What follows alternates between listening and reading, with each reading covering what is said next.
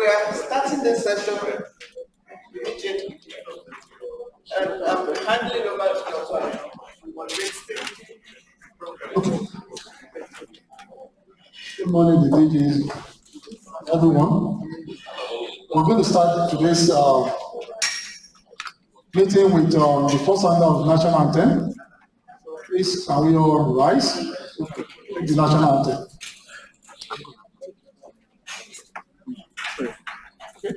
Nice. One, two, go. Arise, O Nigeria's follow to serve our fatherland with love and strength and faith. The name of our heroes shall never be in vain. To serve with earth and might, one nation bound in freedom, peace and unity. Thank you. We have our seats. So please let's put our phones in silence. I will now call on Dr. David to give us a recap of the first day. Please let's give her a round of applause, please.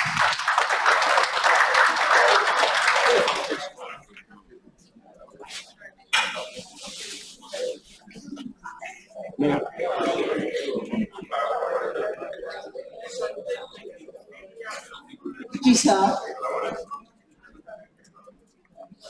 Directors and professors present, the Director of Admin, all participants, good morning. It's my pleasure to be here this morning to give the recap of yesterday's activities. Professor Akinbola, Professor Adebola, good morning, sir. I noticed you.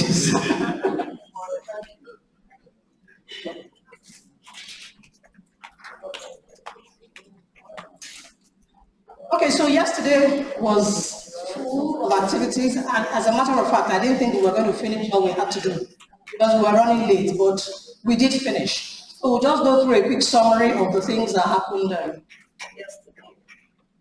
Okay, so this is the outline of the presentation. The opening segments commenced at 8:30 a.m. in the morning with registration, and then at 9:15, the chair of the NIMR Scientific Committee that organized this retreat kicked off the proceedings with a welcome address to everyone at the retreat. She also broke the sad news of the demise of one of us, Mrs. Awoshika, for whom a 1-minute silence was observed. After that, there was a general introduction by everybody. And then she also introduced the moderators led by Dr. Aino and the rapporteurs led by my humble self. And then we capped off the opening segment with the national anthem, the first stanza. Thereafter, we had the DG's welcome address. As usual, the DG welcomed everyone to the retreat, told us that we should relax. This was a time to be free. Especially recognized Dr. Sylvia Adebajo, the country director of Center for International Health, Education and Biosecurity, who was a guest lecturer. He recognized Professor Richard Adebola, adjunct professor at NIMR, who has been of tremendous help to all research fellows in the institute. He also recognized Professor Sunday Mila, foremost virologist and adjunct in the microbiology department, and Professor Luyomi Shoemimo, Professor Shutoku, Dr. Bangoye, and Dr. Owolabi. He told us that Dr. Owolabi facilitated the collaboration between NIMR and the Liverpool School of Tropical Medicine. He told us that the retreat is an opportunity to learn from past experiences and move forward better. And he enjoined all participants to participate freely and fully in the proceedings. Our adjunct, other adjunct professors and research fellows came in later. Professor Akomo of the University of Lagos and an adjunct in microbiology, as well as Dr. Ajayi, from the University of Ibadan, adjunct in the Clinical Sciences Department, came in later. The guest lecture, titled Diversity and Inclusion in the Modern Workplace, was delivered by Dr. Sylvia Adebajo, a public health physician and country director of CHEP, as I said earlier. CHEP is an affiliate of the University of Maryland in Baltimore, Maryland, United States of America. Our citation was read by Dr. Abidin Salako of the Clinical Sciences Department, one of the moderators of the event. She told us, by way of definitions, that diversity is the existence of variations, characteristics that characterize a person, such as the language they speak, the religion they practice. And these are the things that shape who people are and their value systems. It is what one is presented with in the workplace. However, inclusion is an intentional harnessing of the various strengths and resources in diversity to create an enabling environment for a cohesive whole. It is what the organization does. So the organization may not be able to affect diversity, but the organization can make a conscious effort to be inclusive. And she told us that diversity and inclusion in the workplace makes everyone, regardless of what they are or do, feel equally involved and supported in all the areas of the work of that particular workplace. There are, of course, benefits, advantages, and challenges of this diversity and inclusiveness in the workplace. She told us that there are various dimensions of diversity. Of course, I've mentioned some of them, such as age, race, sexual orientation, religion, and marital status. But there are benefits to diversity and inclusion in the workplace. And these include improved relationships, multiple perspectives in decision making so that the decision is more vibrant, more robust. And then the team is more cohesive because of this inclusiveness. And there is increased productivity and less staff turnover. The advantages are just like the benefits. One of them is it promotes innovation because people are free to say what their ideas are. So it promotes innovation and improves organizational performance. Challenges. The leadership must be committed to inclusiveness for it to work. They must be conscious to avoid discrimination and bias. So there are workplace dynamics, and she brought up the interesting concept that the workplace landscape is changing and hybrid work systems are now in place. COVID taught us that we can now do virtual meetings and stuff like that. So these are everyday realities that are facing us. She talked about the characteristics of different generations, from baby boomers who were born 40s to 50s to Gen Zs who were born in 1996 to the present day. This generation, there are 4 of them that she talked about. I think the baby boomers, the Generation X, another group, and then the Gen Zs. They have different characteristics, which must be taken into account in the workplace. The baby boomers are retiring. These are the ones that value, punctuality, formality. They take their work seriously. They must go to work. Unfortunately, the Gen Z are not like that. They believe they can work from home. They can do the work. They are not bound by time. They are bound by the task they want to deliver. So in a workplace that must be diverse and inclusive, these characteristics must be taken into consideration for it to work. And she concluded by saying that to be effective, diversity and inclusiveness must be adapted into the organizational culture of that particular workplace. Thereafter, there was DG's annual report. We went through the 4 thematic areas of the 2022-2026 NIMR strategic plan, and those 4 thematic areas are governance, research for national health, resource support for research, and the 4th one, who will help? Who will help me, please? Innovation, thank you very much, sir. And then he told us about the ongoing grants in the Institute. Right now, there are 18 ongoing grants, notably the SAMAN and the CIF-COFAN studies. The SAMAN is looking at the effectiveness of mass administration of azithromycin to children aged less than 1 year to see its effect on childhood mortality. And then we're also looking at antimicrobial resistance in the study. The Safeco is using fractionated doses of COVID-19 to give to people to see whether they can, can offer the same protection as the full dose, so that Nigeria may not need to buy so many doses. Our fund restrictions. It told us that, there are other funds which, by the time the final report comes out, we'll see. It told us that, unfortunately in Nigeria, external grants make up 89% of the funded grants in the institute, and I dare say in the country, while the government-funded projects make up only 11%. It also told us that 4 proposals have been submitted, pending approval. The most notable of this is, the proposal submitted for the establishment of the Nigerian Medical Research Council. Various innovations happened in the course of the year. Very importantly, the diagnostic PCR and ELISA kits for monkeypox, for SARS-CoV-2, and for cholera were developed. Oligonucleotide synthesis has commenced, and cloning and expression of viral proteins is in progress. This will ensure that, medical research is conducted and people are not waiting to procure these materials from abroad. Of course, there was development of the malaria culture lab, and the malaria and mosquito team developed a new vector for malaria. The Anopheles sudensis is the first group to discover it in West Africa. We're told that it not only carries falciparum malaria, but also so this is something that we should be closely. The DG talked about the buildings that have been erected with the COVID-19 intervention fund. The e-library and admin complex has been completed, and he told us about his palatial office. The biobanking and emerging viral disease lab building has been completed, and of course the clinical sciences department, the clinical trials observation center has been completed. We had several successes in the year. He told us that COVID-19 was good for NIMR, but of course we cannot pray that it will continue. So our successes: we developed capacity for the production of primers for research.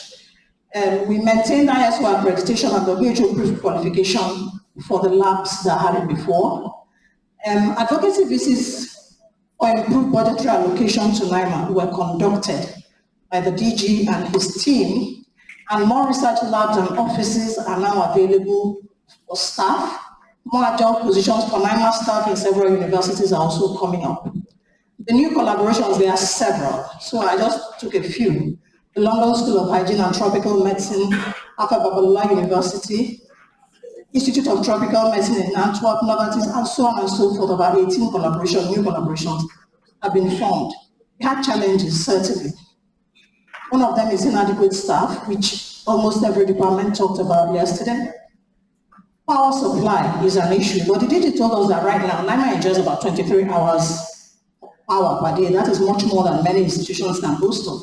So I think we should give the DG a applause.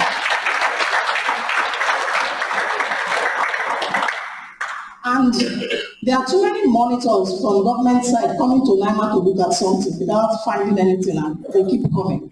That is a challenge because it restricts and slows down work. Then finally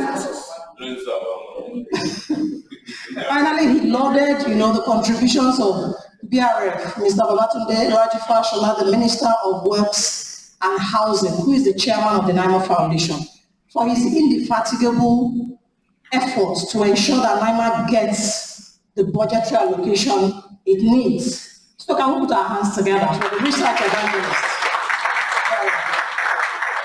Okay. He recognized some staff.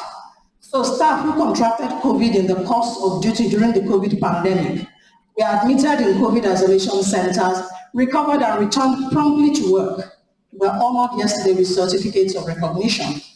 Then Dr. Shaibu, who developed the monkeypox qPCR detection kit, also got an award and a certificate of recognition. And 4 staff who retired in the course of the year were also recognized.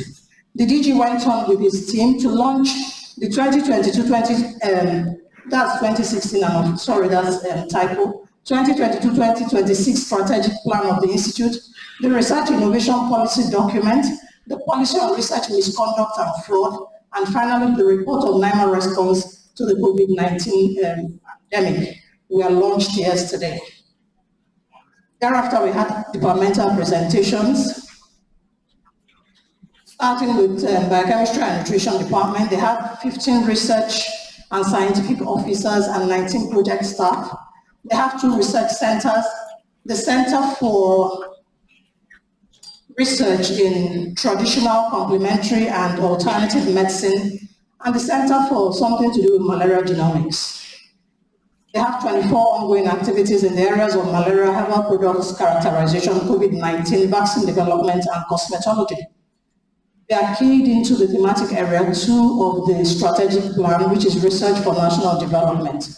And they met or surpassed targets in most areas. Their achievements, the malaria unit has been fully integrated with OneITAM. They successfully sequenced the baseline the isolates of the IPTI study. Their challenges are manpower needs, grant writing capacity challenges, and for the work plan of 2023, they intend to have a retreat on proposal writing and networking. They want to continue ongoing activities, and then they want to assess the serum levels of substances of abuse amongst our youth. The Clinical Diagnostic Department provides quality laboratory services, training for interns and MLS graduates, and contributes to NIMR's internally generated revenue. Their ongoing activities are implementation of quality management systems and lab audits, interdepartmental research collaboration on several research studies that are going on in the Institute, and they're also collaborating with the Federal Ministry of Health in a lot of projects. They are keyed into the thematic area 3, that's resource support for research, and they met more than 80% of all their targets. Their achievements upgrade of a lab to a department, repeat certification of the HOD as a level 1 microscopist, malaria microscopy by the World Health Organization. They had challenges, top of which is the fact that they don't have preventive maintenance or maintenance agreement for the equipment in the lab. There are personnel shortages and office challenges. So the way forward is that they will continue to advocate for these challenges enumerated. Clinical Sciences Department, we conduct research, build capacity and render clinical services. There are 3 research centers in the department: the Center of Excellence in Child and Adolescent Health Research, the Center of Research in Metabolic and Non-Communicable Diseases, and the Center of Reproductive and Population Health Studies. We have 90 staff in the department. Department houses one of the largest HIV and TB drug centers in the country, and we also provide specialist and staff clinic services. Ongoing activities, we have 14 grants and projects ongoing, 6 of which are NIH funded. And in the area of capacity development, there are 9 PhDs currently ongoing in the department with 4 MSc programs. We are keyed into the thematic area 2, and we met 66.7% of our targets. Challenges are manpower and infrastructure. I want to thank the DG for his leadership. We now have the clinical trials observation center, and where we currently consult is also to be refurbished in the near future. So the way forward is to continue the effort to ensure that we achieve our strategic objectives. I'll continue to advocate for the things that are needed in the department.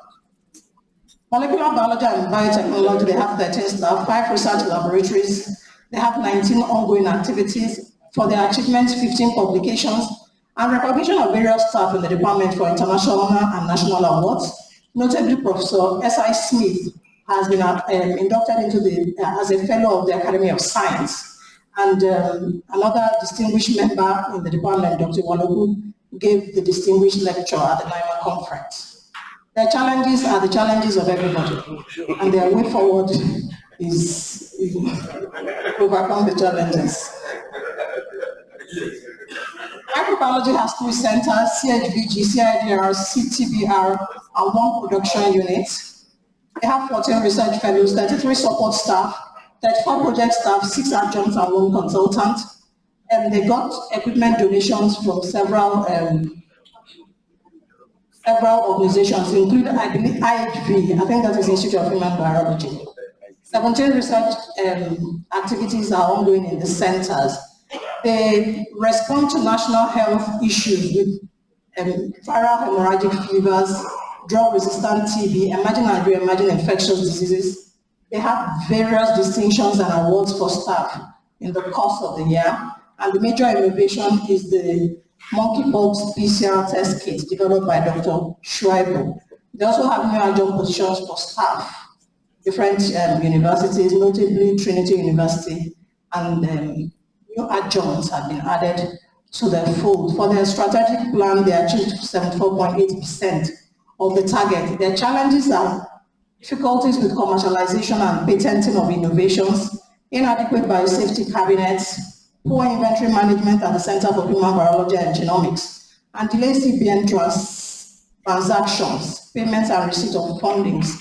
Was also highlighted by one other speaker yesterday. So the way forward is to explore faster ways to commercialize their product, strengthen their inventory management system, and devise acceptable means for improved CBN transactions. Public health and epidemiology. Interestingly, they have 7 research fellows, 7 support staff, and 8 adjuncts in the department. They have 4 units. And they have 17 ongoing activities in the areas of neglected tropical disease, entomology, health systems, climate change, and so on. They achieved 45% of their 5-year target in year 2022, so they did very well. Achievements, they were the first to identify and characterize and gene sequence the Anopheles stevensii.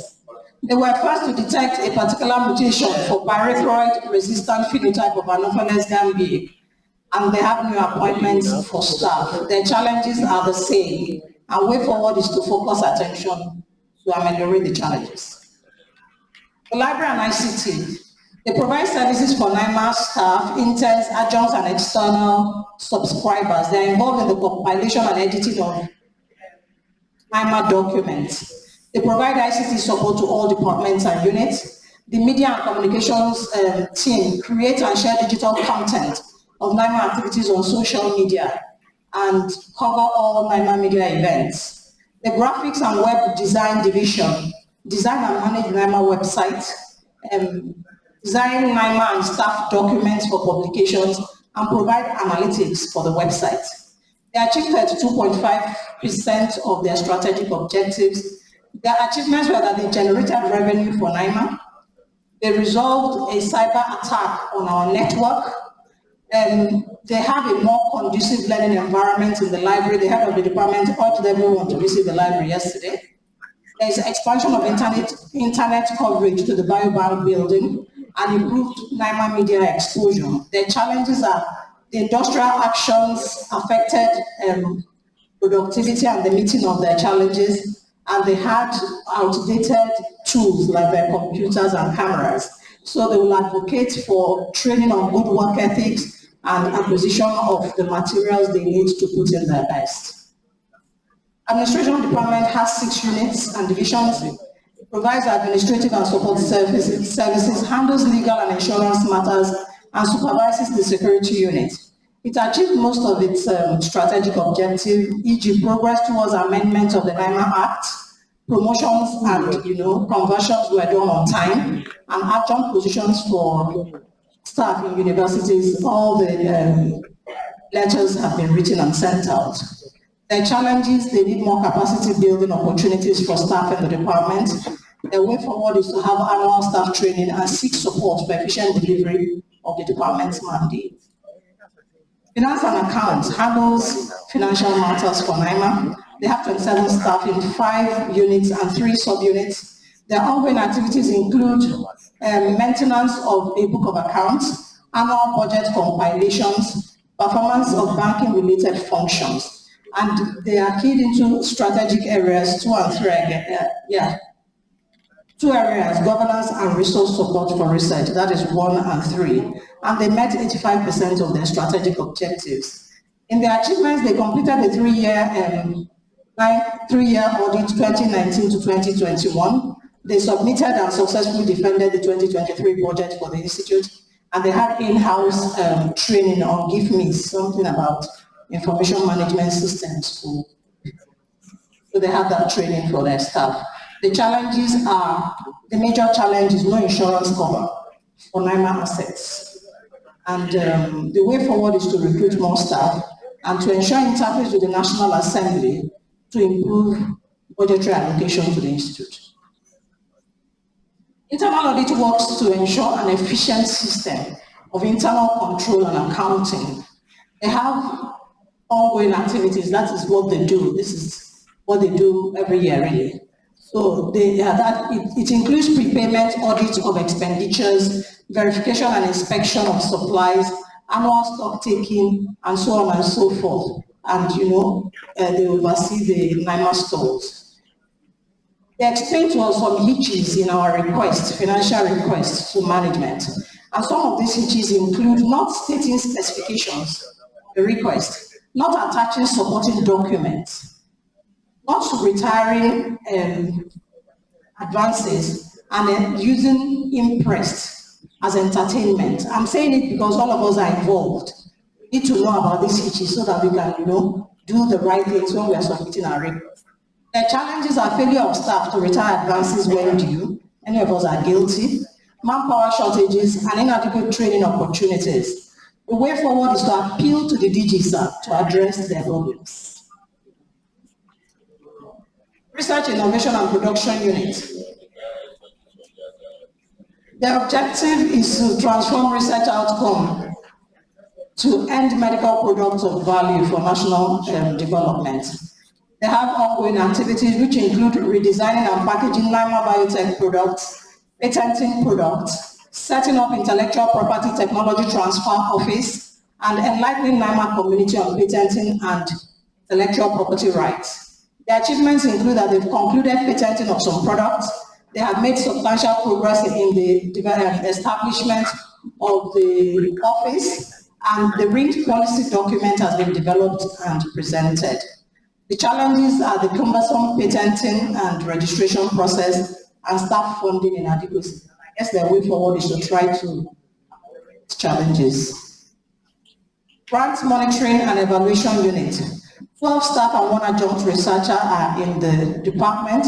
It has 3 units. Their ongoing activities are database management for research, entomology surveillance, SAMAN, ITEST, and so on and so forth. Almost all the projects in NIMR, they're involved in it. So they achieve their strategic objectives, except in the areas of manpower recruitment and training. They are running 27 external grants, and the internal grants are 10, including pre-docs, NIMR calls, and NIMR funding for adjunct researchers to do research. Their way forward is effective utilization of the new collaborations that NIMR has entered into, development of an institutional data sharing and transfer policy, continuous maintenance of all grants, access and management platforms, acquisition of grants management software, training of staff on grants management, and development of a comprehensive institutional grants management policy. I'm so sorry, I think that's the end. Thank you very much. The works and maintenance will be able to present yesterday.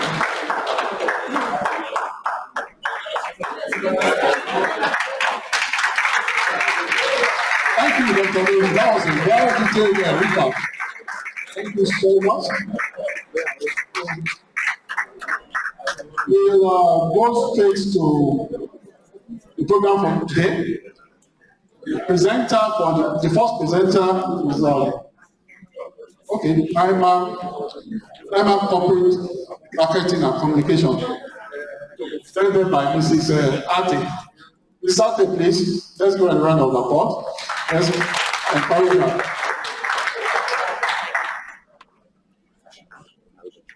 Drop 10 minutes.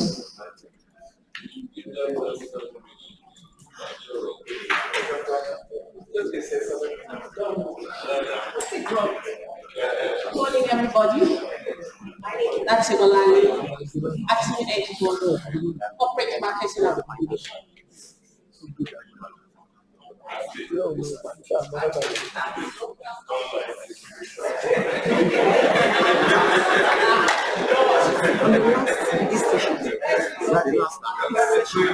Corporate marketing communication unit is corporate marketing communication unit, commercial arm of the unit, which is out to generate income through the full NIMR facilities. Our staff, housekeeper, a cleaner, one clerical staff, and an administrative officer. Our ongoing activities. We are into facility marketing and management of the auditorium, car park, conference rooms, and the researchers suite, which is made for accommodation. Our products, the auditorium, which takes 300 seaters. We have the conference hall 1, which takes up to 80 to 100 seaters.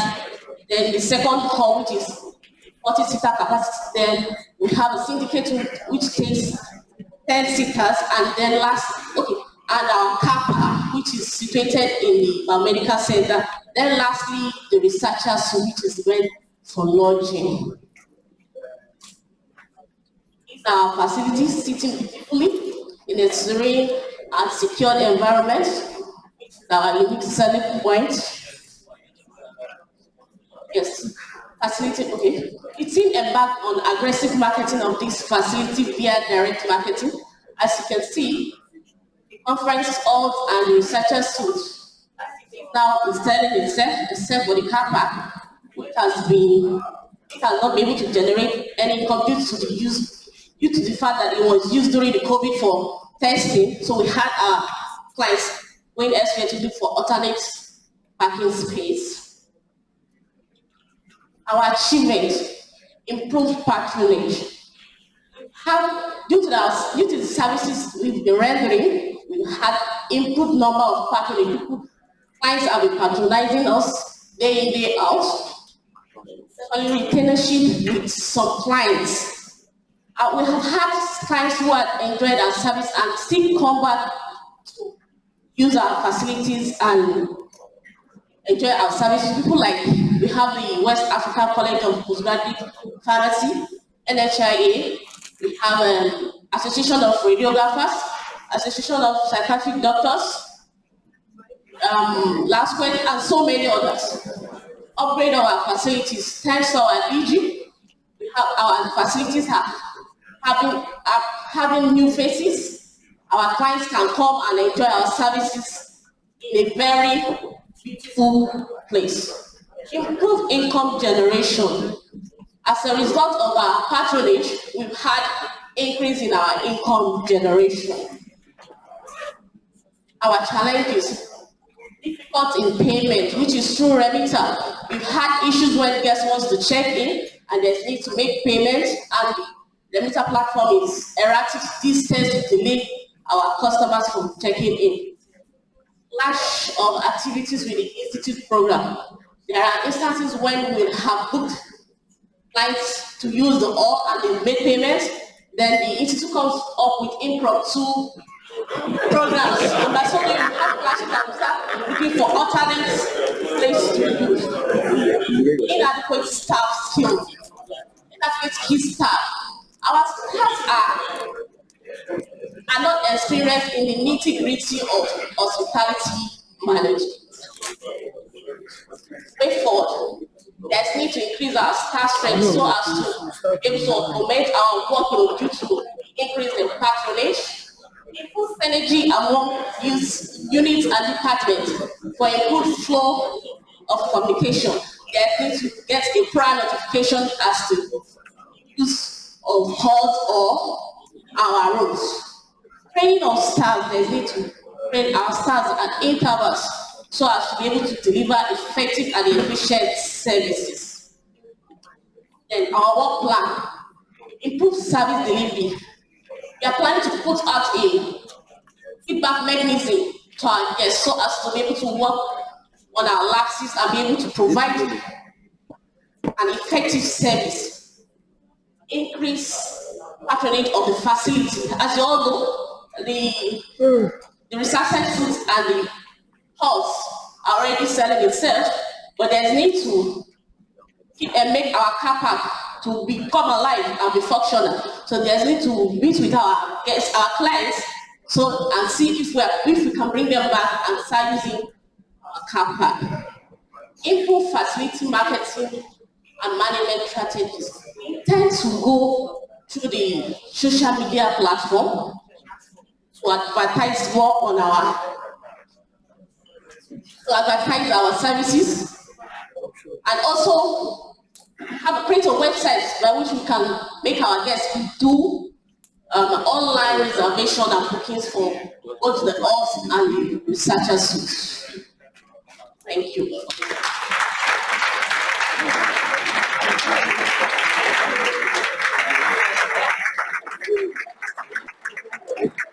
Thank you very much, Mrs. Ate. That was a wonderful one.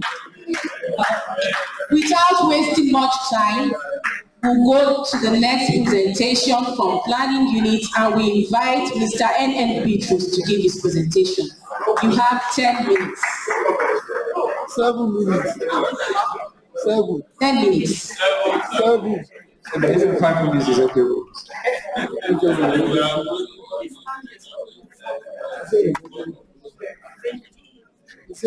Good morning, the DG and all the members of the high table. I beg to stand on the existing protocol. Sorry, the system has gone. Now, this is actually a fairly new department in the institute, and it's just trying to find its foot. So you understand when the presentation look a little bit scanty, and then some activities have not really taken place. So we are soliciting for your support. Now, the planning department is one of the common services department in the institute, responsible for corporate and strategic planning as well as information gathering. The mission of the department, I'm not seeing the word. And the mission of the department actually is to support the activities of the institute by providing adequate and reliable information for effective planning and ensuring that due process is followed in the programs and projects of the institute. The mission is to provide accurate and reliable information, like I've said, for effective planning and ensuring that due process is followed. Next. The department is responsible for corporate, which I've said before, and some of the functions that we do is the coordination of the institute's strategic development plan, coordinate the implementation of the institute's strategic plan in collaboration with the monitoring and evaluation unit to join periodic review and evaluation. We also license with the relevant bodies or organizations outside the institute on policies and planning, and then we handle routine official matters that are assigned to the department. We also process MOU and other related matters on adjunct lectureship program. Staff profile. The pioneer head of department, that's Mr. P.O. Ijiga, is currently on his retirement leave and is due to formally exit service with effect from 1st January 2023. Hence, I was drafted to oversee the department in the interim. Other categories of staff in the institute are administrative, executive, confidential, and some of our achievements, we successfully coordinated the drafting and the production of the institute's 5-year strategic plan, which was the DG has spoken about yesterday, which is already being currently used in the institute. Preparation and production and distribution of the 2021 NIMR annual report, which I'm sure all of you have copies of them. Then the department, in collaboration with the finance department, also facilitated the budgeting process. Like I said, we facilitate the institute's adjunct lectureship program with universities and other institutions. As of today, these are quite a number of our staffs who have benefited from those partnership and collaboration that we did. I see the number is quite lengthy, and thank God for most of them are lecturing here, in those institutions. Our major challenge is to provide inadequate staff, especially skilled staff.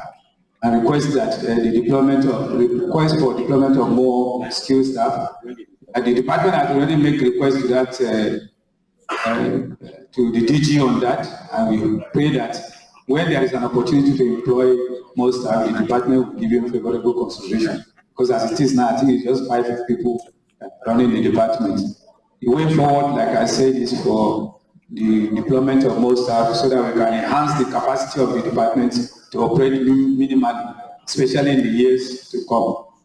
And the department looks forward to continuous collaboration with universities, institutions, with a view to provide more opportunities for our researchers and probably non-research staff too, so that those who want to get higher degrees and professional chairs can benefit from it. Thank you very much. And in conclusion, like I said, the department is one of the youngest in the institute and therefore requires the cooperation of management and the entire staff to make the department, the desired impact in fulfillment of its set objective. Thank you very much.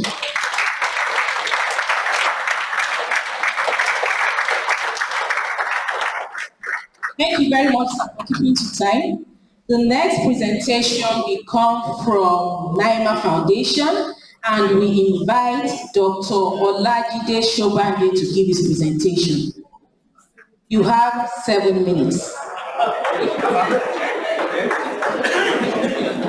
Some wait till 10 minutes. Good morning, everyone.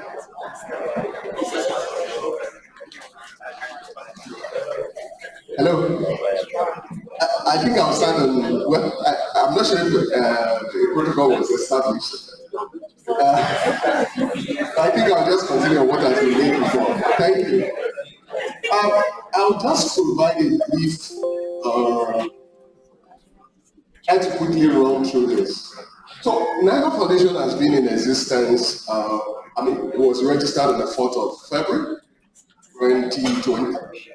Or officially we kicked off, that was April 1, 2021 when I came on board. Since we started, we've made some progress. There's a lot more to do.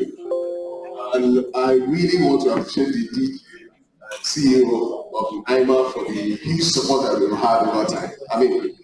NIMR Foundation, like has been said on many occasions, is a child of necessity, and basically we were brought on board for 2 things initially, but I think because of reviewing our strategy during the year, we actually added 1 more. Sorry. Last one. Okay. So, our vision and mission and whatever we do is essentially to complement what NIMR as an institute is already doing. So we can't do anything different from what NIMR is doing. We're brought in for 2 things. Number 1, to be able to raise funds from the private sector to actually pursue the need and the objectives of NIMR. And then secondly, to also focus on commercialization and development of homegrown products that are developed as a result of the effort of the foundation. And we said we're going to do that. I think I did explain last year and also this year, but I've had a couple of questions this year also, people asking me what exactly we do. The 2 broad things that we do are focused on, number 1, capacity building and commercialization of, and then thirdly, the 3rd one that we said we added for this year is the advocacy. In terms of capacity building, the 2 things that we said we're going to do essentially are giving out scholarships and awards for who want to undertake medical fellowships and PhDs, essentially building capacity. And in also trying to do that, we also added a bit of giving out grants, small grants for travels, able to attend conferences and all of that. And then adding the grantsmanship training to that. For this year, we have been able to hold 1 grantsmanship training. That was done in October.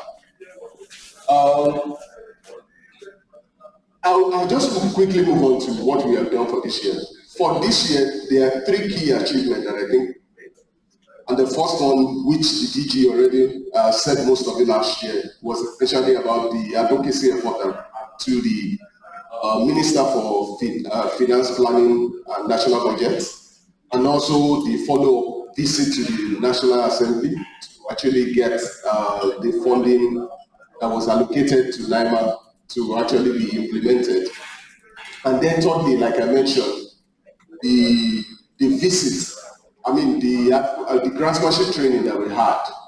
But the only snag in that, in the grantmanship training that we had for this year was just the bit about the representation of staff of the institute at that training. We didn't really get applications from people at NIMR. One of the things that people actually mentioned is that people at NIMR require grantmanship training, and then it was put out. We didn't really. But we did get a lot of applications from around the country. In fact, we got applications from every state of the federation, and then the people who were actually picked for the training, we actually had a very good representation from across the 6 geopolitical zones. Also had females in attendance. One of the things that we said we're going to do to actually improve that, to ensure that maybe when we put out the next call, because for 2023 we are definitely going to have 2 of those, because we have funding for that. In terms of our achievement, we've had a lot. Last year, I reported that we had a total pledge of around 300 as at when we did the launching, and we had only received 189 as an ASH retreat. I'm happy to report that we've been able to get all the monies that were actually pledged. So the second question that I got from other people was the question around whether who is managing the money that we get. The 352 million sits with an independent body, Youth Trust Management Services. So I don't have access to the money. The trustees don't have access to the money. They only make decisions about what exactly the money is to be used for. The trust management services are the ones who dispose all the money and also audit whatever we do and all of that. So that's sort of creates some transparency about what we do. For next year, we have a lot planned. And one of the, 3 key things we want to focus on is essentially hopefully after the election, be able to go out again and ask for more money from people, and then also focus on being able to get grants to complement whatever we raise from the private sector, and improving our advocacy efforts to actually respond for NIMR. Thank you very much.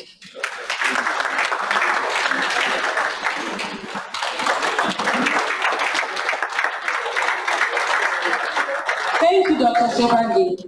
Next presentation will come from the NIMR legal unit, and I want to invite Barrister Nnamdi Udu to give his presentation.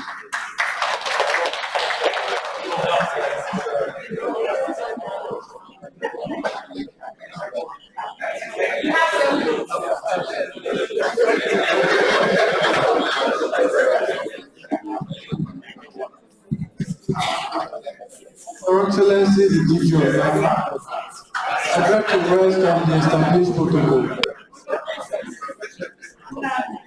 Level unit of NIMR.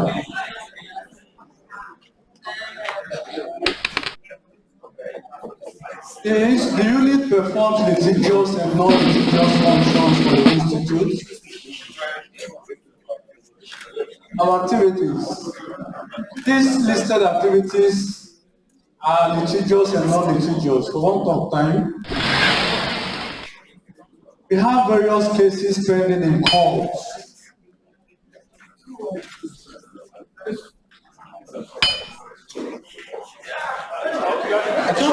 Now the one that did it like that now. Now the one that did it like that. Okay, let me proceed. We have various cases pending in court. For play. All of the first cases, NIMR and Chukwu. The case was filed against NIMR by Chukwu, the claimant. He seeks reinstatement because he claimed his employment was terminated. We filed our defense. The matter is at trial stage. The second case is Philip Batochie and NIMR. A similar case. He also claims he was dismissed erroneously. We filed our defense. The matter is at an appellate stage.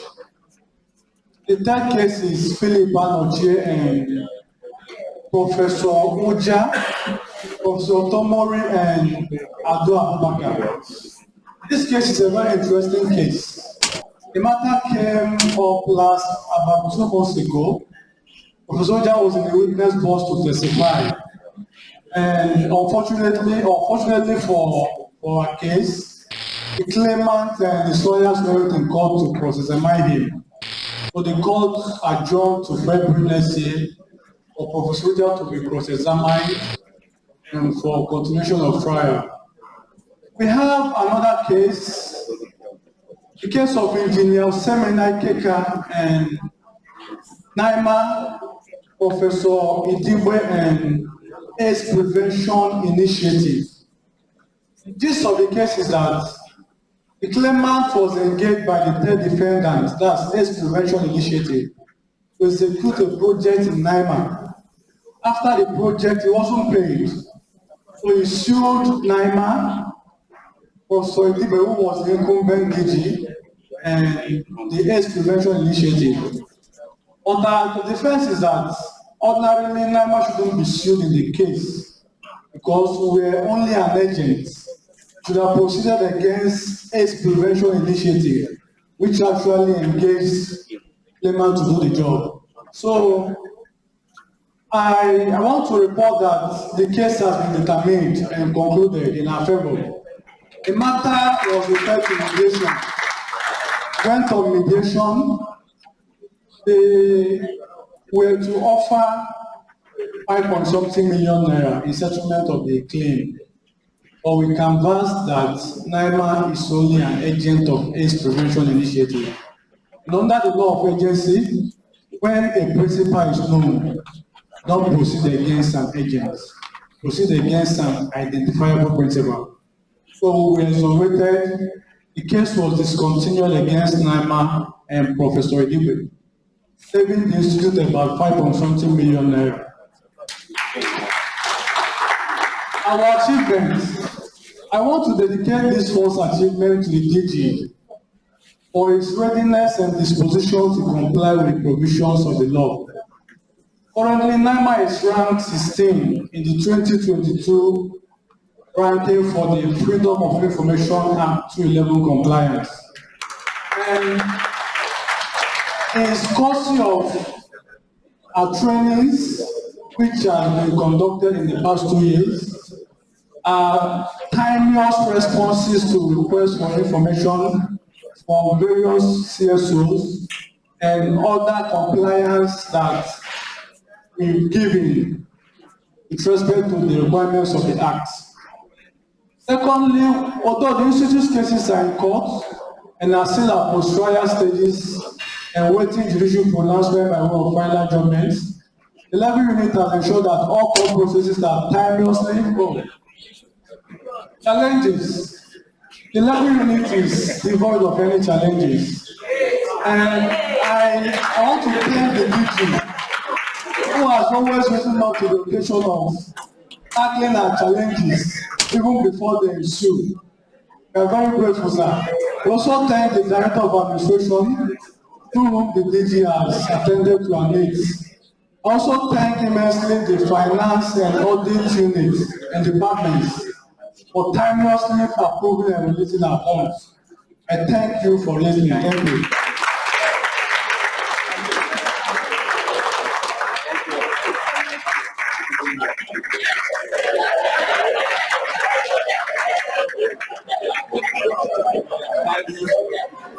Thank you, Barrister Udu. The next presentation will come from the NIMR Servicom unit, and we call on Ms. Comfort Otoperi to give her presentation. And I learned it will be delivered by Mr. Petrus. So I invite Mr. Petrus.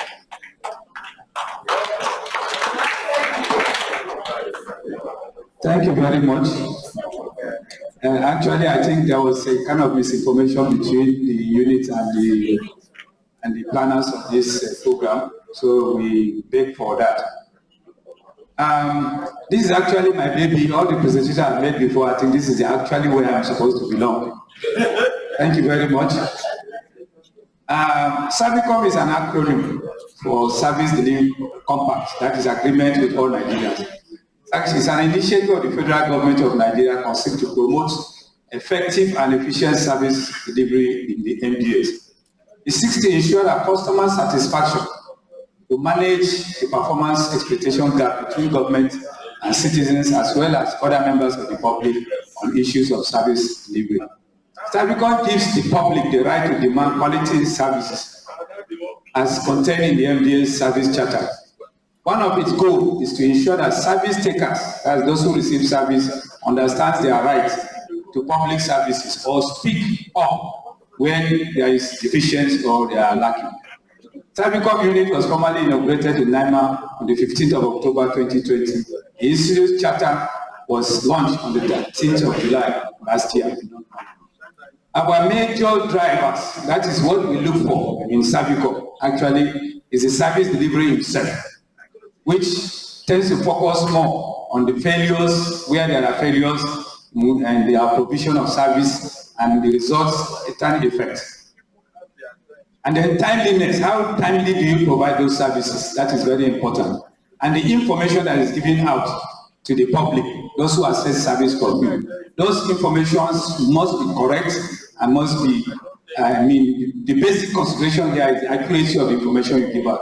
Then professionalism, how well trained those who provide those services are, so that we can get quality service. And most importantly, the attitude of those who provide those services. That is the staff who provide those services. Our achievement this year: one, we continue to interface with the departments and units to relate about complaints and other service delivery initiatives or service failure. I want us to give a standing ovation to the DG and the management today. The service budget line has been provided for Servicom to do its operation. And it's a big achievement. I will later tell you about it. Thank you very much. Thank you. Sorry about that. Then the unit has received the service delivery monitoring team from Federal Ministry of Health this year by August. And at the end of their assessment, NIMR was awarded the A rating, and it's based on the following, which I'm going to say now. The one reception they received, the team received both from the unit, the staff, and above all, the DG. Then the aesthetic view, that's when they came inside the institute, from the gate, right inside, as they assessed, they were happy, including the ambience of the whole place. The orderliness of the staff and the cautious manner in which the staff responded to their inquiries. And then the outcome, when they came, they administered questionnaire to staff in the service areas. And the manner in which not the staff, they admitted to, the questionnaire was admitted to, those who access service from us, as the customers and patients, was quite encouraging, and they were happy. And then, above all, the fantastic office accommodation that is given to Servicom. Those of you who come here should have seen it. And then, number 4, the unit participated in the Ministerial Service Committee networking retreat for nodal officers under the Federal Ministry of Health in July 2022, which was held in Abuja. We have developed a template for the evaluation of performance and service delivery, which will be made public soon. And then the engagement of service providers, especially the security, cleaning outfits, as well as the laboratories, and if they are here, they can testify to that. And even the procurement units, though I didn't write it here. And then we have appointed Servicom representative in each department and unit of the institute, as well as the outstation. We have conducted sensitization program, which we just did recently, on ethics as it affects service delivery. And then 2 members of our unit just returned from Enugu, where they attended a workshop on service charter implementation and monitoring, which was organized by Servicom Institute.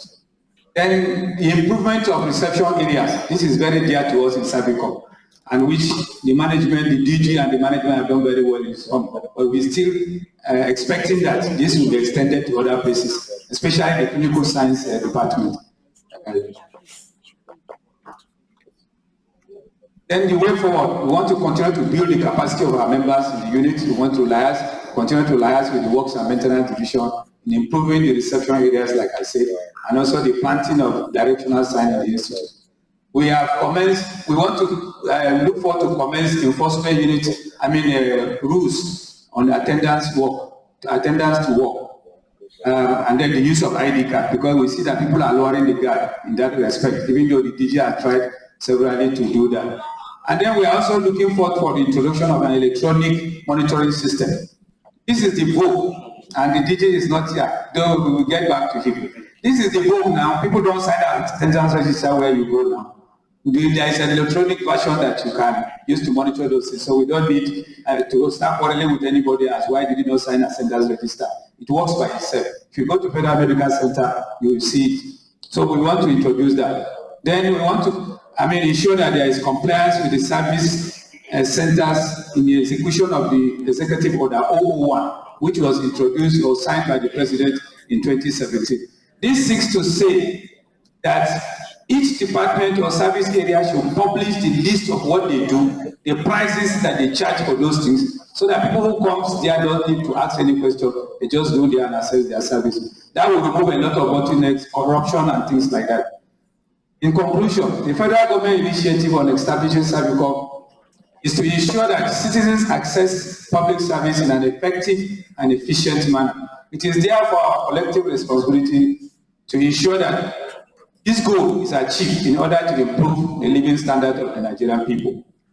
In the words of our former president, service is what we offer ourselves for, and service is what the people are entitled to expect from us. That was the words of President Olusegun Obasanjo. Thank you very much for this.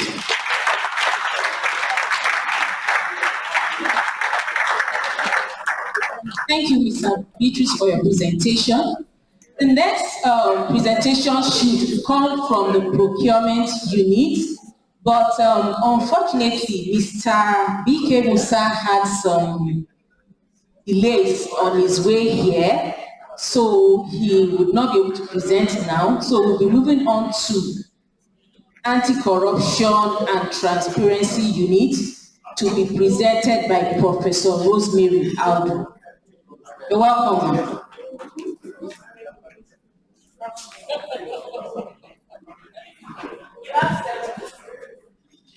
Thank you. Good morning, all.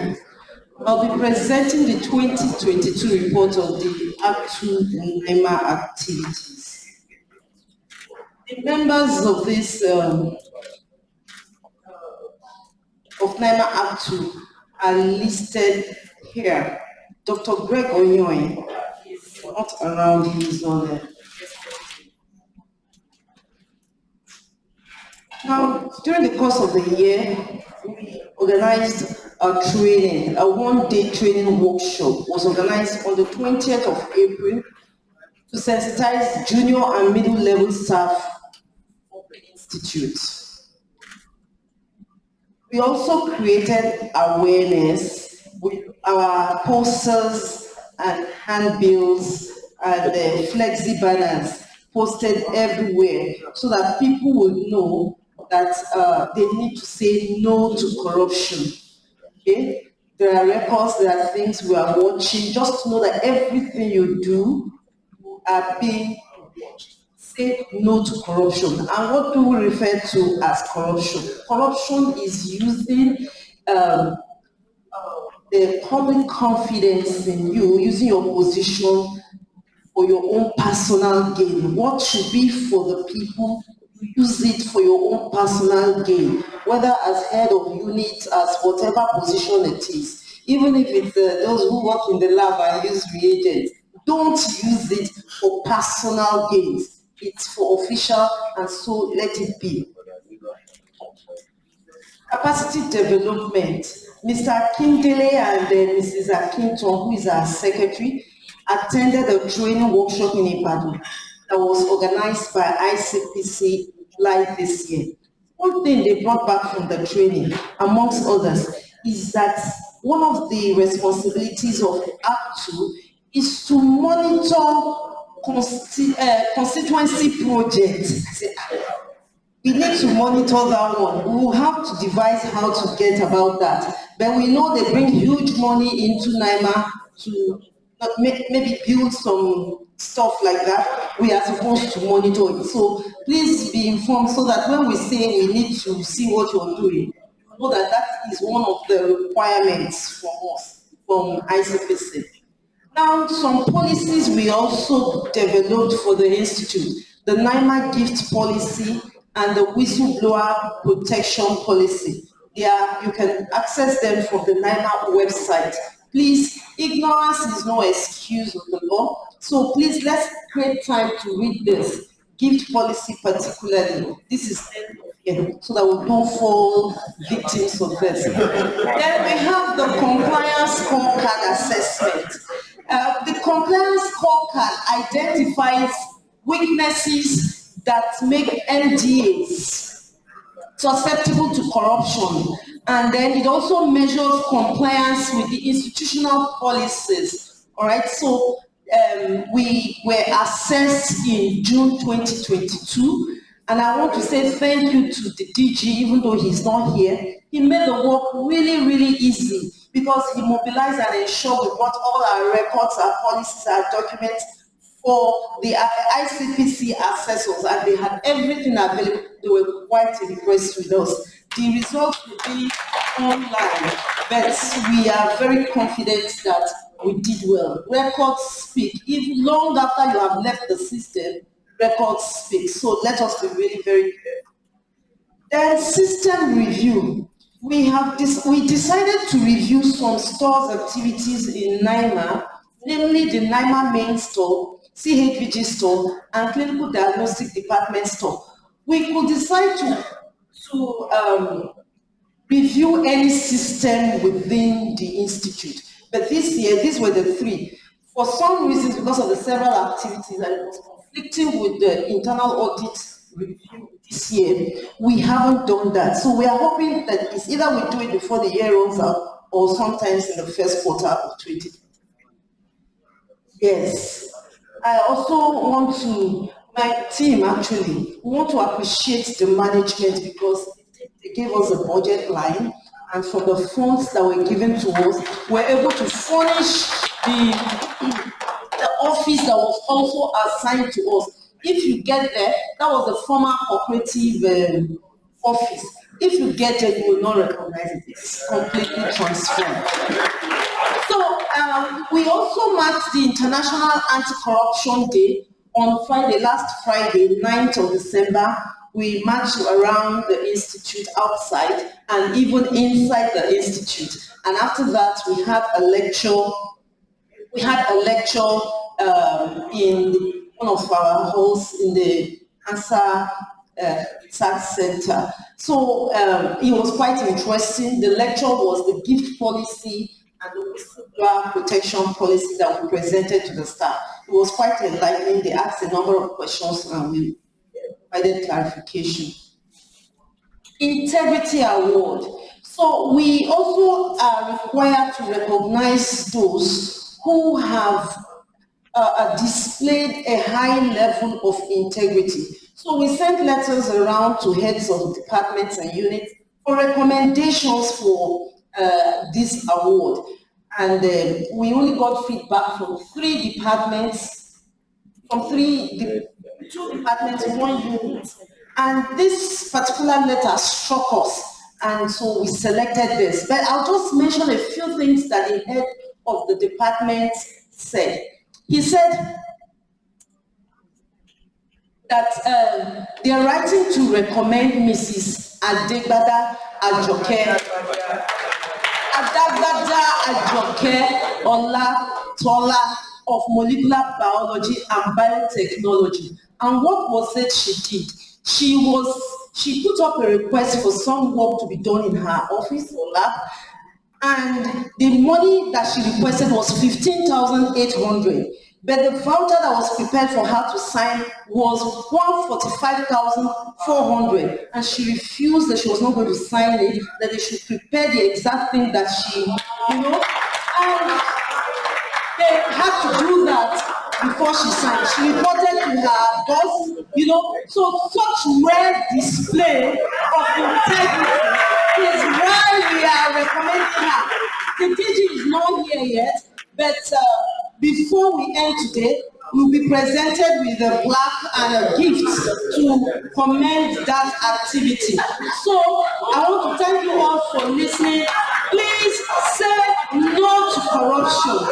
If we don't say no to corruption and fight corruption, corruption will kill us, but we will not let it kill us by God's grace.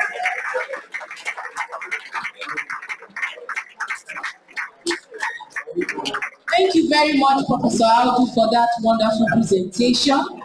We'll be going into the question and answer sessions now. Hello. We'll be going into the question and answer sessions.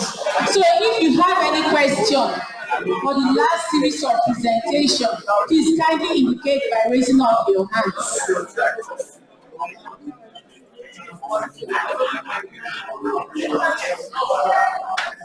Thank you very much. Are we allowed to make comments instead of asking questions? Because I think I just have a comment on the cervical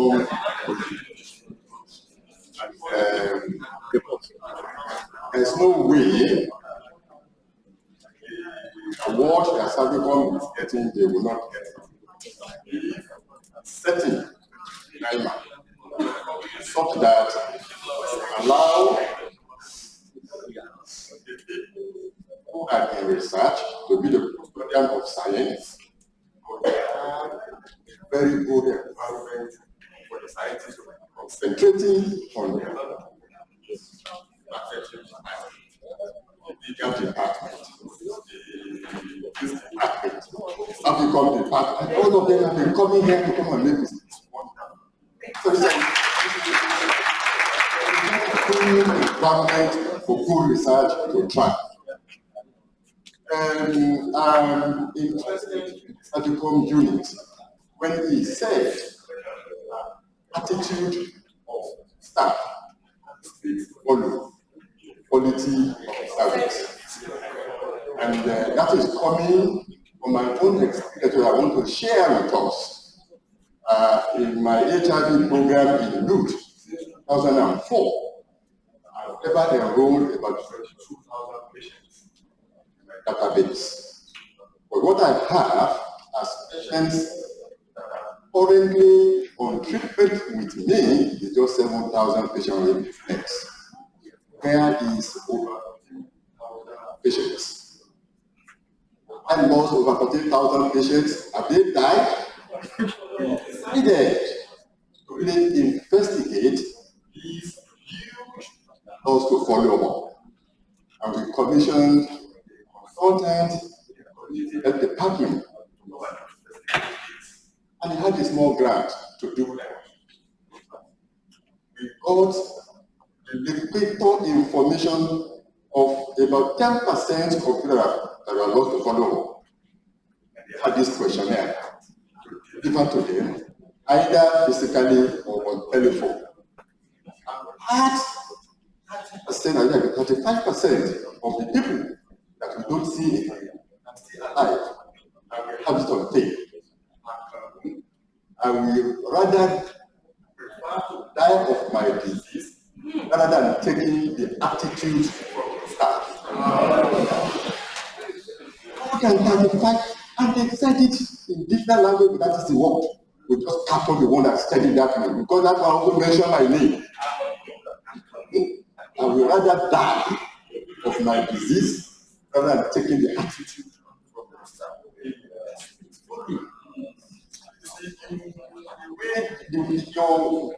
Your body language, then the idea of expression. Don't appreciate me and make what is due to you difficult for you to get. This actually is a it affects maybe not the scientists, but it affects service provision. Wherever you have is the place where you're supposed to provide service, this attitude is there. Honestly, that service, quality of your service, and that. So the Cervicom, I think you are in a good environment already, but the last presentation makes me now to know that what looks so good doesn't so nice. In the sense that how can pageant taking place in the It's like 9. Somebody is requesting for 15. Added it to 45,000. So something is wrong, and I really want to believe. Honestly, I want to believe that it's a genuine error. But the fact that she refused to sign, and she was asked to sign, I'm not going to sign this, and that you should look into that and have the Safaricom department to take this up and make NIMR to be the enviable institution that all of us can be part of. Thank you.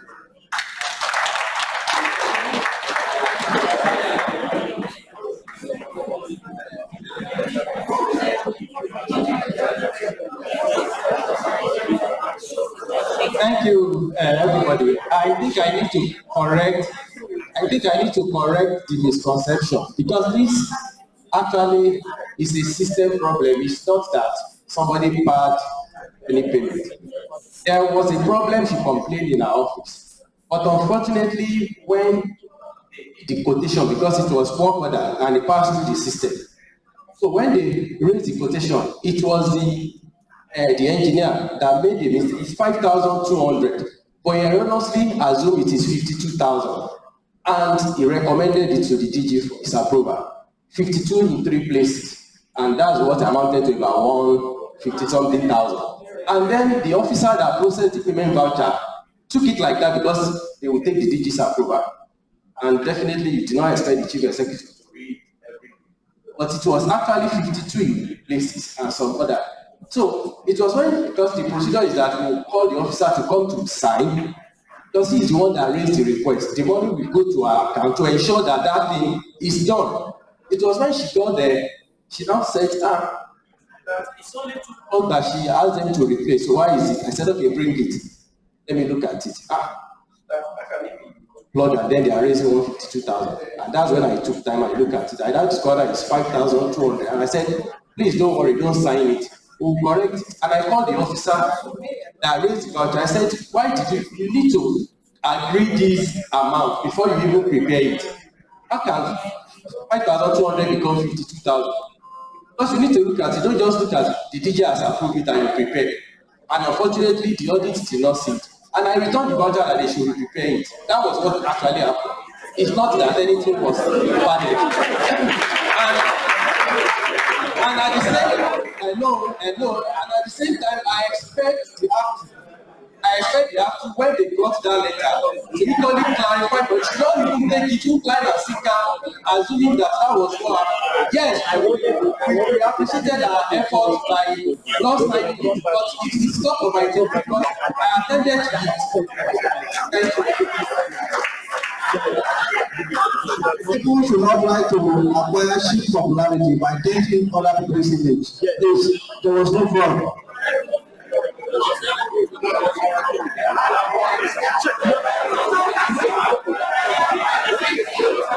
This is another matter. Good morning, everyone. This is another matter. So, one of the people that presented, one of the people that presented,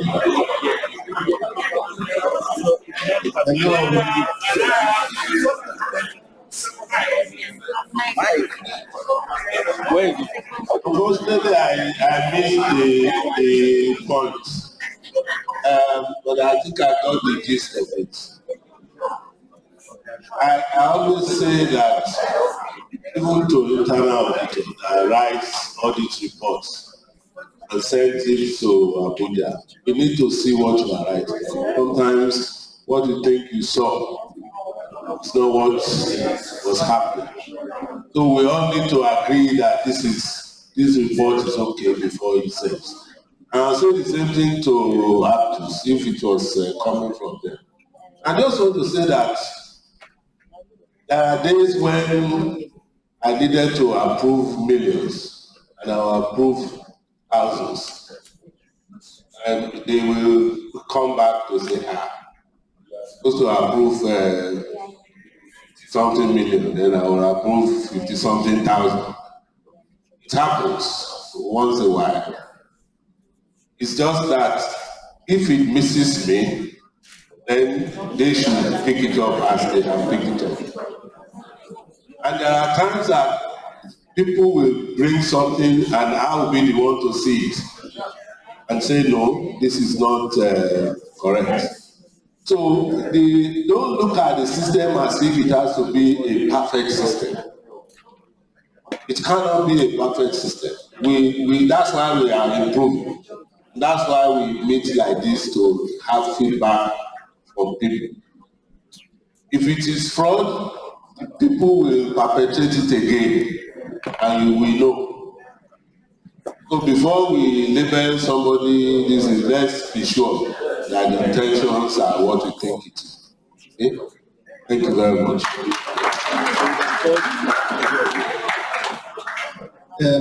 Thank you, sir.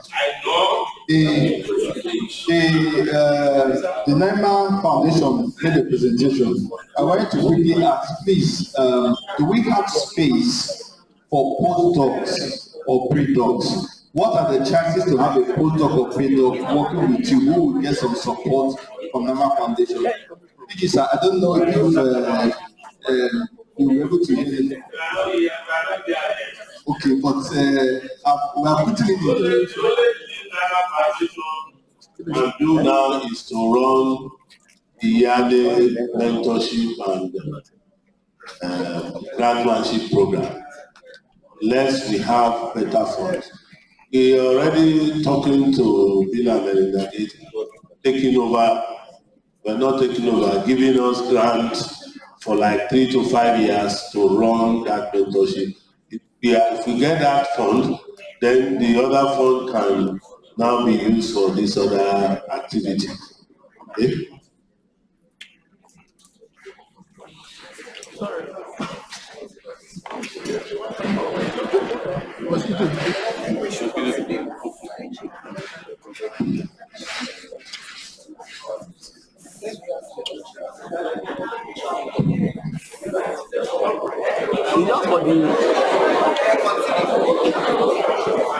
Just for that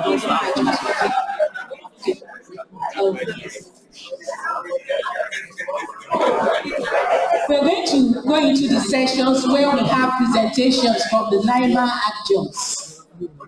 We are going to have presentations from the NIMR adjuncts. Okay, comments and new messages. So I'm going to call on. Okay, sir. Okay, sir. So we are going to call on Professor Richard Adebola to speak to us. Professor Richard Adebola, you have 5 minutes, sir. Thank you. 3 minutes. I will follow the learned barrister. I will be timing I will just make these observations. And the first thing to say the first actually is commendation to thank all of you for starting from lead, putting this together. Yeah, it's my first time of attending it. Well done. Well organized and put together. I'd like to congratulate Dr. David. That was excellent. I've had big camp for many meetings. That was excellent. So quick points. I've had a lot of side talks with the DG there, so I won't be repeating what I've said. If you still want to discuss this morning, you can go out. When you are satisfied, come back.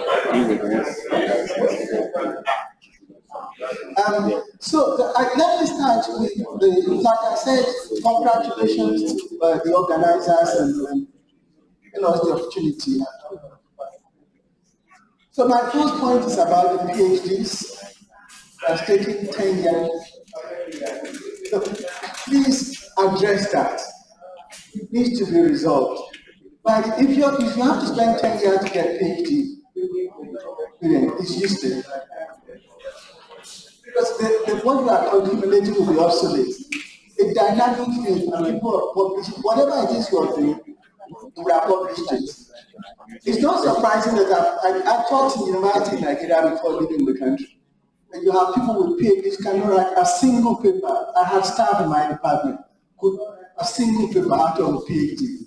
That's shocking. It may be so if you have to spend 10 years. The second point is focus. I had a lot of things from, and all the departments are doing well, but I was finding difficulty to identify the focus in each area. Long list of many things that you're doing. Why don't you just have maybe 2 or 3 focus? Top questions that you are addressing to our health problems in Nigeria. I think the last one, so I can take opportunity for others to speak about challenges. Challenges are opportunities. So the challenges that you list are not having enough funding, not having enough staff. Never, you get everywhere. You never have enough of them. The important thing is to just use. And then you ask for more. So it's not wrong to ask for more. You see the challenge. Questions. Those who discuss with me this water. So the questions that you see as challenges, start thinking about how do you solve it. So next time around, thank you for listening. Thank you for that, sir. We call on Professor Suleiman Akon to give us his remarks.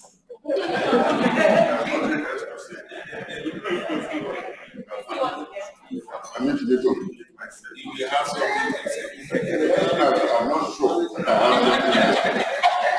because what impressed me this retreat that started, I think this is the fourth one.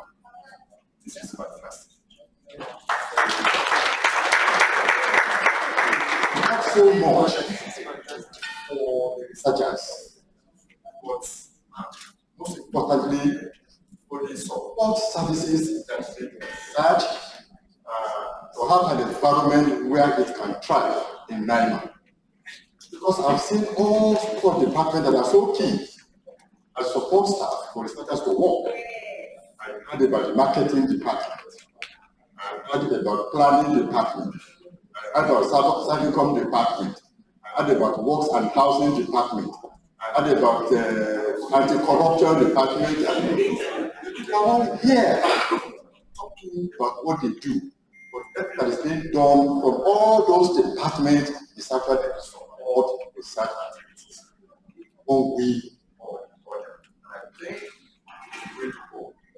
And I'm also sure whether we have other institutions in the country that has this type of a forum that brings other support departments to come and showcase what they are doing in the context of the overall mission. I think I love this. Having said that, they said I'm an adjunct with Rosemary Howard. But I don't have only one work,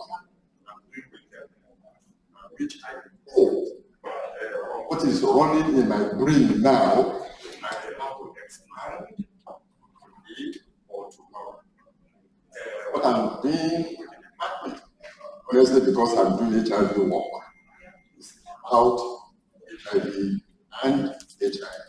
And currently, I think we have a situation on ground where we have documented close to 2,000 Nigerians who are on failed second-line antiviral therapy, needed to be moved to third-line antiviral therapy,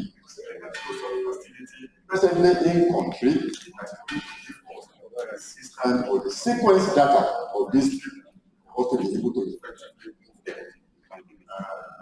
Ministry able to secure a grant to be able to provide this sequencing of the potent viruses we are stating who agreed to do this work for a particular fee. But in time she changes chair and said things have changed, and the grant that was received will no longer be able to support what she is demanding. And this is the truth. Ministry will always ask with me, what do we do in circumstances? We are having some meeting in Abuja very soon. I think what I told you is that lab, don't kill it. Because I'm also from the lab. I know that if the Nigerian NIMR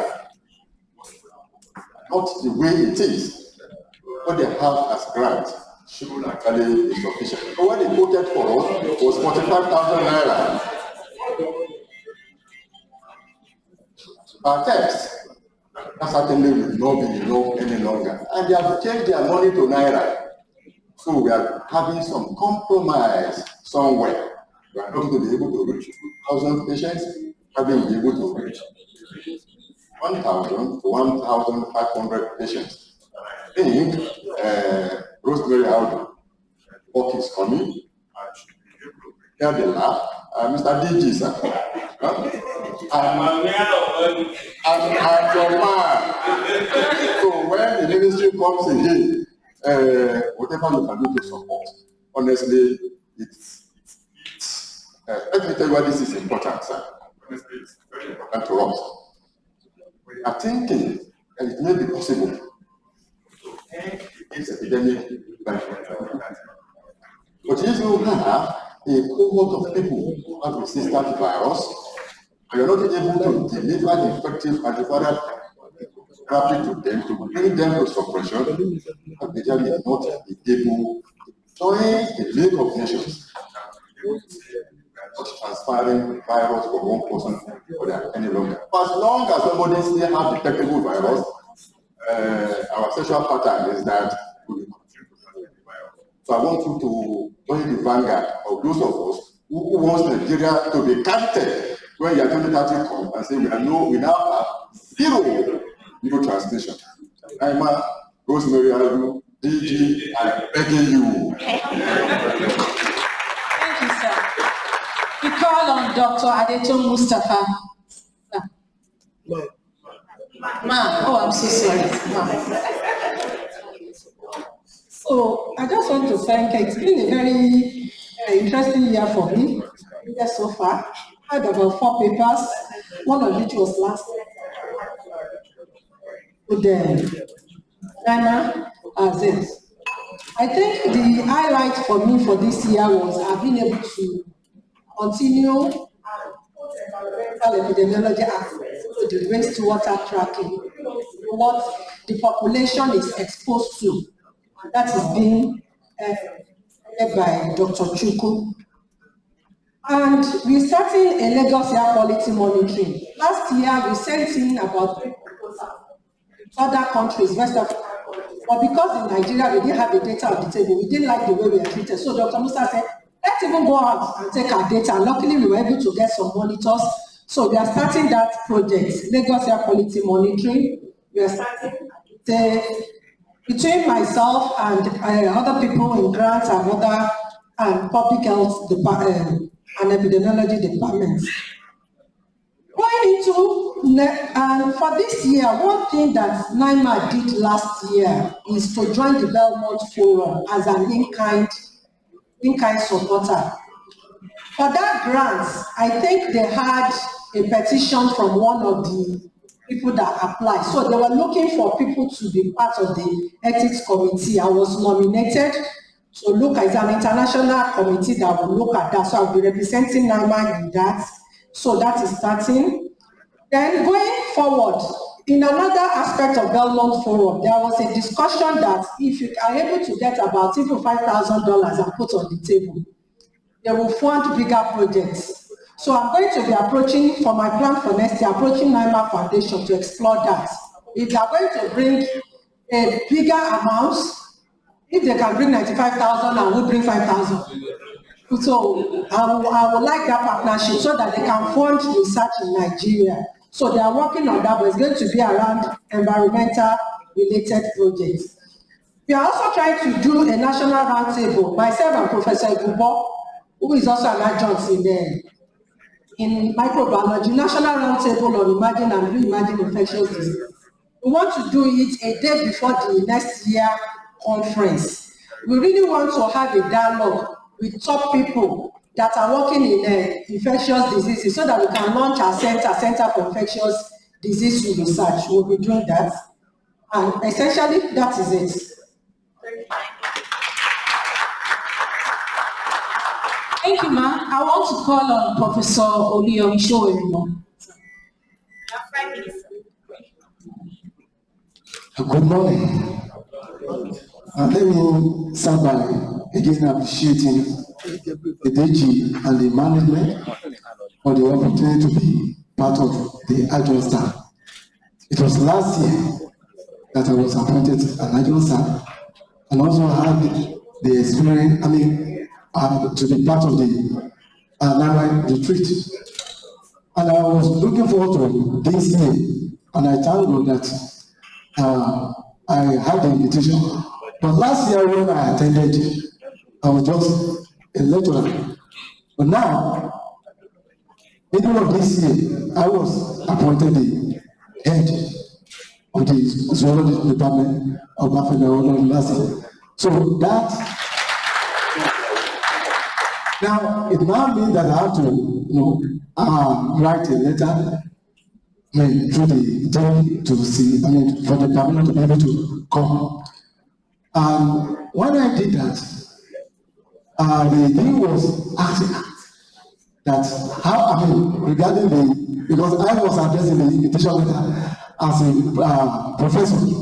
So I now have to give a background now how I was able to be part of this adjunct staff. In fact, he insisted that I have to say that because I made them to understand that I got a grant, the NIMR grant, that this is a wonderful woman that I brought. So he insisted that I have to write to the vice chancellor to inform me of this, so which I did.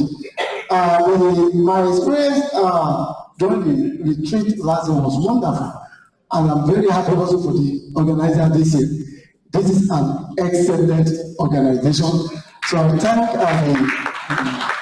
the DG, and I have to create time, even though currently we are about to start the exam, but I have to create time because of the excellent experience that I had, that I will be part of this retreat, and I'm happy to be part of it.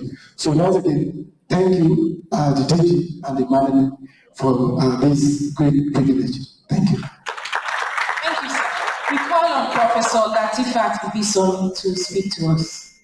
Thank you, ma'am.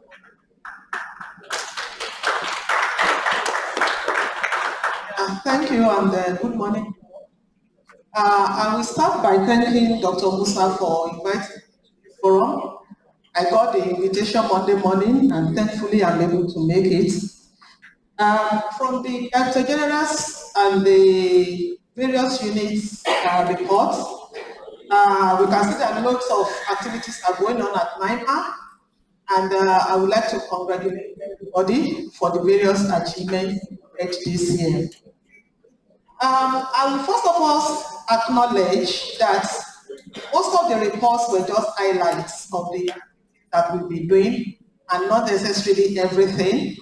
And this being my first outing, and not so familiar with happenings within NIMR, I cannot claim that I know what is going on in everything. So maybe some of the things I may say may be out of train or does not capture, of course, what I ordinarily do not know. So when the various units gave their highlights, I felt that maybe we need another forum whereby we're able to interrogate the various issues more in depth. And I don't know, maybe such actually exists, whereby other units are also able to contribute to maybe what other colleagues are saying. where they can come in, ideas, and so on and so forth, so that everybody knows what is going on in various departments, and we are also able to tap the various ideas and resources and support in-house. So I think maybe there's something that we can look into. The second thing is that I observed a lot of collaborations going on within the various units and the external parties.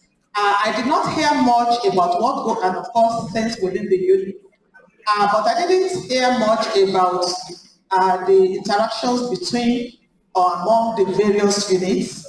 Probably you are doing things together, but we can look more into what exactly are we doing together in-house among our various units. Because that will even enable us to see, for instance, we mentioned some challenges that we are facing. We may actually find common ways of addressing such challenges, find various ways of even harnessing our resources and sharing resources and doing a lot of other things, much more. I also want to talk about the internal grants. I think it's a very, very great initiative, and it promotes innovation, especially among the young ones, so that they are able to think and come up with various ideas. So it's also a way of building the capacity and enable also researchers or units to have a kind of research agenda that they've set forward for themselves, rather than just the matters arising that we do from external grant, because you can only respond to what they've called the cause. So internal ones can enable us to have a well-defined agenda. And then I also congratulate the people that were awarded some recognition awards yesterday, in particular Mr. Joseph Shuaibu. Some people were also awarded recognition for being infected, others retired. But I noticed that those people that were given award for contracting COVID, they were actually not here.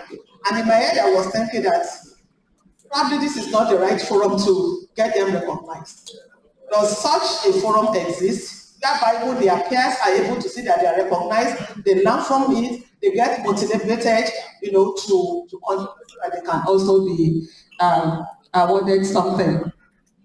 And the last one, there was a question about hierarchical issue yesterday, and pecking order, we know it exists, especially between the generations, right? I think the civil context also allows this, but we can use this positively. By actually using that to bring them nearer, to mentor them, ensure that we give them and we delegate duties, the resources to do this, and thereby we actually make sure that we get more people into the pipeline that will take up the leadership roles. Lastly, I want to say that what my takeaway from this forum is that I've been able to identify maybe other units that I can work with, and also beyond putting my NIMR as one of my affiliation obligations, I see that I need to do much more, because there are a lot of things that are happening in NIMR. So I'm working with many more of you, and I look forward to the 2020. Thank you very much, ma'am, for that great speech. We call on Professor Akini Oshintu. Welcome, sir. Thank you very much. Before I thank the DJ, I must thank you for the food. I'm not a food person, but I love to go to the gym. It's always a pleasure to be here. Every retreat that I've attended in NIMR, there are always new things to learn and new developments. And being adjuncts or collaborating with colleagues is a dual road. So we get feedback from each other. I'm very glad that a lot of the comments and feedbacks that we give NIMR have been implemented. So NIMR is a teachable institution. Thank you very much. A lot of the things that are being done are actually going to enhance the sustainability of NIMR. one of the reasons things fail in Nigeria is that we build structures around people and personalities. So when they depart, all the structures crash. But that's why, just to buttress what Professor Akomwa said, a lot of the things are being put in place to enhance the deliverables of NIMR's mandates. So, and one thing I always say is that a chain is as strong as its weakest link. So I want each and every one there to realize we are part of NIMR's chain to strengthen health-related research in Nigeria. So, well, it's up for us to look at our consciences and see, are we doing our best, or are there rooms for improvement? Another thing which I've noticed is that, like I said, it's a two-way thing. The last retreat, Professor Salako said, well, adjunct, please also put NIMR when you are publishing. I haven't done any publication, but I went one step further than that. That was a seed grant that I was applying for in 2020, which I didn't get. So I repackaged it, and I consequently put that adjunct at NIMR, and decided to put one of my former PhD students. He's not in the department where I am, Dr. Azuka Okurawe. Well, we're fortunate, we got the seed grant award. It's not a lot of money.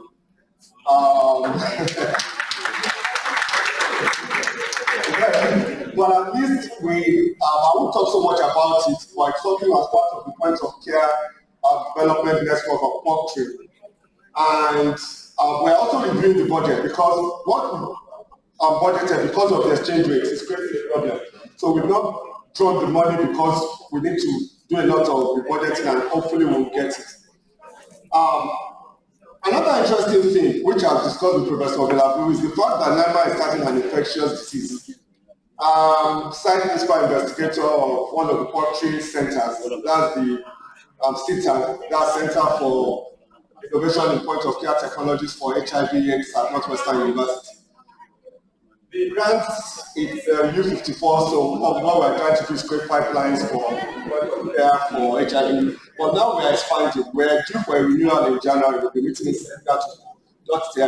And luckily, we are adding infectious diseases. And NIMR has an infectious disease center. I pray we are successful. A few $1 million grant. I've listed that in the new proposal. I've listed that I'm adjunct in NIMR, and since they're working with me, we'll be able to access some fertilizer grants from the Center for Global Health at Northwestern.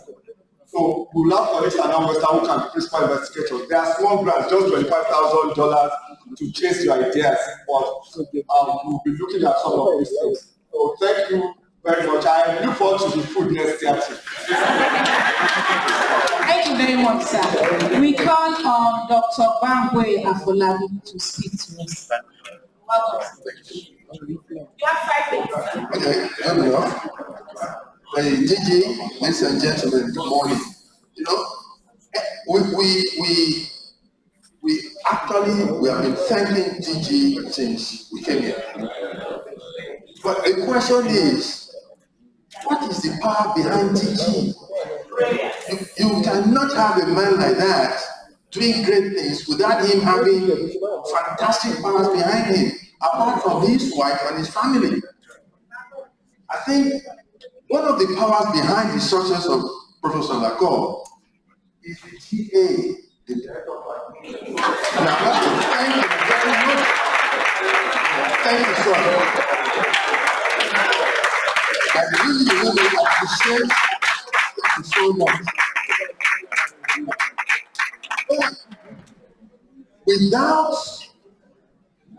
the wonderful staff of NIMR, there will be no DG, there will be no TA. So I think you are fantastic. It is evidence from what everybody has said and from what you have presented. I was given my letter of adjunct researcher last year, and from last year up to this very moment, according to what DG asked us to do last year, I've published 5 papers in peer-reviewed journals internationally. I'm an adjunct with Dr. Lukosi, biochemistry department, and we have concluded some research on polypharmacy polyherbal product of Britakov G for COVID-19, which Dr. Aino actually headed, and it was completed, and that paper is about to be published. Also, I was involved in mentoring and training IT students in biochemistry department on research methodology. When people come into NIMR, they must not leave as they came in. So they were trained on how to conduct research, the basics. Because if you don't have the basics of conducting research, you cannot do a big thing. There's no way. So that started with Ms. Susan Holbrook and the unit of nutrition in biochemistry department. And that started from April or June, September. It was about a 3 or 4 month intensive training. Then, early in the year, I made a presentation on non-communicable diseases, which the DG asked me to present at the auditorium. And I noticed that there had been no study on hypertension in Nigeria since 1996, when it was last conducted by Professor Akikupe, who was also my boss.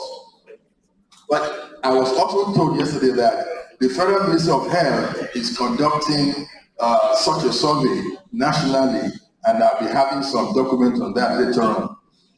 So also, among the papers that that I published was supplements consumed by Nigerians during COVID-19 pandemic. During COVID-19 pandemic, many people were taking a lot of vitamin D, vitamin C, a lot of things. So did a study on it, and it was published. Also, we published dyslipidemia and metabolic syndrome among adolescents in Nigerian secondary schools. That paper is actually attracting traction from the British journal now. We are going to be having an incursion into the scientific committee because there are 2 studies that are actually making my blood to boil. One is climate change and infectious diseases. We've talked about infectious diseases, and climate change is a very, very front burner in the whole world now. How does climate change actually impact or affect infectious diseases, especially malaria? Another thing we'll be sending proposal or looking for fund for is micronutrient profile predisposition to malaria infection in pregnancy, cord blood, and neonates. How does a woman who has malaria in pregnancy transmit micronutrients and macronutrients baby through the cord blood? I think this is something we would like to do in the coming. Thank you very much. Thank you very much, sir. We call on Dr. Samuel Ajay.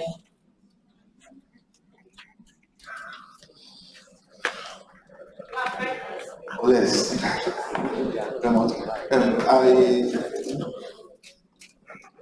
I'm grateful on behalf of my other colleague for the opportunity to participate as a work of NIMR.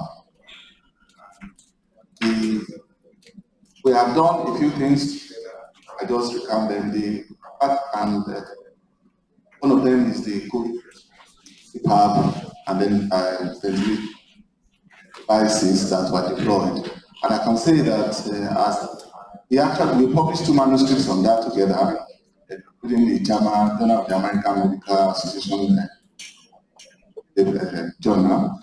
And the outflow of that is that in the University College Hospital and some of the hospitals around, some of those devices that we aim to people on are still being used for ventilatory purposes for people in respiratory distress.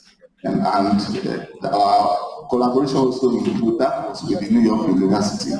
The other one also has to do with the cardiometabolic population survey that we did. And it's also been published in, I think, one of the science journals as well. So the ongoing work, I have one with Dr. James in the doing the lifestyle analysis for me that we are collaborating with on hypertension and chronic kidney disease together. I know that we say that not much has been done with regards to hypertension, but we don't have a last survey. But if we also read some of the meta-analysis that are done in Nigeria, we also update our knowledge on what is the prevalence and the outcome of hypertension in our people. People are doing that regularly in Nigeria. And I've written one such meta-analysis too. The highlight of our own work is the recent success, our grant application at NIMR. We are going to look at, I'm going to look at patients who develop chronic kidney disease from HIV. At what point do they develop the disease? Because if you come to our hospital, many of our hospitals, even though we say the disease is not there, the way it's used because COVID and other things are taking the center stage, we still have a large number of patients who are receiving dialysis because of HIV. You don't get to know until they come for dialysis. So one of the things we want to take on that at NIMR is to look at the sequence of events at what time they develop chronic kidney disease so that you can do something, because nobody can afford renal replacement therapy in Nigeria, and if you are paying from your pocket. Well, I will end there. My own observations, I can say that this is a retreat that I always want to attend because I learn a lot from it, and I recommend it. Even every time I go back home, I tell them in the department or even the assembly that we should cross-talk. People should come and present what they are doing. Most of the successful departments you see abroad, you will see the head of the department sitting, and every faculty member will come and give, some do it weekly, come and give an update on what you are doing at the moment. And it's something, a novelty that, anyone who becomes the chief executive of an organization should adopt. I will say something, sometimes our success can be our problem. We don't manage it very well, and many people have made a big references to that. I was happy when Dr. Adu said there was an equipment that they no longer use, ceded to another department, so that they can maintain focus on their own work. If you have healthy competition, not rivalries, the establishment will go very well, and everybody will be happy. And to say in Yoruba, so that each person can do well in their own space. I wish everyone good luck. And lastly, thank you. Before I thank the DG, because the DG is somebody who will not be happy if I don't thank him first. And because it's on loan from you, I take it from me. We will not allow him to stay 1 second longer. When he finishes it, will come from Ghana to take it. So thank you very much. So, Professor Akinwale, thank you very much for a very nice coordination. Thank you, sir. But you can't take him away, sir. We call on Professor Sunday Obilago to us. Thank you very much. We cannot stop acknowledging the work from our DG, having been part and parcel of NIMR in very past. So we all see that it's NIMR of our dream, and people are willing and wishing to join the team. And that's a very positive one, and we pray that God continue keeping you. Even if you live in NIMR, you will have your one eye on NIMR. Because we've seen era of DGs, when they come, they thwart things around. And the crop of stars didn't have that vigor to challenge them. Seen, and it's been on record. So I hope that we've all learned now. We won't allow any DG coming to make nonsense of all these foundations which we're already building. So it is for all of us to take the bull by the horn NIMR is our own. A system that we should not allow to die after the DG going back to his base in Ibadan. We have to be proactive. He's going. He's not going to stay here. Whether you like it or not, he will leave. But we should start preparing now the sustainability, because we've seen in the past, DGs will come and the whole thing will go haywire. So we all know what I'm saying. If I don't work in NIMR, but I see what happens there. So a word is enough for the wise, so they used to say. So NIMR is our own, and henceforth we should not allow anybody to come and destroy it again. So that's the mantra. Mr. DG, sir, we thank you, we appreciate you. I've been an adjunct for over 3 years, thanks to our DG, who brought the idea of annexing the research institute with the university.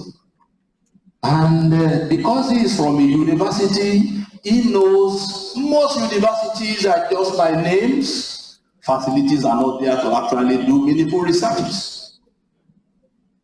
Except few using their fund to make their heads above water in terms of pushing out some surface information. Thank you, Mr. DG. And that adjunct will be making good use of it, especially on VHF, which Mr. DG financially supported. He created a extramural grant, and that has been keeping us afloat. Right now, we are part of the investigation team at the current outbreak of Lassa in Edo State. Thank him for his support. And of course, 2 PhD students are benefiting from that right away. We've been publishing some papers. I can see them standing to collect the mic, but let me quickly add that we will need more fund, because Lassa fever is our own headache, and we have to tackle it headlong. Now, through NIMR, we've already occupied the genomics. There's no excuse. We have the synthesizer. So oligos, no more problem. And DG promised that we will look into development of probes so that we can be doing qPCR. That's very good. So we should seize that opportunity. But now we have to move forward. We have to go into proteomics and metabolomics. That is what will make meaning of all our genomics. I mentioned yesterday that we have a lot of proteins that we can get from all these sequences. But they are very useless if you don't know their functions, because it's the function that we will target to make sure that we find an intervention, either vaccine or therapeutics. And of course, I noticed that NIMR now should come and source for apps and softwares to enable bioinformatics very seamless. Most of us researchers should move into it. Once we have the apps, we should be able to analyze all our sequences and move beyond that. Mr. DG, sir, let me appreciate you and the members of staff. Already, you are the point of contact for the management, including my brother MNI, supporting you. I really thank you for giving us the opportunity to come and serve as adjunct staff. The issue of power supply, we mentioned it yesterday. We cannot overemphasize that. The reason why I'm saying it is we collected some samples from Ondo and Edo last year. Lost all these samples to power outage. And this is very, very costly. Because all the money we spend to get all those samples from all those areas back to Lagos. It would be nice that we keep such samples in our biobanks. And it's an opportunity lost, trying to recoup and see whatever we can get from it. So we've gotten Mr. DG's promise, as well as looking inwardly, because we need maintenance culture. We shouldn't wait for our generators to down before we act. So we need proper maintenance from our works department to make sure that not until the generator is down that we now talk of repairs.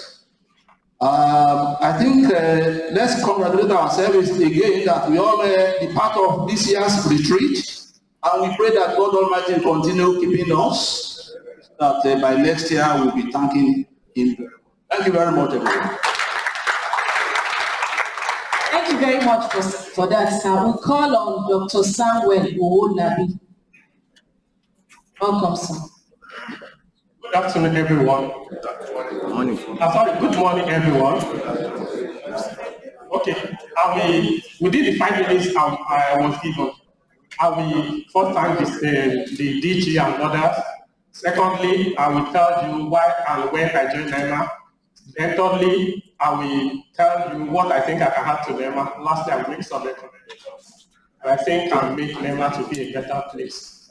Firstly, I am very grateful to, it's not because I'm speaking, a highly progressive person.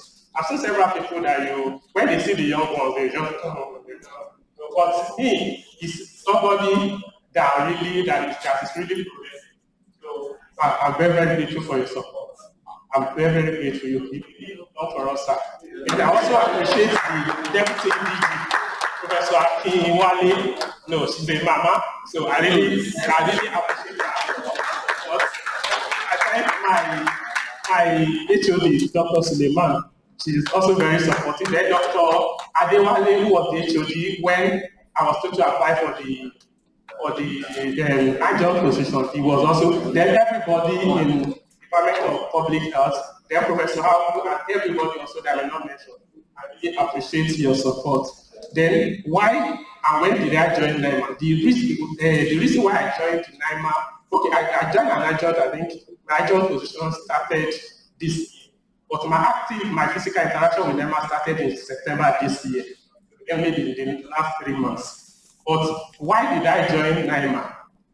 I had my PhD in, and when I got there in Liverpool, when I was there, I discovered the huge gap between the quality of research in Nigeria and the ones they do there. But at the same time, I saw that those guys are not better than us. The only thing they have is enabling and supporting the environment. And I also discovered that most of the diseases they study over there, they don't have it here. They need to work with people here. And a lot of them work in, if you look at Tanzania, other East African countries, they have a lot of presence, international research presence there. But in Nigeria, we don't have much. I remember there was a day I saw, because when I was in Liverpool, they were inviting people to the seminar. I saw one from University of Warwick, Lola Oyelade, I know that's a Yoruba lady. So when she came, she's an half-caste. And we're discussing, I think she was working on hypertension and salt in Ghana. Madam, why are you not coming to Nigeria? A lot of people say Nigeria are not credible. Something is that I discovered that if we can have a credible research platform in Nigeria, and attract a lot of grants to Nigeria. So, and also there, I saw the one thing I saw in the British culture that really ministered to me, that inspired me was, if a Briton opens the door, the first thing that Briton does is, the person will hold the door like this, look forward, look backward, and see if anybody wants to make use of that door. And him leaving the door not closed for others to pass, prevent others from exerting the same energy he or she exerted. But if you have to be in Africa, if some people open a door, they can lock it, throw the key away, and they will be dancing like this, so that they be the only person in their village. You understand me? So, but I did that really inspire me, and I had a voice that wrote to me, if people coming after you, make the same thing you make, struggle the same way you struggle, you're going ahead of them is a waste of time. And I made up my mind that whatever I can do to ensure that people coming after me find things easier, and we do it. Then also, I also saw the relationship between mentor leaders and their followers over there. You know, the relationship is very cordial. Nobody is interested in your failure. Do you understand me? One thing happened that I said, can this happen in Africa? There was a professor of statistics, Professor Brian Faraga. He was coming out of the lecture room and a lady was reading. And that lady called him, Brian, can you explain something to me? So bad, man. That prof stood like this and put his hand on the table like this. And the lady sat down and they were chatting. And when after he was chatting, he stood up and walked.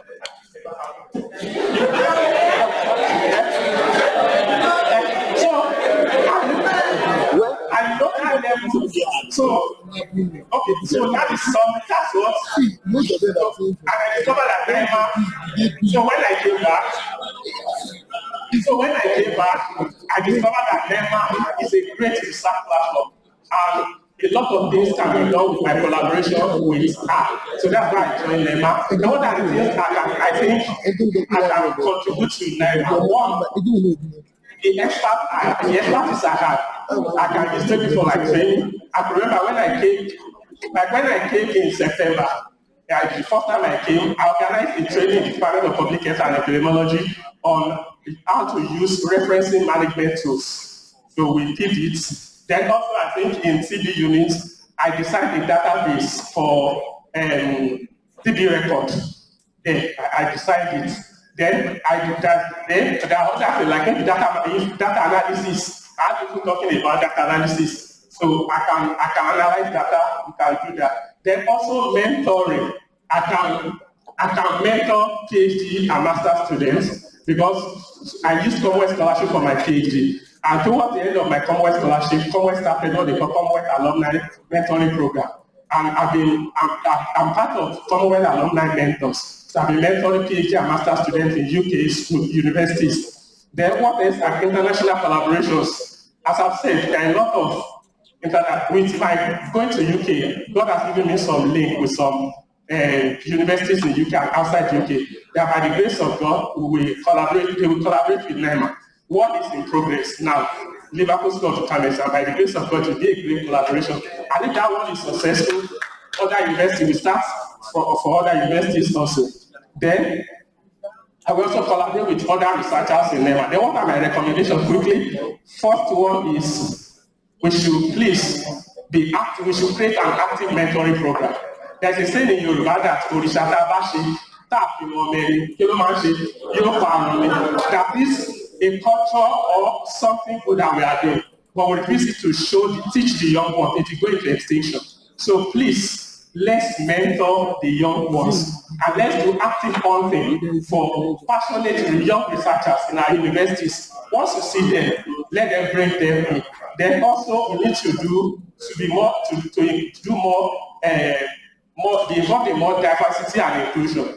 Because like in Nigeria, we see a lot of interdisciplinary rivalry, which should not be so. You understand? I remember when I was during our graduation in Liverpool, this Hippocratic oath, before I left Nigeria, I thought it could be led by only doctors.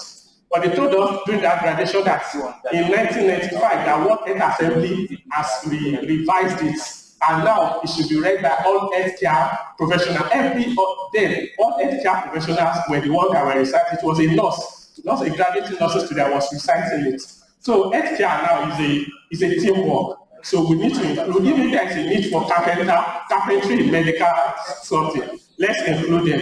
Okay, I think I want to give an example, in Liverpool School of Medicine. Professor, I think Bola knows that person, Professor Peter Smith. He was the head of the MRC, even the acting chair of EDCTP. So I think when I was in London, what I want to bring out is that when I went to him, I thought he's a medical doctor, sir.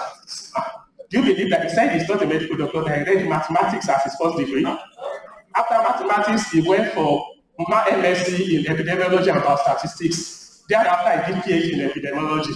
He's the head of MRC. He even did a book on clinical research.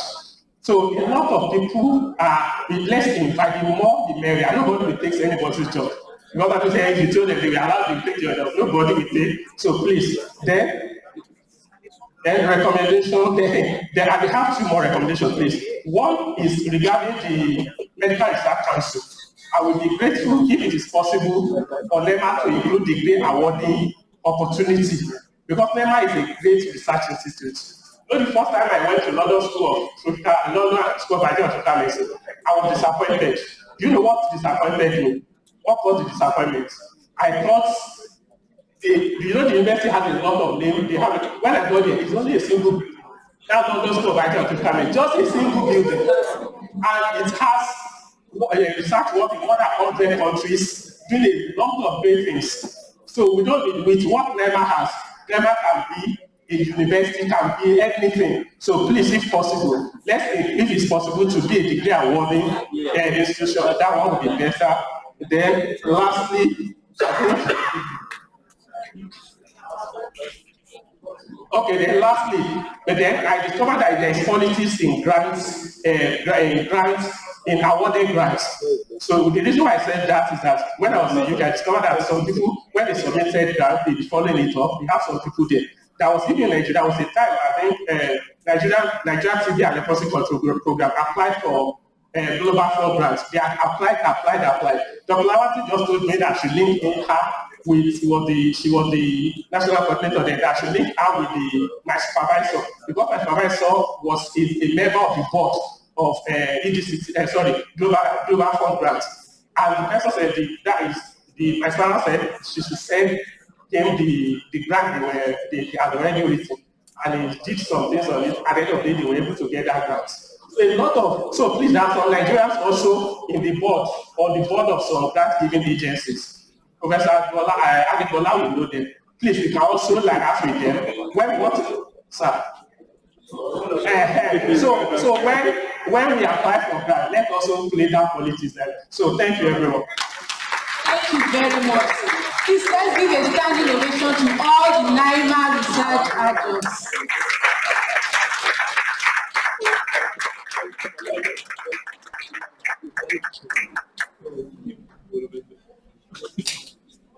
Thank you very much. Just a bit of small response to some of the things that have been said. Come for emphasis. Professor Adibola mentioned the fact that the research department really should focus more on their contributions to research. I agree with him entirely. Because if this is this sort of medical research, why should we just be talking about I have 1 PhD and 3 MSc? All those 3 MSc and 1 PhD, what have they done for the year? The challenge for us was that people are just beginning to work together.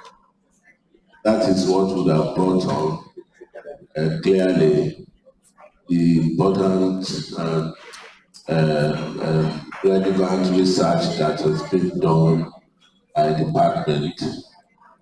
So from next year, we're going to change the pattern of report for research department.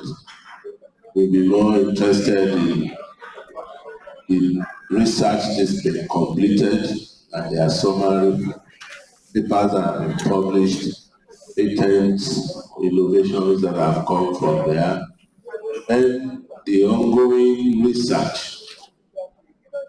And of course, the grants that the departments have been able to. I know some of this information were put in the slides, but we really didn't discuss them further, because that's what we should be doing as department. Of course, the lack of focus, or let me say seeming lack of focus, because we have many people interested in different things. So if the department is talking about individual interests, it certainly will show focus for that department. This is the reason why we are trying to split it into centers. So if you say Center for Malaria Research, then you can see the focus in what they are doing. But the biochemistry department, which has malaria research, has vaccine research, has, when the HOD is presenting, it looks like, what are you people doing?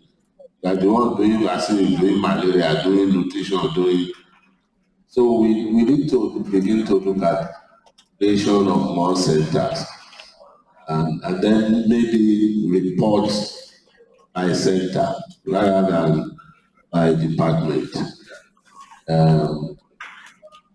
As Adekola said, we can never have enough staff, just as we can never have enough fund. But I think for us to be to effectively run those centers, we need to have more staff. Otherwise, if you have 2 people running a center, what would they be doing there? So hopefully we'll get to that level. The units do work together. It's just because they were presenting, the units and departments are presenting based on their own department. Would have been nice though if they list something like, we are doing this with biochemistry, we are doing this with MIA, we are doing this with, so you can actually see the connection between them. Certainly, some of them are working together. Now to Professor Akomu's comment, I always say that the Federal Ministry of Health is the principal, and whatever we spend from them. So if they are the one that owns the grant, you cannot tell them you can't do it if we have the money. But I would suggest that let's start the project and do the numbers that we can do now. If we find money elsewhere, we will, because next year, like we said, awarded 1 billion, have protected it. Or should I say we have put in process the protection for the money. So if we find that money next year, it comes from government. This project is government. It's government money that we are spending for government project. I don't think we'll have a problem. But if we need to start, please let us start. So this will be my little comments on some of the comments made by the adults. And I want to use the opportunity to thank them for remaining with us. We've invited quite a number of them. We have many of them abroad. Many thought that they are adjuncts, never will be paying them something.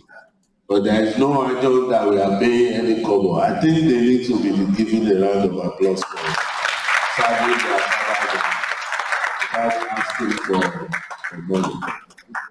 And I want to say something to researchers, especially the young ones, that it is, don't make money your first attraction, getting research. A lot of us are making that mistake. Thinking of research, you think is the money you want to get in it. If you are very, very successful, you will get the money later. Because you will be known and they will be calling you for everything. And people will start telling you that this one doesn't stay at home. Always going up and down. It's because you have become successful. You will meet people, your network will grow larger, you will contribute to science and national development, and then the money will start coming. But when you are starting like this, struggle. Some of us started doing research with our salary. That is the truth. I'm not saying it's the thing to do, but you need to develop yourself. You need to do things for yourself. It's not everything that you'll be waiting for government. If you do that, you are not going to make progress with your career. So please take this as takeaway. Work with people, work for them, even if money doesn't come.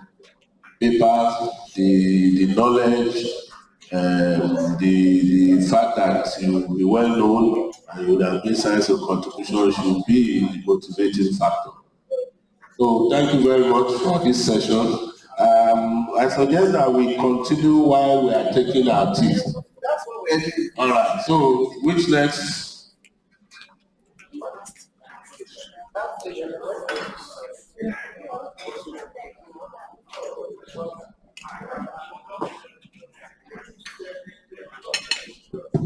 Thank you very much, sir. The next set of presentations will come from the NIMR liaison offices and outstation. And the first presentation we're going to take in this session is from the Abuja liaison office. And I invite Ms. Veronica Ejaife, pardon me if I didn't pronounce it well. Sorry, if you are still enjoying Sheraton ambience and you have not checked out, go and check out. Because when they pass the bill to me, I will pass it to your salary.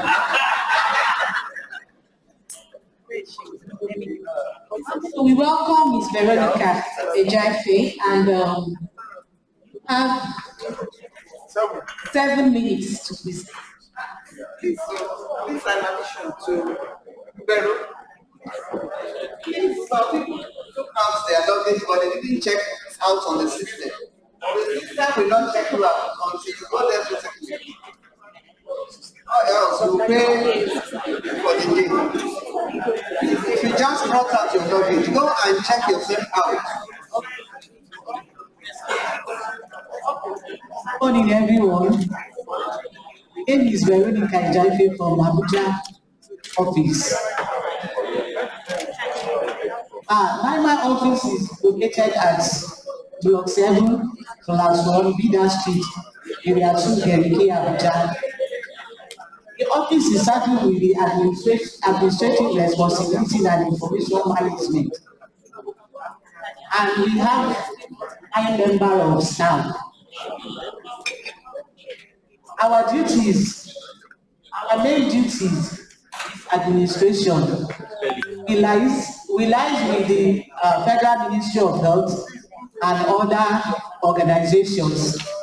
Whenever there is any problem related to salaries, promotion areas, we ensure that we do follow up to make sure that the problem is solved. Achievements. We ensured prompt receipt of official documents and prompt delivery of the documents at appropriate places. We resolved issues related to salary, hazard allowance, and others. Just for example, the office made several visits to IPPIS office to ensure that the recent hazard salary was paid.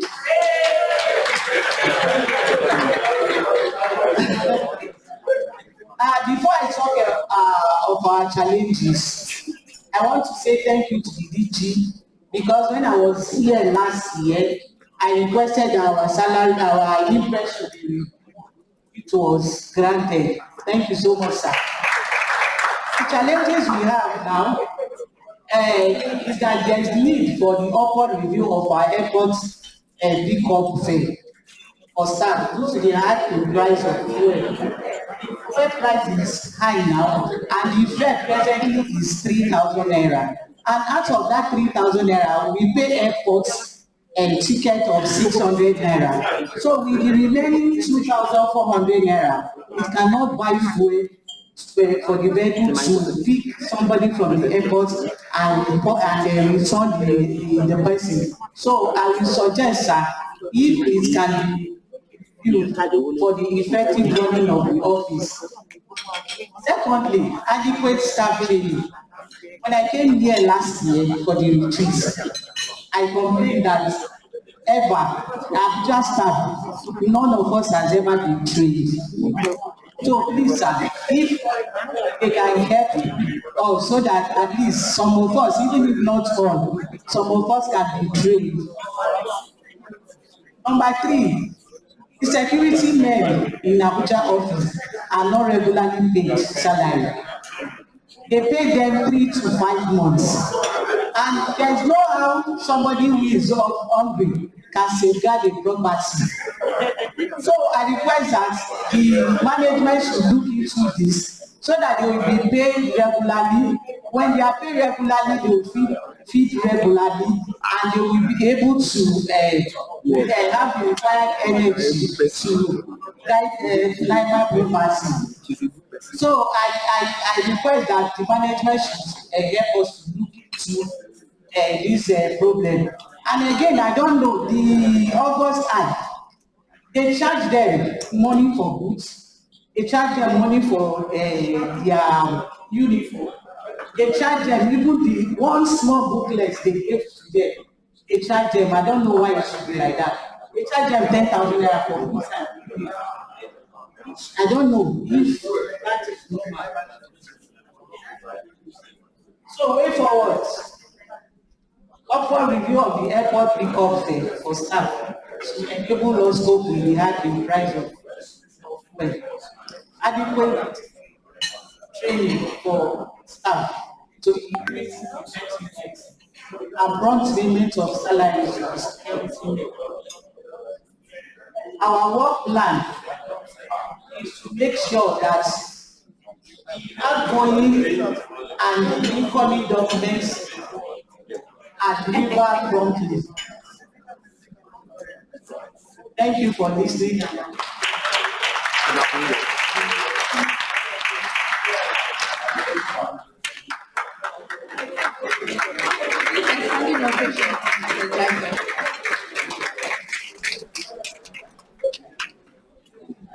So we'll go to the next presentation by the Total Quality and Processing Unit, Felix Osagide.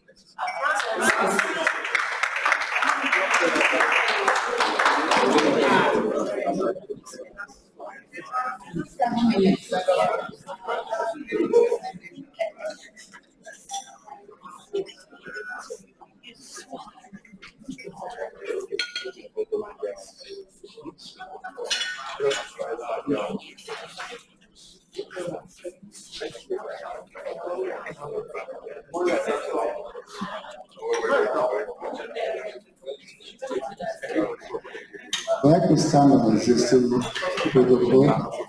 My name is Francis Osagede. I present secretary to the DG's magnanimous opportunity to serve the state. In this, I'm very, very grateful for this great opportunity. I'm here to make a presentation of total quality management and process. I start with introduction.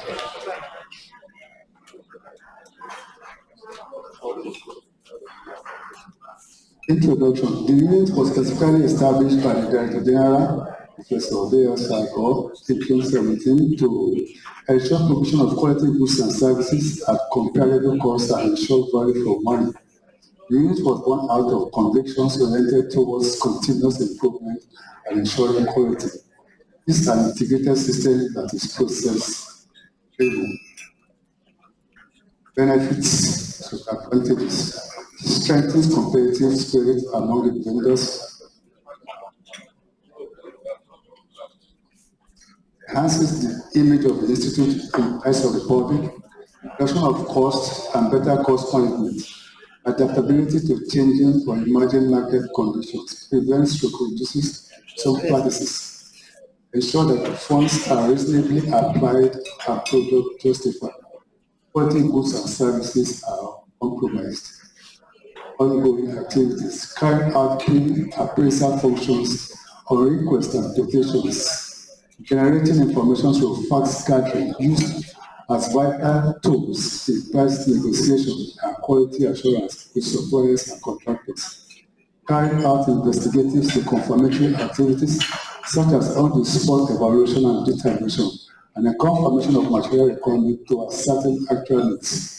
Monitoring of approvals for works, services, and procurement to ensure that all details in approval are fully executed and the end user conforms accordingly. Actually, we face some issues because of our outing. We saw some things that are supposed to be actually procured, but on our own view, so that this is our substandard. So we have to talk to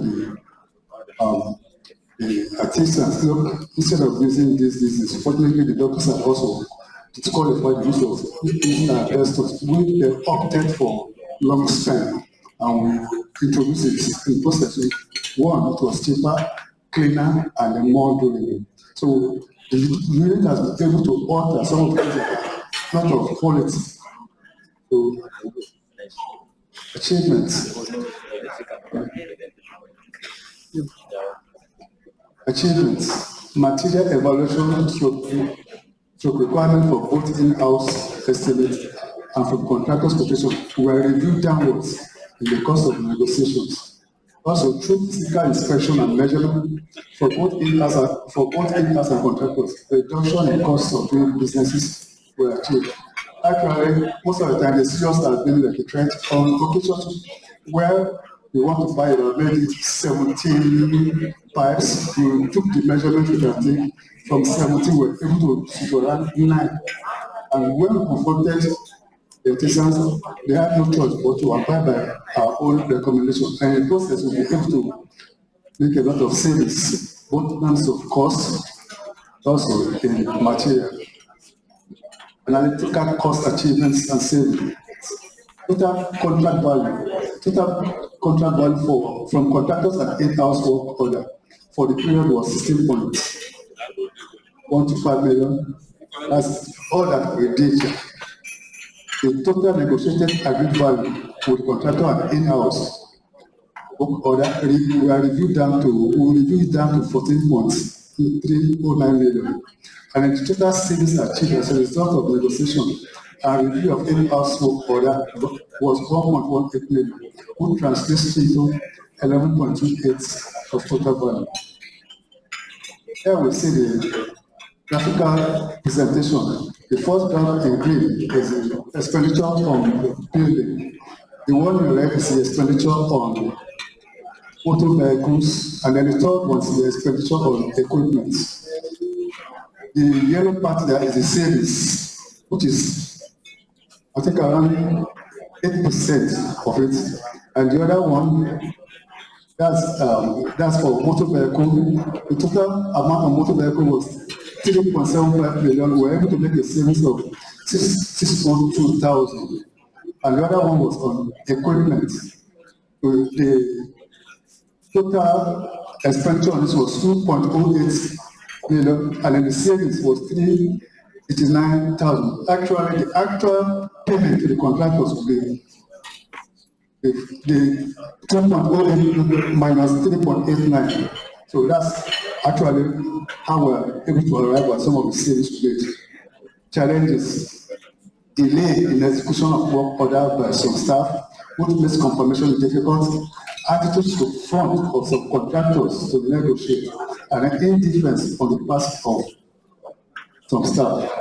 Way forward to create an enabling environment where due diligence, hard work, selfless service, and commitment will be cherished, and then to ensure the standards and quality remain uncompromised on procurement of goods and services.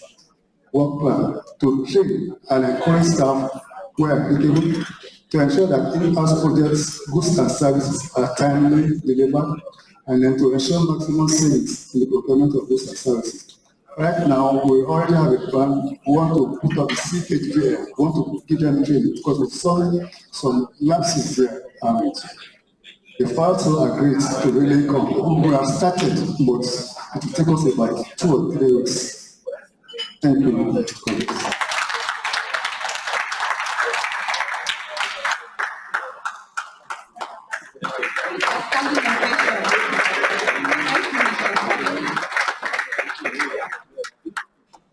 The next presentation will be by the Kaiji outstation. So welcome, I'd like to welcome Mrs. F.A.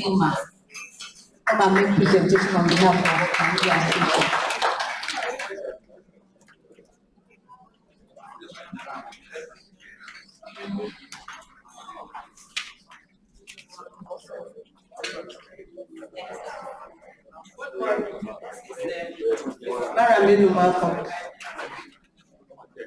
That station is located in Nigerian Institute, Bridgewater, New Busa, Niger State.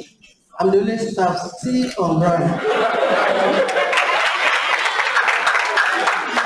Ongoing activities. There's a third titled evaluation of the behavioral activities of Advanced Annual and some pathogenic organisms. Currently doing achievements. That's NIMR Junior Staff Quarters, located within NIMR Staff Quarters, was recently renovated by the DG. And research work on the prevalence of the runners isolated from some water in Sabompegi is a village in Boku local government. I started it in May 2021. It has been completed.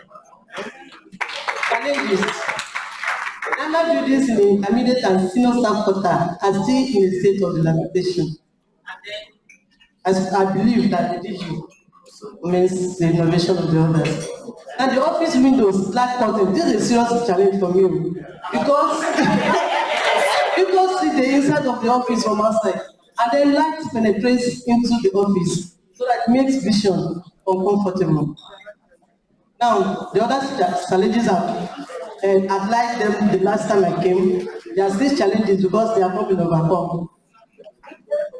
Now, way forward is the recruitment of staff, the replacement of those outdated chemicals and reagents, repair and possible purchase of modern equipment, and then funding.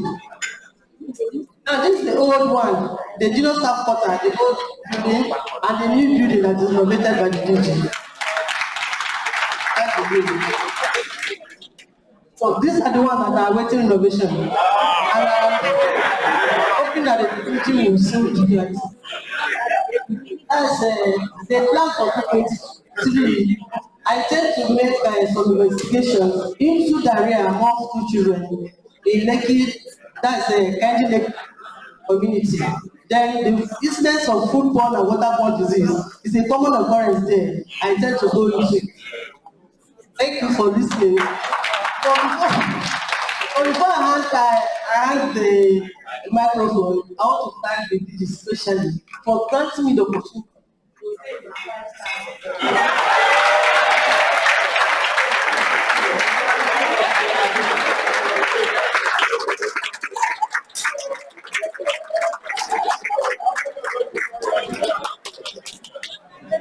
We hope that the DG will extend the same arm of fellowship by next year to everyone. Okay, the next presentation will be by the Asaba outstation, and that will be given by Mr. Obi now.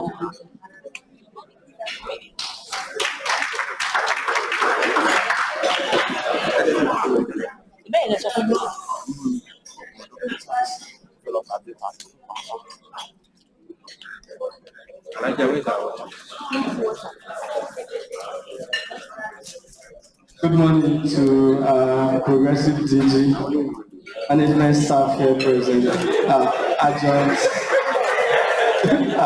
staff, guests, and my colleagues. It's a pleasure being here once again. Okay, I'm here to present on behalf of the Asaba outstation. It was prepared by me with inputs from the state coordinator and the supervisor. The Asaba outstation is directly under the Director General's office with the supervisor as Professor O.C. Ezechi. We have other state staffs.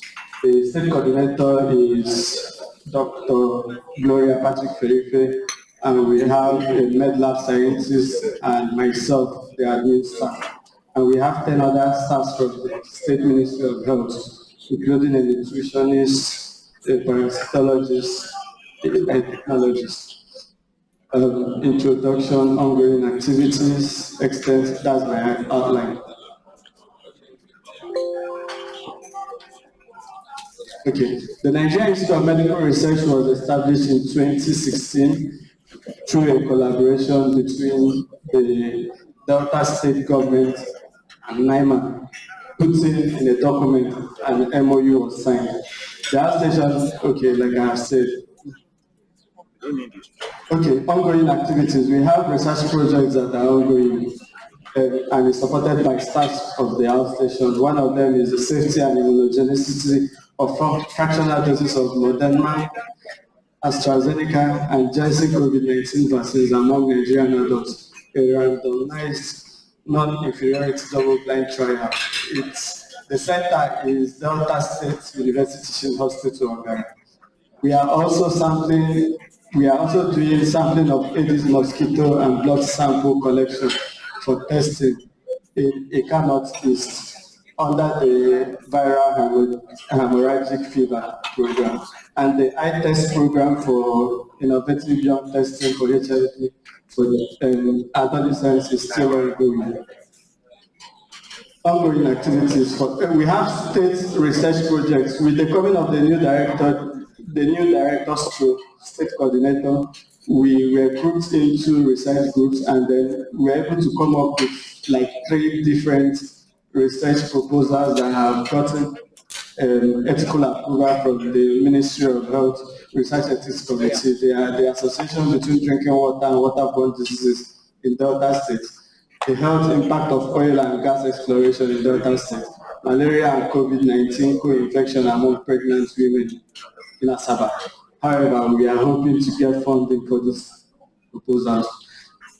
The DG graciously approved for some funds and renovation work is ongoing at the newly allocated building. The Delta State government, having completed their secretariat, gave us a permanent place this year. Extent of implementation, we chose some areas, development of annual operation plan. The outstation developed a 2022 annual operation plan from NIMR strategic plan and a state strategic health development plan. Leadership and governance. We've enjoyed goodwill from the institute as well as the state. Almost everything we've requested for we get, and when the institute needs any approval from the state, we are able to get them. And the outstation has been made a member of the State Health Data Consultative Committee and was involved in the development of the 2022 to 2026 State Strategic Health Development Plan. Okay, development of human resources. The institute sponsored the state coordinator for the training of grantmanship, and she hopes to do a step-down training for others. Infrastructural development, we moved from our old rented building in May to the new building, and it is currently under renovation supported by the Institute, NIMR. Strategic resource mobilization.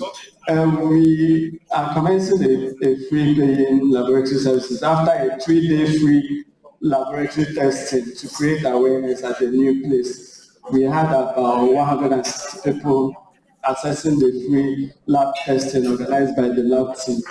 And we are still hoping that the Delta State government will revalidate its approval for funding and research.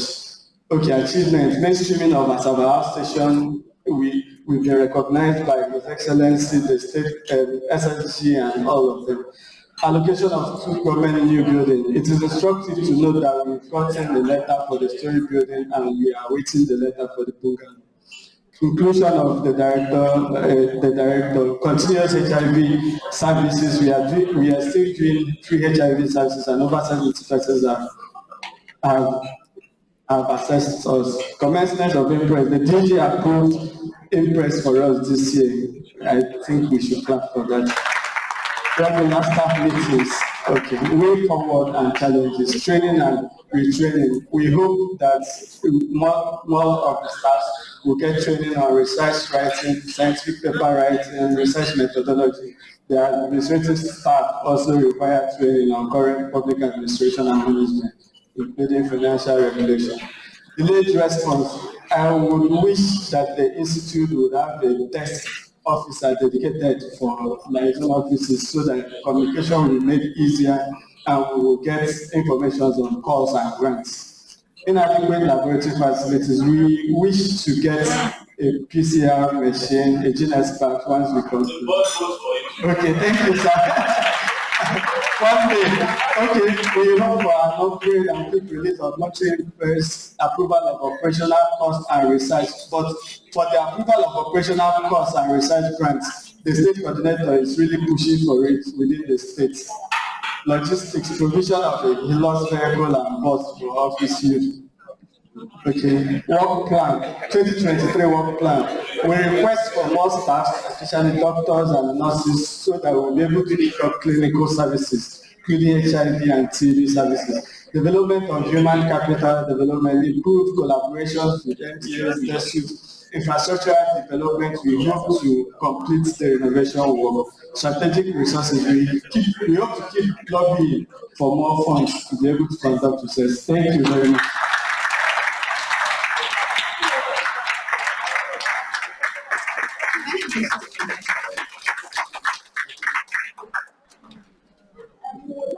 Take the presentation that we skipped earlier in the morning by the procurement unit. So I'll be calling on Mr. B.K. Musa, please, to come and give your presentation on the procurement unit.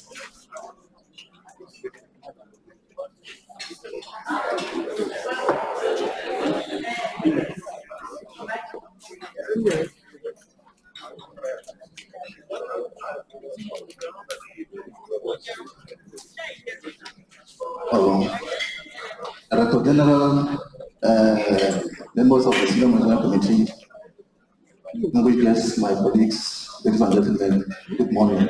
I want to first apologize for being behind schedule.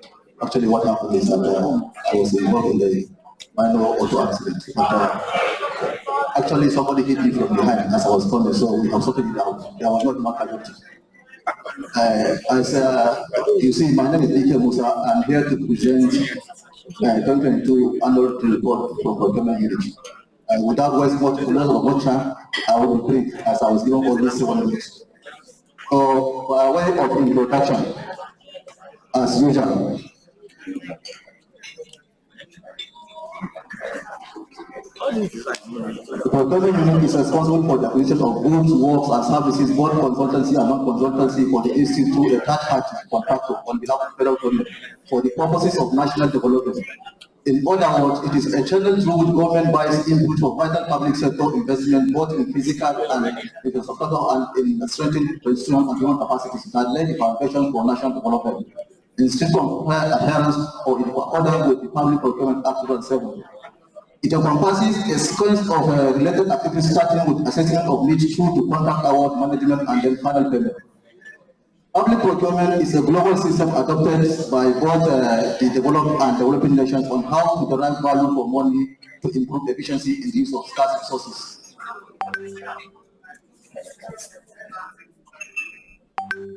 Objective of procurement unit. Support the institute in achieving her goals and objectives as envisaged in her vision and mission statement through an understanding of the institute business requirement or mandate by identifying and procuring the critical input required to pursue her policies and programs of nation building. Through effective and efficient management of the procurement process and the supplies market, thereby ensuring prudent use of public funds while vigorously maintaining the institute business principles, mandate, and the agreement under which it operates. To develop and maintain a strong healthy relationship with other departments and units as well as other relevant external bodies and stakeholders for better understanding and harmonious work towards achieving the set objective of the Public Procurement Act 2007, external laws, regulations, and guidelines. Position the unit towards effective and efficient service delivery in line with NIMR Strategic Plan 2020-2022.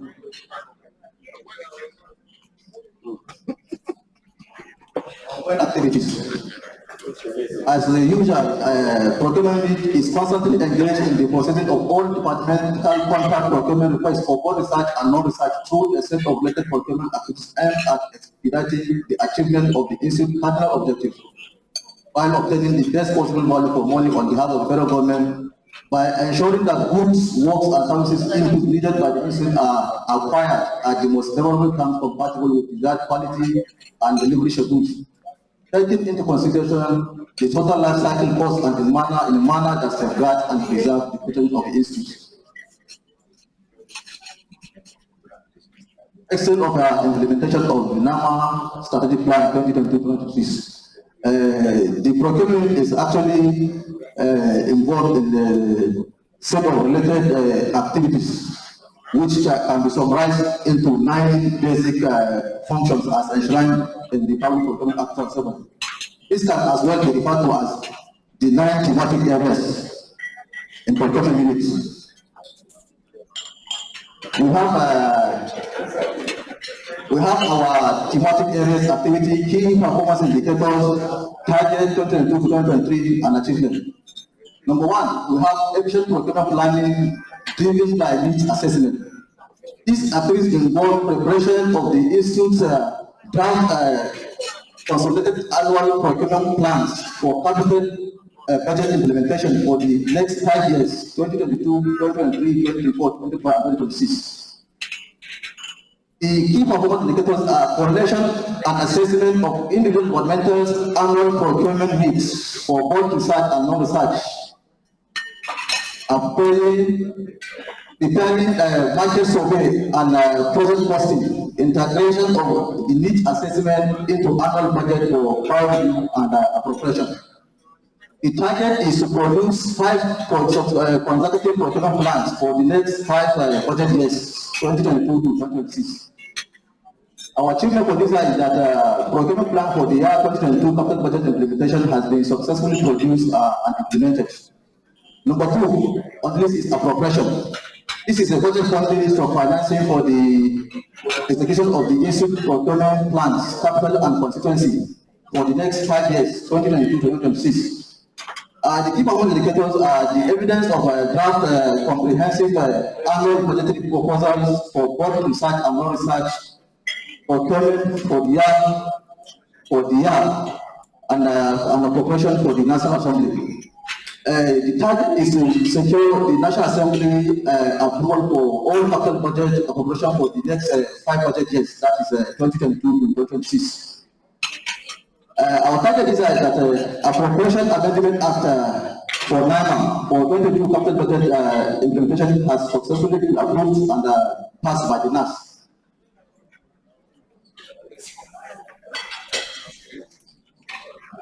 Next is advertisement.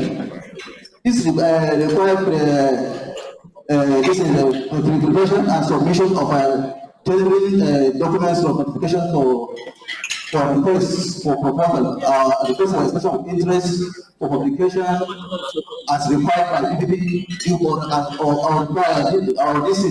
required by PPP due process for selective tendering, whichever is appropriate. The key performance indicators is the number of tendering and sub-proposal documents and standard requests for proposals or quotation prepared and issued out to contractors or competitive bidders. And our target is for the next 5 years is to adequately ascertain and pre-select from a pool of experienced, competent, capable, reputable, and eligible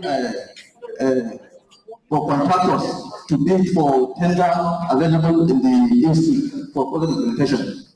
Approval for the PPP process, no objection for 2022 has already been secured because the institute formally wrote to PPP to request for the PPP process objection to proceed for selected tender, which was graciously granted by PPP. The next is pre-qualification, transfer pre-qualification. That is receipt and collection of individual proposal, bids and pre-qualification documents in preparation for pre-qualifying the individual contractors to bids and the respective projects that are made available for this. The next, which is the key performance indicator, is evidence of technical submissions and the number of bids of vendors successfully examined and pre-qualified. This is to carefully identify and pre-select the right vendors or prospective contractors, suppliers, or consultants that is service for further considerations. In this year, prospective bidders for 2023 have already been identified. And let me skip let me go to the next one that I don't have the time. Don't mind. The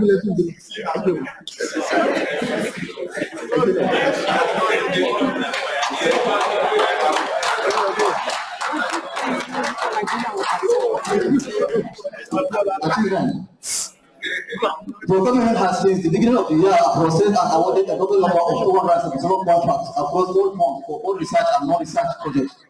These were made up of civil works such as buildings, machineries, roads, and the basic physical infrastructure. Others are goods typically include equipment and furniture, laboratories for medical supplies, office consumables, stationaries and materials, etc., as well as consulting support for services like training, equipment maintenance, expert advice, capacity building, clearing, and logistics. Some of these contracts were made up of capital and constituency projects, whose preparations work on our began since last year. The unit was able to secure all executive approval for full implementation of the institute capital and constituency project under review and was able to successfully execute almost all capital projects under 2021 and 2022 capital project appropriation. The unit was also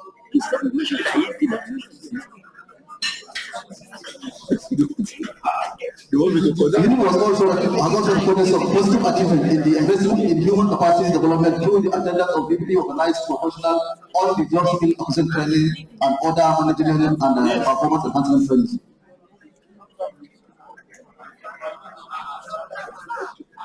Challenges, of course, those that are involved with procurement, they know challenges, which they are some of the end users are part of it. Delays in budget implementation process due to delay in obtaining executive approvals of proceeding members to council, MTB, etc. Delays in the release of capital for contract execution. We have delays in proceeding of payment to contractors. Improper presentation of requests by end users and unnecessary external interferences in the procurement process. Of course, we know left the choice. Almost every end user would like to perform procurement functions, and this has manifested in the way they present their requests.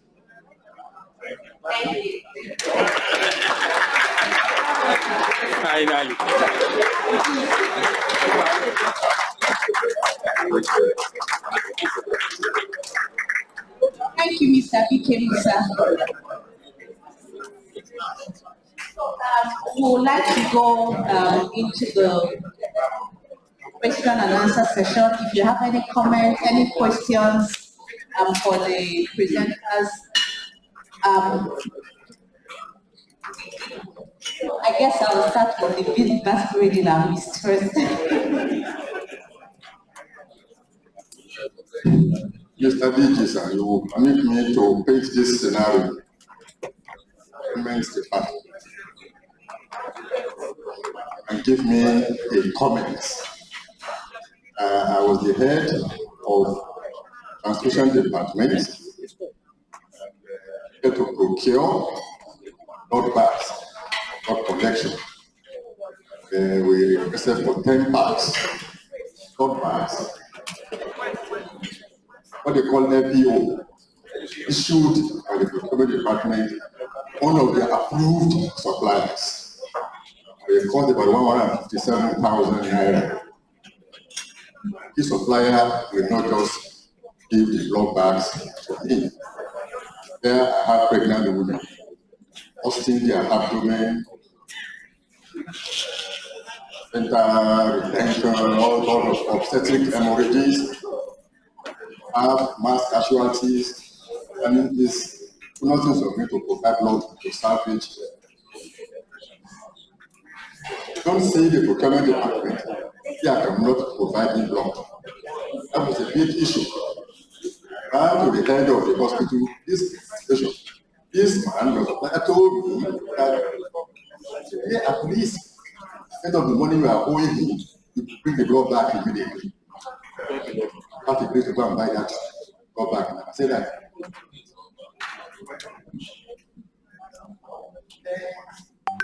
Any number, 1,000 naira only.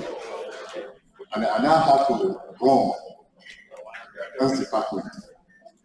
What will issue have? How much I'm buying the same quantity. If you buy this again, good price, you will go to jail. Or not due process. Will you comment on this scenario for me? Or the DG wants to comment? I don't want to vote again, but I don't say that. Well, every time we try to let people who are not in leading institutions to know, because most of the time, they've inflated the contract, they have done this, they have done that. You can go and buy something directly. Buy a barrel. You go to, they tell you this barrel is 100 naira. And be sure if we are the one going to give it to a contract, it may be 500 naira. There are reasons for it. See, government doesn't want agencies to be buying like that. One, it can be abused. Two is that you may not get the best because it's not covered. Now, the third one is that you may just be buying from one person. But government wants money to calculate. That's why government insists on contract. So that to advertise, everybody who is here who has a registered company can apply. So, although that also can be doctored, but the view of government is that give everybody the opportunity to take. And you, as an institution, would have done your market survey. You know how much they sell it.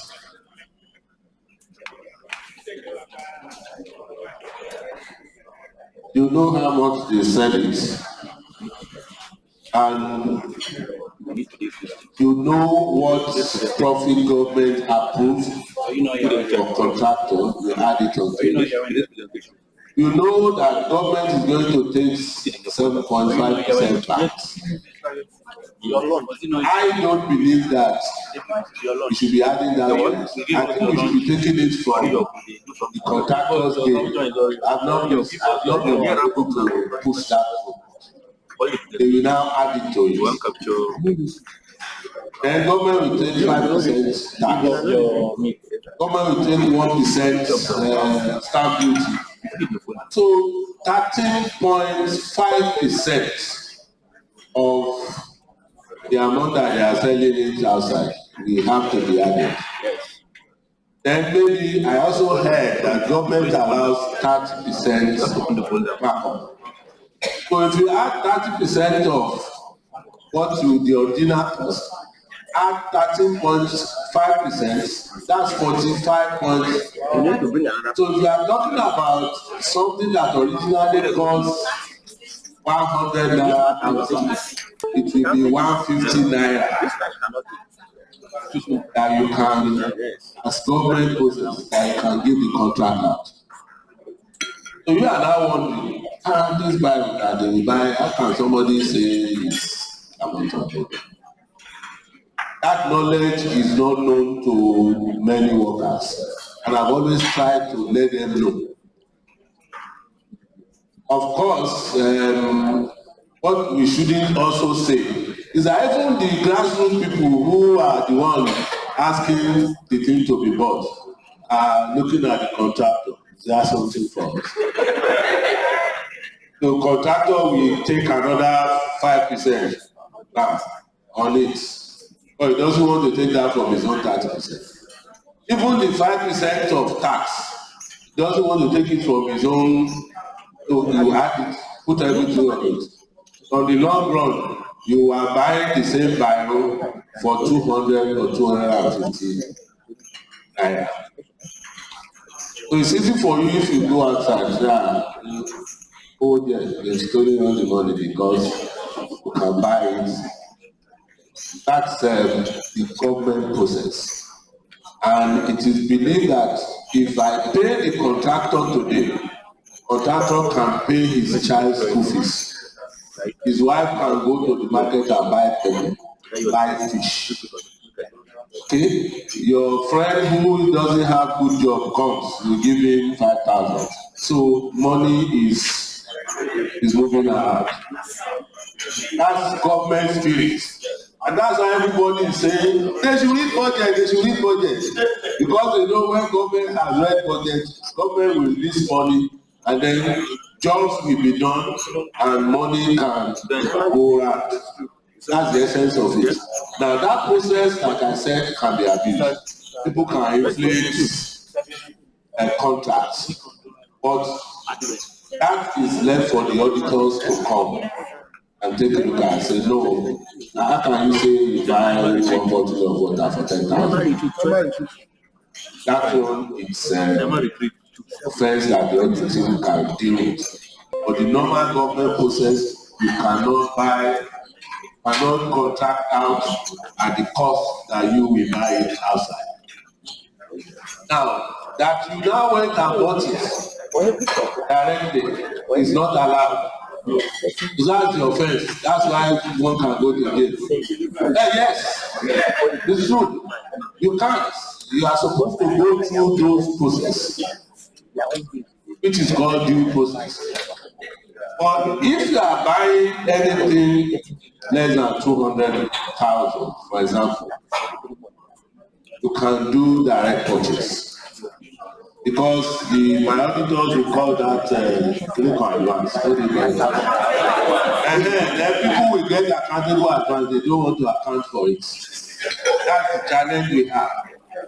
If you call it accountable advance, what you are saying is that you are going to spend in lieu of bringing back receipts and everything. Not like going through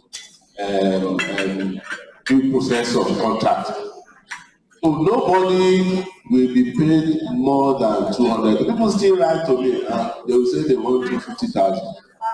Sometimes I will send it back. Sometimes I will approve only 200,000. Because auditor will come and tell me, DG, you've done it again. You said you will not approve more than that. So every time I promise Malamo that, don't worry, I will stop approving it over and above that. And I think I have stopped. I've stopped. Maybe when I see figure like 205. So such things delay my decision making. I'll be thinking, 205. Not that. Or should I pay 200? So maybe sometimes I will just approve that. Then she will say, you have done it again. I say, what is it? Say, I've approved over 200,000. I'm using this opportunity to tell people, if you want accountable advance, you cannot ask for more than 200,000. If you do that, I will send your paper back to you. Whether you are doing your research or you are doing, except people who are going to pay people on the field, it is from grants. Because we cannot give you 200,000 and say go and use that to pay people on the field or hotel, or we can't do that. That's why that is allowed for that. But then you should state it. You cannot write to say kindly approve 1.5 million for field research in Nigeria. I won't approve it. Because you have to tell me what you want to use the 1.5 million for.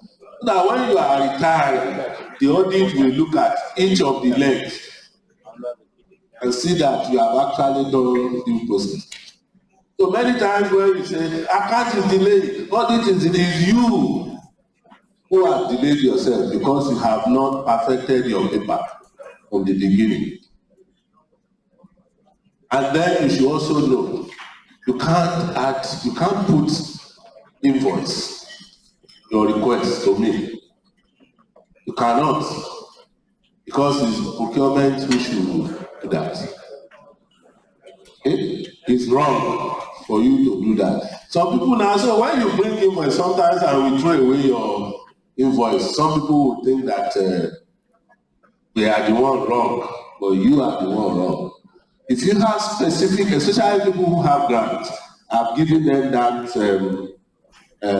free will, because they know what they want.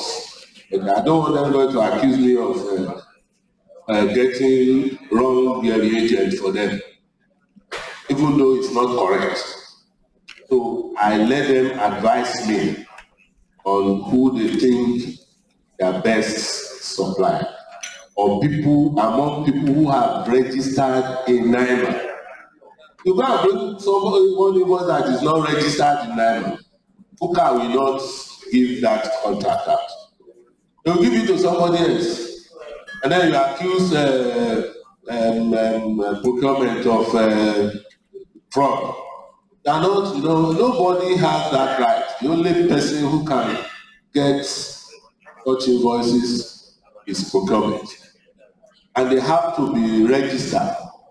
Sometimes you give us problem. They process it. Some would have signed, everybody would have, you get to the almighty audit. Audit will say it's not a registered contractor. That's it. That's to, that contract, even if that person has done it, it's a problem. You have to start thinking of who should we, how do we help them so that they can get their money. That's happened severally. So you have to make sure that if there is anything that somebody is the only one that can do it for you, that person has to register with NIMR. Otherwise, that job will not. So please, if you don't want delay in your payments, get it right. And if you don't know what to do, call them. That's why we are working together. Call Mrs. Maloma, call Sheyi, Kadi, DFA, call them. I have this challenge. How do I go about it? They will tell you. If they don't tell you, let me know, because it's their duty to advise you on how to do it. Because this thing is creating little enmity amongst us. And they don't want to pay my money. I've gone there several times. I've gone. They cannot just pay because certain processes has to be. And when we don't do that, the people who come from Abuja, that's what they are looking for. And they start telling you, you have contravened, Clinical is in jail. The DG, you will have to explain to EFCC. And somebody start to write a report like that. You will say just because there are no 3 invoices.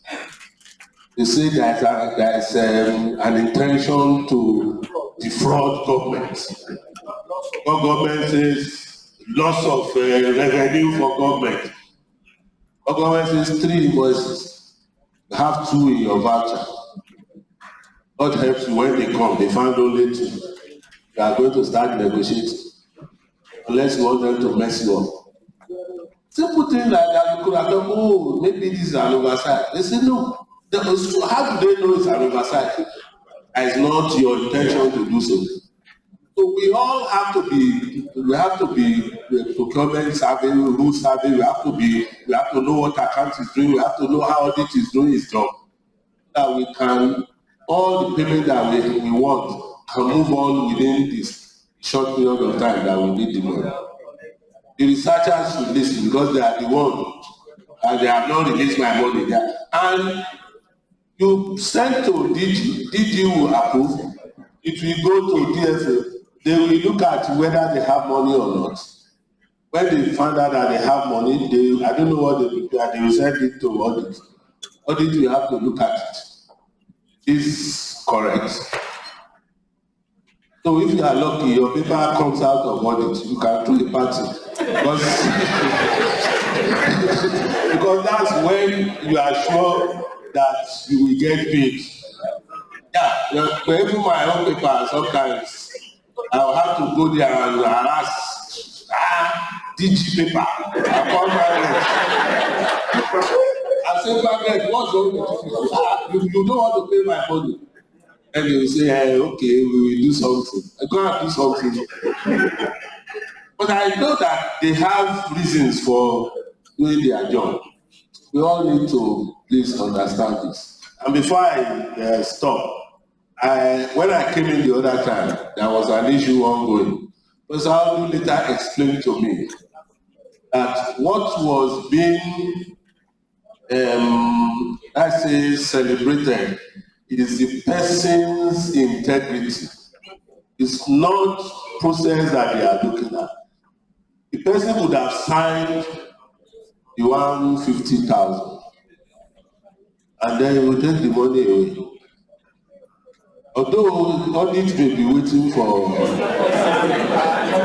but because audit too may not know that the money should have been, is it 15,000? You bring receipts, everything that is up to, and find a connivance, no one who can, then they will do the thing and you get his share. We know everything that can go on in different establishments. So the fact that the person will say, this is not the abundance, that's why they are proposing to recognize that person. And I am fully in support of that. I reason, when I got to NIMR, I won't mention the name, somebody used to cook for me. And one day, they came and said they mistakenly paid somebody else's money in NIMR to the person's account. Has refused to pay back. I called the person, why would they mistakenly pay somebody's money in your account?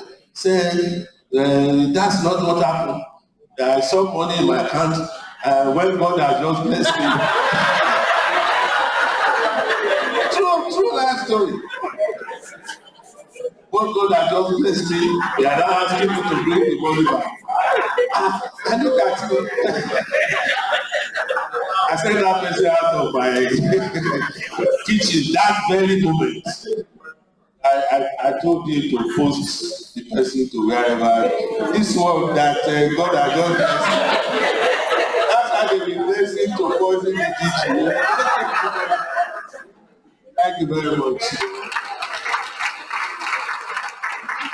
That's clarifications.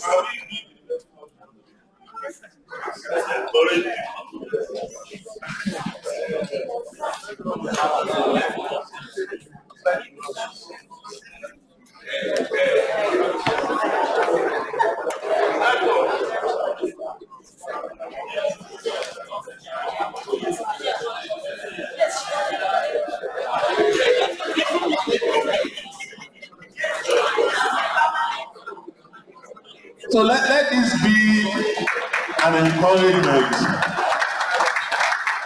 to many of us. Because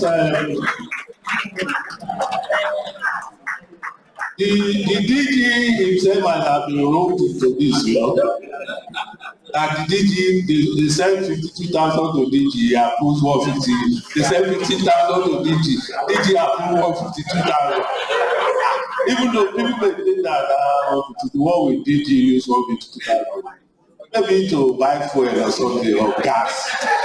So on behalf of Act 2, I want to present to you Mrs. Adagbada Ajoke Olutola for the rare display of honesty on today Tuesday, 13th December 2022.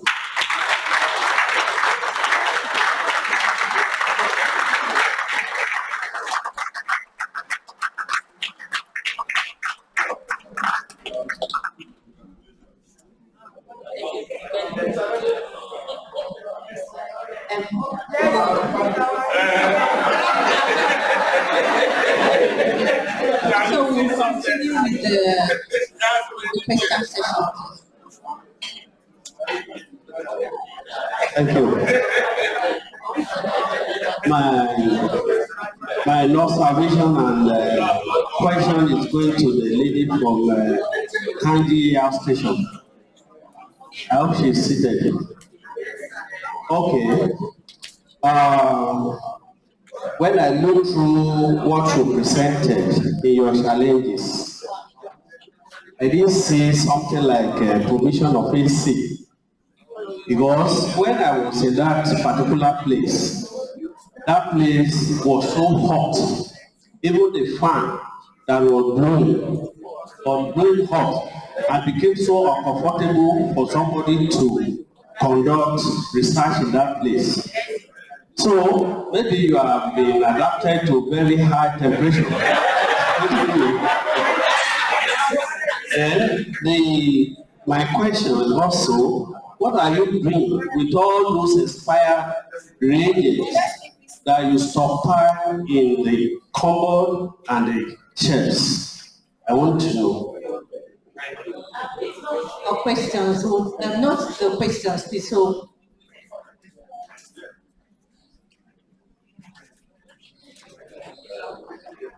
thank you very much. I want to make a comment and a question. That has to do with the person from Abuja. I noted the aspect of the security men not being paid promptly. So that's why I want to advise her, because we at the security committee, NIMR has a security committee chaired by a director, Dr. Adewale, and two of us there are members of the committee, and Mrs. Malomon. So we are concerned that we've not been receiving reports, written reports from the Abuja House Station. Because if this had been brought to the attention of the security committee would have taken preventive or corrective and preventive actions. So I want to appeal to you that you work closely with the August I, that is the person in charge of Abuja House Station, so that the report, in fact, they should give you a copy of the report they will send to the security committee, that we will be able to prevent such situation that you have reported. I want to liken that with a statement made by Chief Awolowo several years back in one of his books. He said, no, Awolowo, late Chief Awolowo, in one of the books in the past, he said, to avoid the rebellion of the stomach, our farmers should be well taken care of. To avoid the rebellion of security people, our security men must be well taken care of. And that is the opinion of the security committee of NIMR. That's the message I would want you to take home. Thank you.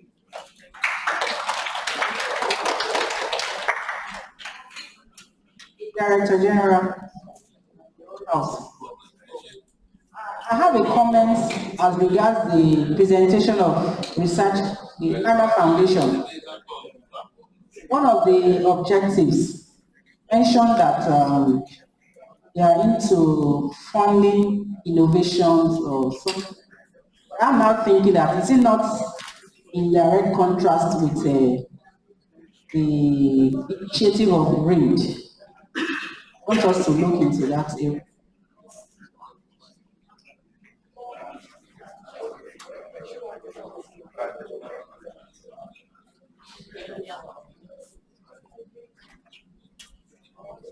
Thank you very much. My question also has to do with the foundation presentation. He said that next year there's going to be grant writing. I want to that one of it should be dedicated to them. They will compete, they will also write competitively. I just want to appeal because we need strengthening in that area. In microbiology department, training and mentorship that Professor Adekola gave us this year, we saw the results. How it has improved the number of grants that we have. So I'm sure if our capacities for that will do much better. And I was hearing some things that he was saying concerning grants, partnership, and funding. It looks like there is an overlap between some of the things he mentioned and what the grants unit is doing currently.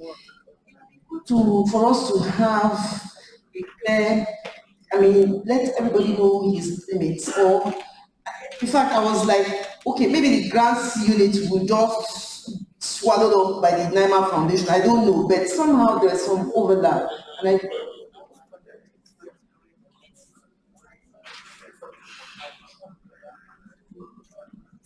Mine is a comment on the Abuja Liaison Office.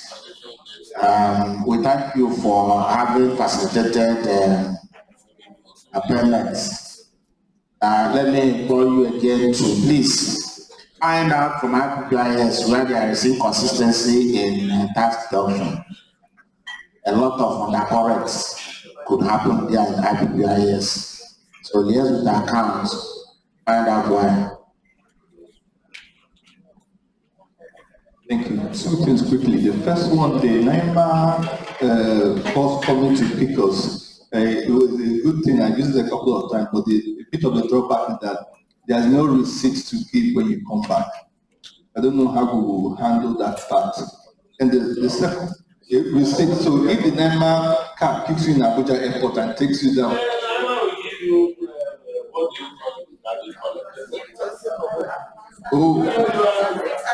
Oh, okay, all right. Okay, that was sort that out. Okay. And the second one was the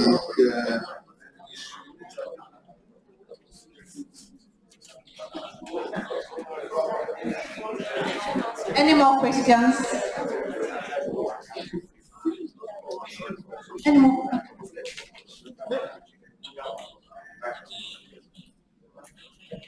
Thank you very much. I noticed that the head of the this year's grants management training and mentorship, there was no NIMR staff there, and it was really. They applied, but they told them they didn't have PhD. That's where I'm going to.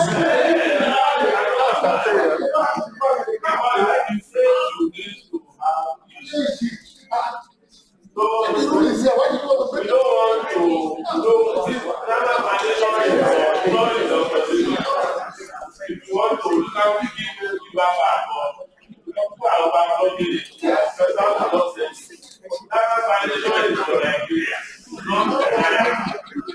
it is the job that NIMR is doing for Nigeria.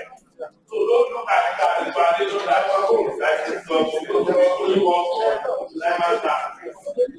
It's for Nigeria. So anybody in NIMR will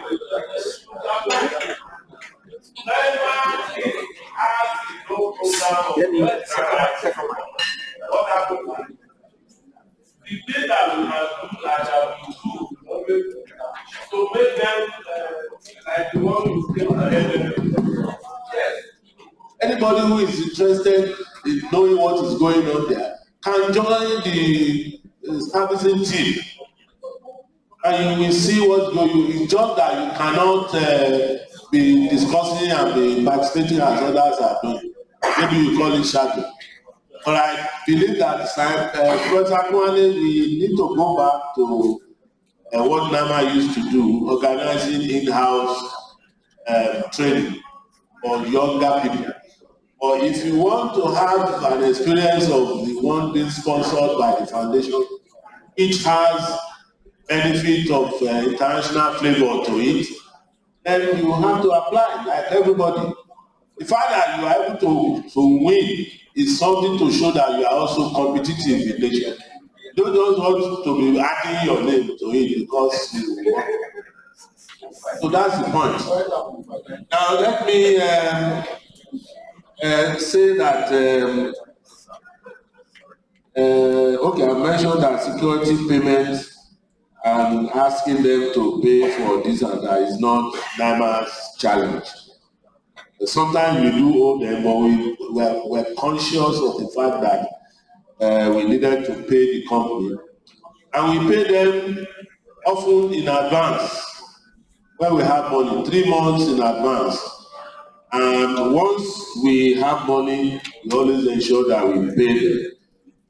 The airport payment, we are going to look at it to see what is the best value to charge by Abuja people. And I believe that the Abuja people can create a receipt and ask account. They may have some old receipts and you can use and put the date and stamp there, so they can use it to retire their fund. Thank you.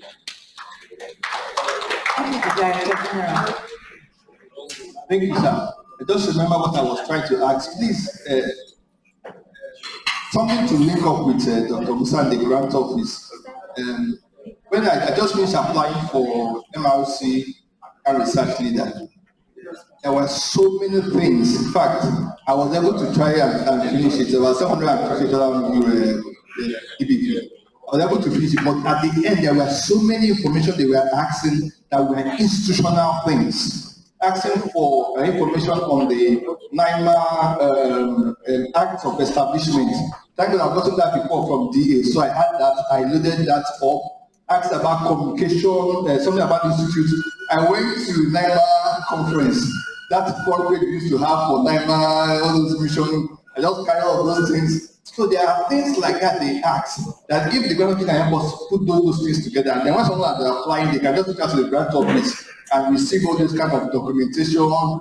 And then once I had to go and meet the DFA, they were asking us to explain the institutional 10%. So just give the document is for 10%, just calculate the whole amount. This is 10% for power, 10% for internet, all those things. So I will submit that document to the granting body. So those kind of things, if you can have it packaged together in the grant office, when you're applying for something, you reach out to them and they can really help you, really helpful. Their office has been helping me a couple of times to just put up some things. So those kind of things, if they have it together, so that when we are submitting to things, different people in the same institution will have the same document being submitted, and it gives a better image. Well, it's just to say that anything you want to tonight, they have not enough. But most who want to do their thing,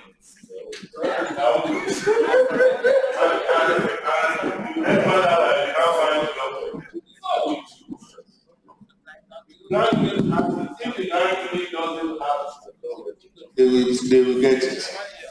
Okay? And for people who is to submit through NIH platform, don't submit yourself. That's why they are there. Yes, how many people do you want us to give our platform to? No. You have not given actual proof. It should be part of the site, the custodian of the site. Yeah. Let the grant management office do submission for you. And they know all the requirements. We do this from time to time. They are experts in that area. So just concentrate on what you want to do. And that's what I was saying. NIMR has a research environment. You have also a department. And you have all come and make presentation. That, I think also went for some training. We have a number of our non-academics that went for step five. Non-academics that are writing for grants, management, and are getting it. So now this way, you don't know how to manage that form for you. You don't know how to help you to submit your grant. So you just contact, let them know, and they'd like to work with you. Or it doesn't work out, if you don't work with them. So all the things that you need, regulatory, we call it regulatory. They are the master in charge. Let them work out. Sir, I appreciate what he has said, what both of them have said. Dr. Musa can do it, that is true, excellent. However, she's a research fellow, she goes to the field. She is busy with her own research work. And then we have something to do. She needs people that she will train to be doing this thing. So please, sir, help us, give her people to train so that this thing can be going on. Thank you, sir.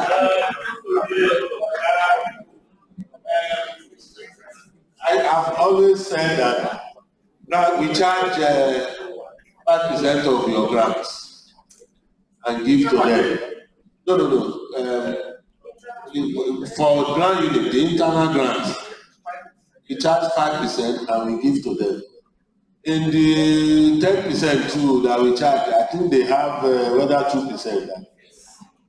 So they can employ people. Because as long as grants keep coming to NIMR, and NIMR keeps giving grants out, they keep getting those funds. They can employ people and train them. But NIMR now cannot employ. We couldn't employ for how many years now? And we cannot wait. We are pushing around the institute project start with funds that we remove from all you people's grants. That's why NIMR is surviving. Yes. So the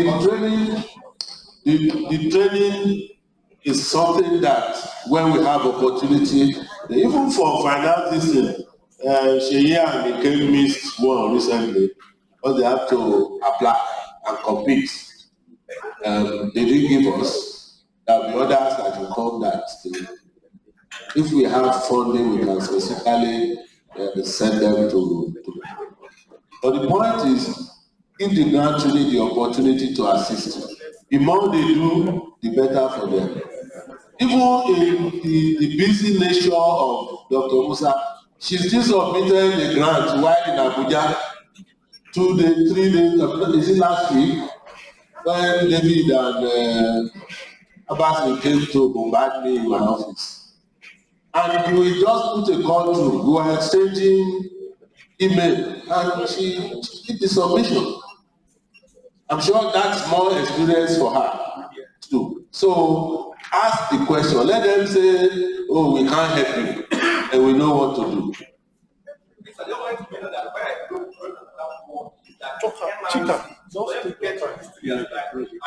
them for NIH and MRC UK. And this they just moved it like to care. So they will need What is new? Let the ground unit know that this is, you work together on it, and then they will have grabbed that one too. So in case somebody else wants to use that platform, you can't give the code to too many people, because the people may abuse it, and there may be a problem for us. We don't want that to happen. Good.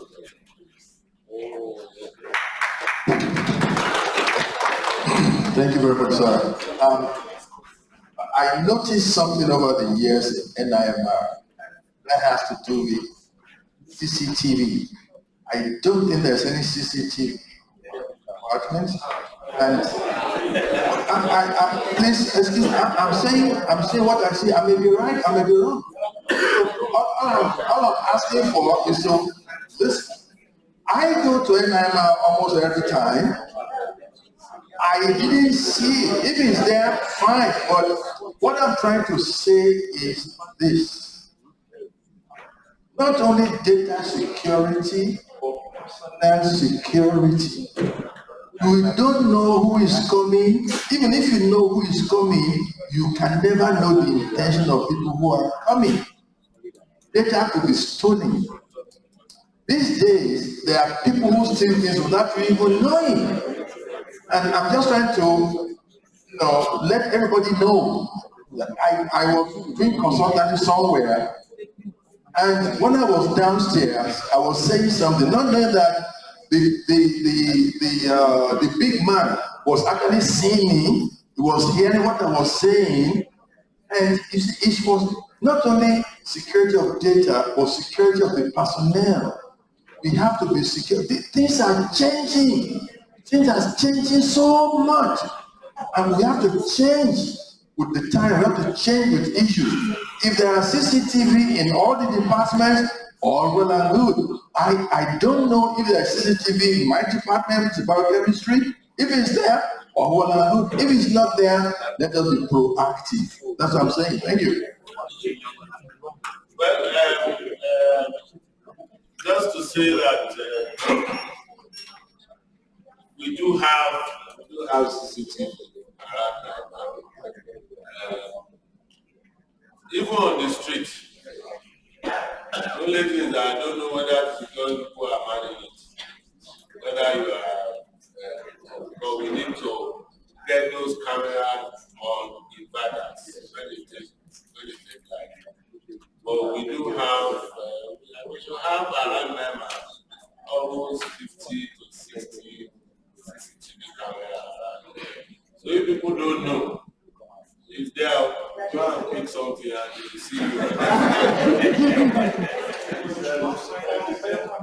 Yes, and then of course access control. Almost all the yes, 2 days, no, not the last week, I was taking the DG NAFDA around. I think it was Friday or Thursday.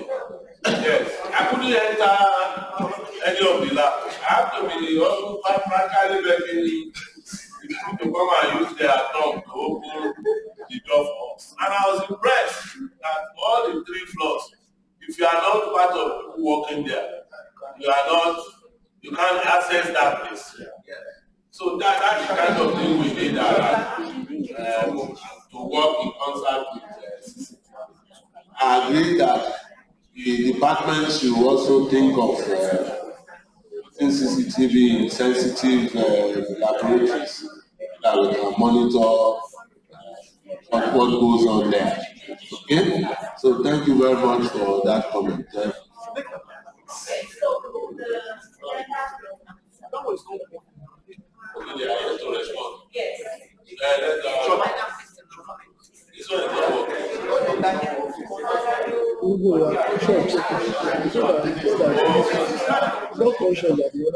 Another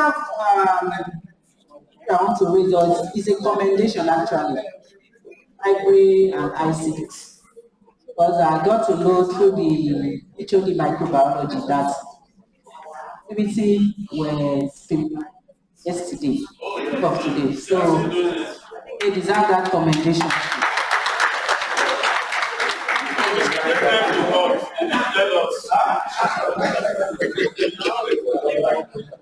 So the presenters will take on the questions and comments now. So I'll start with the Kaiji outstation. House, please. Yes. Good afternoon, everybody. Kaiji is still as hot as it is. I applied for 4 ACs, but they are approved. So last year I talked about it. As per the added chemicals and reagents, that was what I made on ground. And I've made appeals, but since I'm the only staff there, nobody feels that I'm doing anything. So I talked about it and I'll keep talking until nobody is stopped.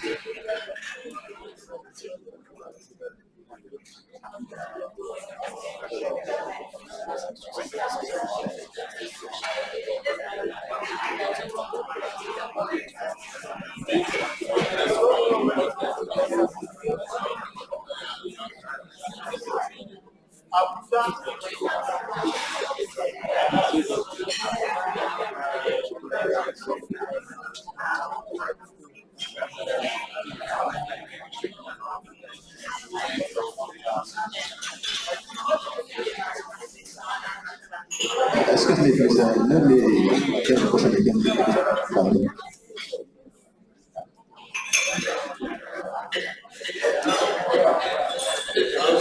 Doesn't have any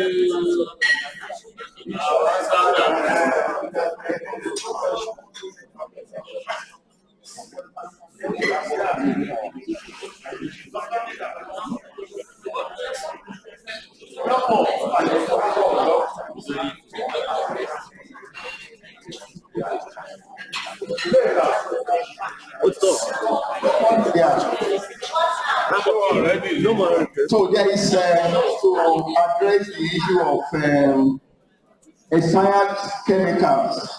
There is a chemical safety policy that if you still have the inventory and you can trace the manufacturer or the supplier, you can communicate with them. They will dispose that chemical for them. Yes, that is it. You are not supposed to even dispose it yourself. So it's good that you have the inventory. Right then, this is the situation. It expires also here. They will tell you how they will get those expired chemicals for disposal.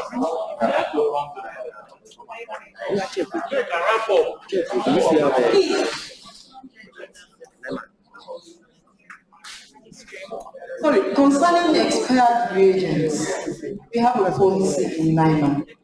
So you just need to the policy, and I think by now it should be on the NIMR website. It can confirm. To write to the D of the reagents, the items, and once it is approved for disposal, internal audit and stores will be there to observe the disposal.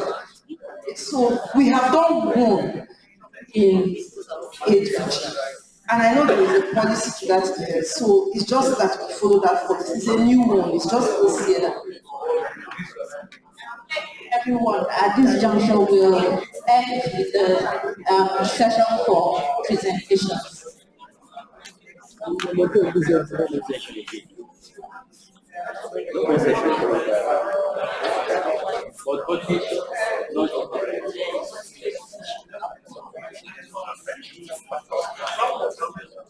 the members of the high table, I stand to beg to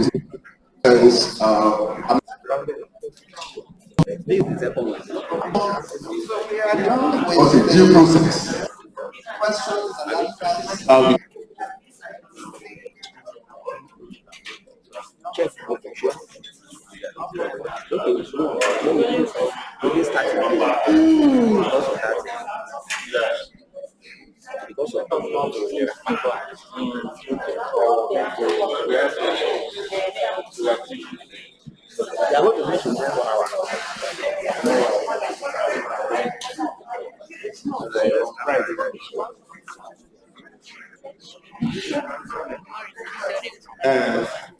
Hello, yeah. So we have, or should I say, we are gradually coming to the end of this year's retreat, and what we have here is discussing team spirit. We still have to go and give that into the we've agreed. And let them, you can do that. Let camera be giving the, we've done the needful.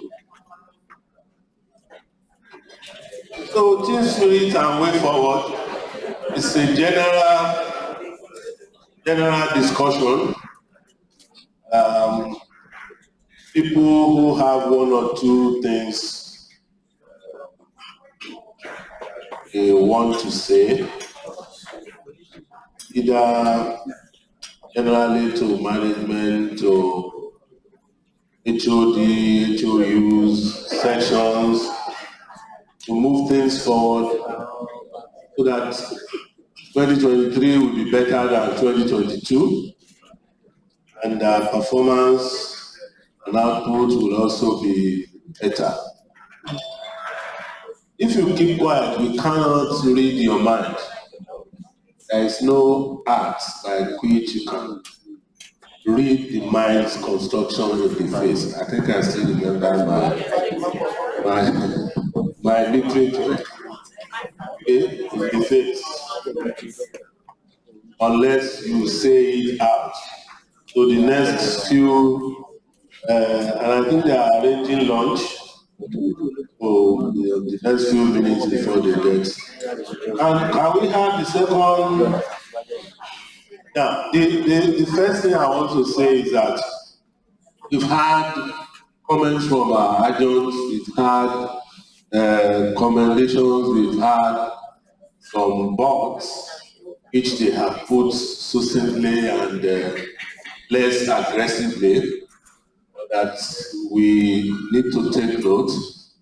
And I did say that the research department board will change. Dr. Musa, please note, to describe a different template for how research department will be making their reports so that it can focus on much more on research contribution, grants and publication, because that's what we are, and then of course patents. I believe we are still very weak in patents because we have been able to create a number of innovations. we have done only one patent. Second one is still hanging. We need to do that because this is an important measure of our output. Hopefully, before the end of next year, RIND will have created the patent office in NIMR, collaboration with NACTIB or NOTA. And so we may not need to go to Abuja to process our patents as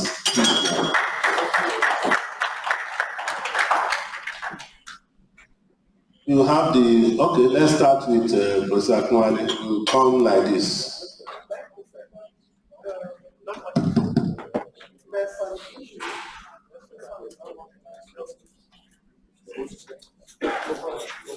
Call the people now. Call them, ask them.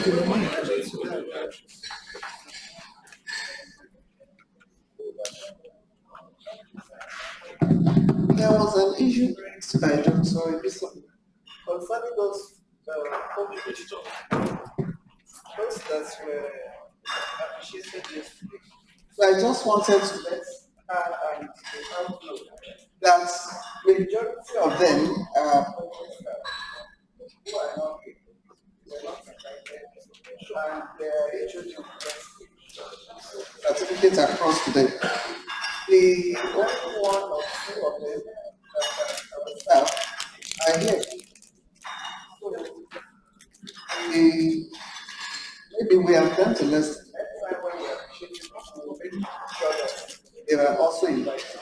So that's the thing. So thank you very much for your that has been taken. Okay, so then we don't need to talk that issue. Anybody who wants to appreciate, whether it's a member of staff or once we tend to give them certificate of this, they have to be present, even if it's only for that occasion, and then they go. Okay, yeah.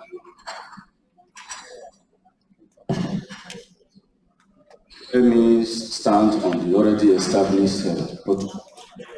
I want to raise this issue for quite some few weeks now. It has been coming, the complaint on not permission for those who are not HODs or directors to go on leave for this. I a bit disturbed because the available rules we have, there is nowhere it is stated that there is only a category of people that can go on leave during December. We have, in that public service rule, it's stated that there are rosters, which with NIMR is always complying with. They take rosters. And the purpose of that rosters is to ensure that every staff indicates when he or she want to proceed on his or her annual leave. And the departments have the responsibility to ensure that every members of staff in a particular unit do not put the same date for their leave.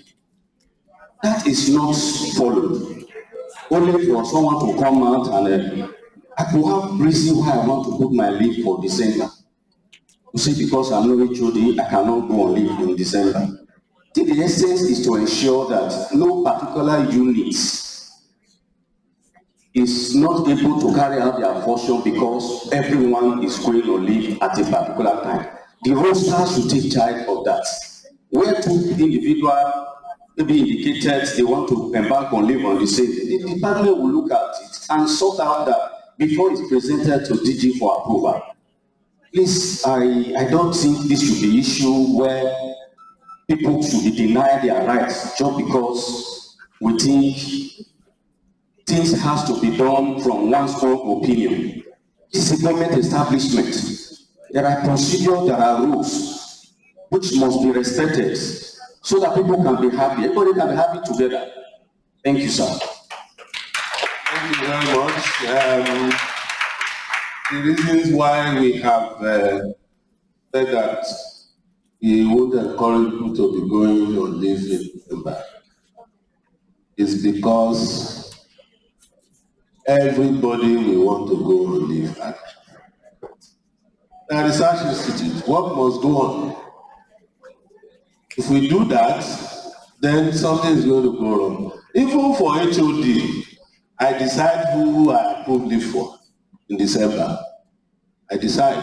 It's not all of them. I will tell you, if all my HOD goes on leave in December, so who is going to run my institution?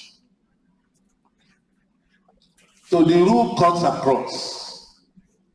It's just that most middle cadre and junior cadre staff want to go on leave at that time, want to go for 3 weeks, go and enjoy the village.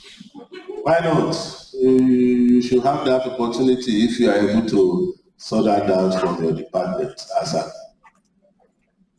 The challenge is that HODs are not bold enough to take decisions. They are always pushing. They don't want to be seen as the bad person. Let them not say it's me. Somebody will just say, recommend to DG. Sometimes say, I want comment. Give me reasons. Why? The HOD should not just be writing, somebody is writing a letter through you, and what you are putting is recommended. What is the meaning of recommended? Or somebody will write sin. What does sin mean? I know you guys are not administrators, but I've told you, as soon as you become HOD or head of unit, you have become an administrator. So you cannot be looking down microscope alone. You have to look down, you have to. You have to look at PSR as HOD and head of units. You must know the rules. And if you are not firm, if you want to become everybody's friend, you will run an ineffective organization. Must learn that. But tomorrow you are where you are. I mean, today you are where, tomorrow you may be here. And you have to take that decision. Most people know me. They say, DG is nice. It's like, but you know, sometimes you get to DG, you get disappointed. Yes, because I feel that it should be done that way. So please, HODs, arrange your department. Let them take their roster, agree, and then approve it and send it a memo to DG's office. I will pass it to the DA. Whatever you have in your office is what will be wrong. I'm sure nobody is being targeted. But the challenge is that all of you want to go on leave at that time. And then your HOD wants me and DG to solve that problem. It's your department. It's like people who want to go for study leave. And then HOD is writing sin. Somebody says, I want to go on leave for 2 years. And all HOD to write is sin. Sin what?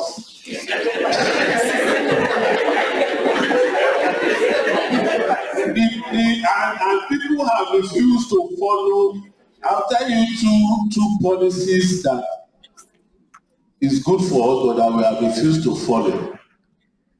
Because we don't want to offend people, or because we want to do certain things. He said, if anybody says I'm going to school, the department should sit down. The whole department, not just ARPs. If it's I'm going on study leave outside, not part-time. You must sit down and see if he leaves, who is going to do his work? If there is nobody that will do his work, he cannot go. Let them call you witch or whatever they want to call you, a wizard. That person cannot go. He will wait until somebody can do the work is available. But we don't do that. We are just going to sign, recommend this, and then you come out here and say inadequate staff. So is it me who should come and do your work for you? So you have to, it's a policy, they are applying to you, the person is writing to DG to say, I want to go for, HOD should call a meeting and sit down. He says he wants to go, minus that person, so that his enemies can say no, and his friend can say yes. Yes, it's that, the real truth, that's what it is. So the HOD will guide them and say, well, how many, who is working on this bench? If he leaves, who can work? And I can work until you come. The head. So that if he goes for 2 years, work is going on. But if he's going to go for 2 years and then you are going to be telling me, I need more staff. You can't tell me that. Or you knew before you decided I should go. And if somebody goes and the others will not be able to go on leave. So if you like, say it's your friend, lobby, and then he goes, and then you say, I want to go on leave. If you go on leave, who will be doing the work? You have to be fair to yourself. This is what we don't do. And it's the best policy for us once we are able to apply it.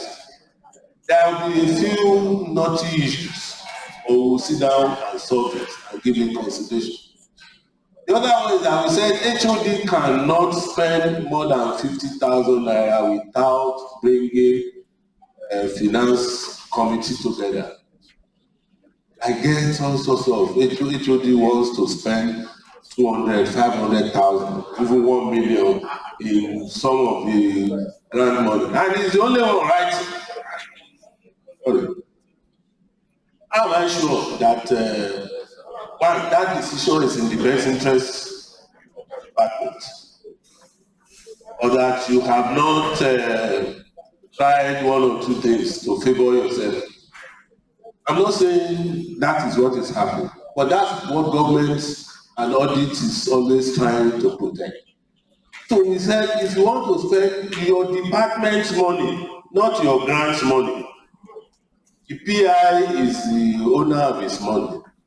But the institute is the one who will approve the spending of that money for him. Because on behalf of government, we are protecting that money. If you mismanage the money, they will not run after the PI. They will blacklist the institute. And we are not ready for that. So if we seem to be putting some control, check and balances, is my money now? Is yes, but we are the one who will pay if problem happens. So HODs, please, any money that is a departmental vote, and for those who are still running their COVID grants, that we give money to them, and the HOD will be writing to me, I want to buy this, I want to do this, and then no finance committee. I will not approve. I've sent a few back. Sometimes out of my busy, maybe I don't want to tell you today that you can get so I just want to get rid of the papers on my table. I might miss one or two. But most of the time when I see it, I'll say I want minutes and attendance. And I need the original signature, not photocopy. Although sometimes I take photocopy before they say this man wahala is too much. But when I see it, I say, I want minutes. And they go and write minutes. You can sit down and generate minutes now. And then they will now put photocopy of attendance. The one that they have signed several years. You don't put this. So if I'll say, okay, let it pass. Some I'll say, no, I want original, depending on how much. Original signature. You should send me original signature. Keep photocopy in your own list. So each HOD, each department should form a finance committee. If your department is making money, the people in the department need to know how that money is. And whether what you want to spend the money for is in the interest of everybody, not one person. those two things, please take note. From January next year, you do anything like that that is not complete or does not follow that rule, I will send your paper back. You shouldn't be afraid of doing things the proper way. So HOD, leave roster. They must have done the one for this year. No, nobody can refuse to comply. It's civil service method. So if you, what I would advise admin is, if they say HOD sends to me and HOD recommends, I will send to me. Admin should go and find out if they have a roster. And if what the person is requesting for fits what, if it's not, send it back. I will send it back to the HOD, not to approve it.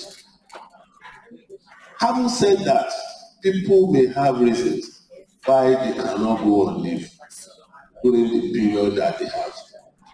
Again, that has to be approved by DG. And you must have that letter. So that when next you are now asking for it, you write the letter saying that you now want to go on, you attach the approval. So that way, if you get to admin will not say that you are going on leave at the wrong time. These are things that we must learn to do. Otherwise, if you don't do it like that, you say, you are supposed to have gone in January. Why are you coming in July? Not approved. And then you start complaining. There we, yes. Thank you, sir. The DG, sir. I just want to take this opportunity to thank NIMR for your support. For the last 2 years, I led the conference committee. I want to thank everyone for your support. And essentially, Kilo Speaker is here. Thank you so much for everything. It was amazing. Some of them, we actually started very late. And it was like, it will not happen or it will happen, but eventually happened. I want to thank everyone. And if for any reason I offended someone because of all of this, please forgive me. I'll work the next thing, please forgive me. As on that note, I also heard something from the people that are very close to me and I trust there was that if people think I don't want to work with people, please, if I pass that misconception in any way, please forgive me, it's not intended. I actually like to work with people. Those that are around me know, but I just keep to some rules, and it's something I'm also did advise me about it. It's like something I'm working on. Now he said I'm now a new person. I'm used to, if something is not going, I just turn around. My natural response is just to leave the thing and just go. But he said you have to work at it and get it right. Please forgive me. Thank you. Everyone, Chika, you can't be everybody's friend. Okay? Even if everybody pretends to be your friend in your presence, in your face, in a lie. As soon as you talk back, you will say what you want to say. Don't be bothered about what they say. Do your work, make your impact. I mean, we are human beings. We're just talking about diversity and inclusion. Okay, so those are the effects. Even the DG, as people say, thank you. So thank you. Now only the mouth.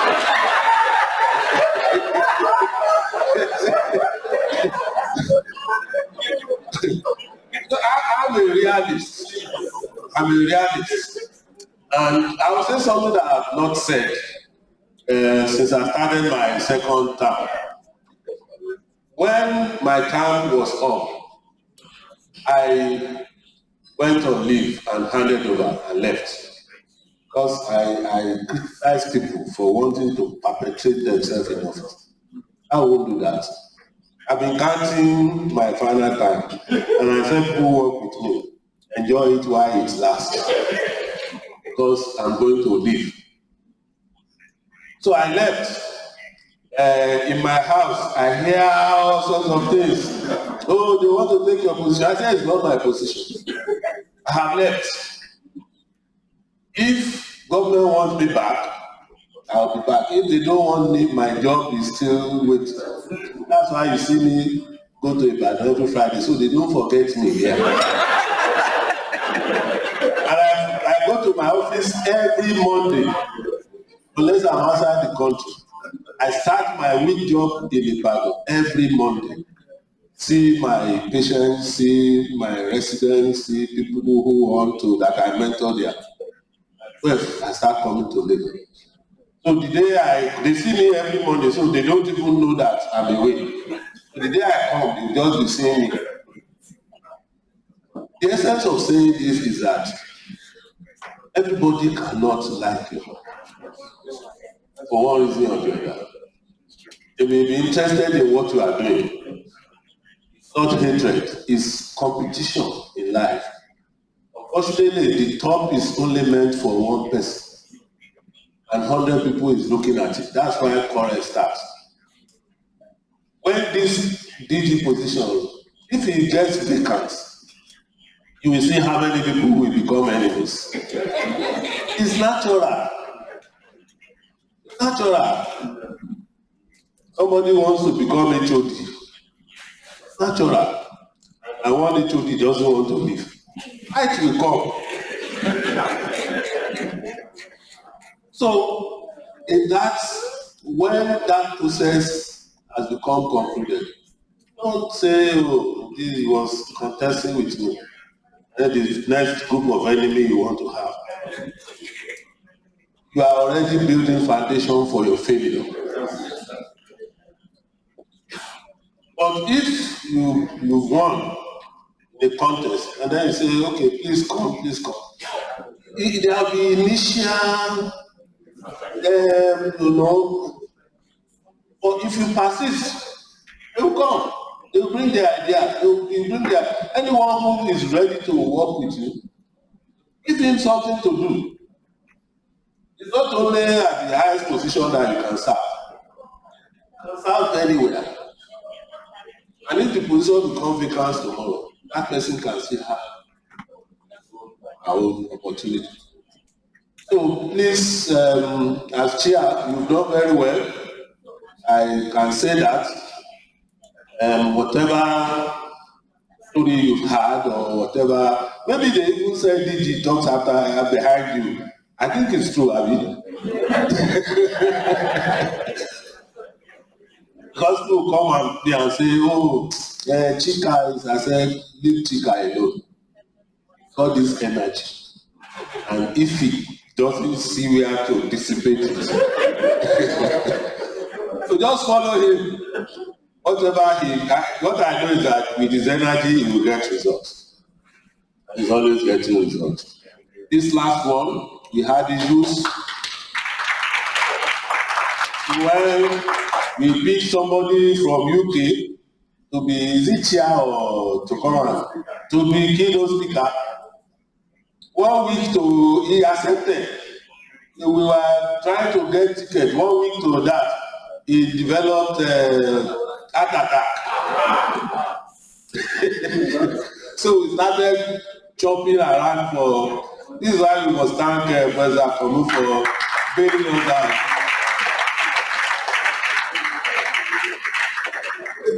So people who stick their neck out to work for an institution,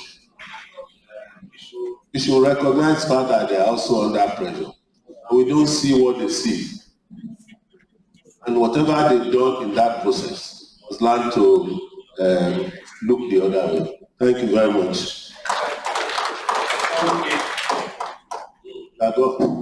Please, sir, is there any arrangement for the institute, such as taking care of the modes, various modes, MOULD, in various offices and rats infestation? This affects our health. Very good question. I think that the DA will say inside his mind, God don't catch up. Have you? Because he's always talking about us changing the contractor doing that job. We pay quarterly. We do gave them moratorium, it is still the same. So what it means is that if we don't see changes after this 1 year extension, we'll find another person. So we do understand, we know what is going on. Sometimes once you sign a contract, you have to timeously, or how do you put it? Timeously wait for the expiration of that contract. So just bear with us, we'll sort that out. But if it's getting too embarrassing, you might have to look for a stopgap to sort that out. Yes, sir. Thank you, sir. Okay, the microphone is there. Good afternoon, everybody. Thank you, sir. So, said, like to say something. And if you don't know what to say, say thank you, sir. I want to thank you, sir, for organizing this kind of annual activities for all of us. It's been very educative. Most of us have been able to learn about what each department and unit is doing a place.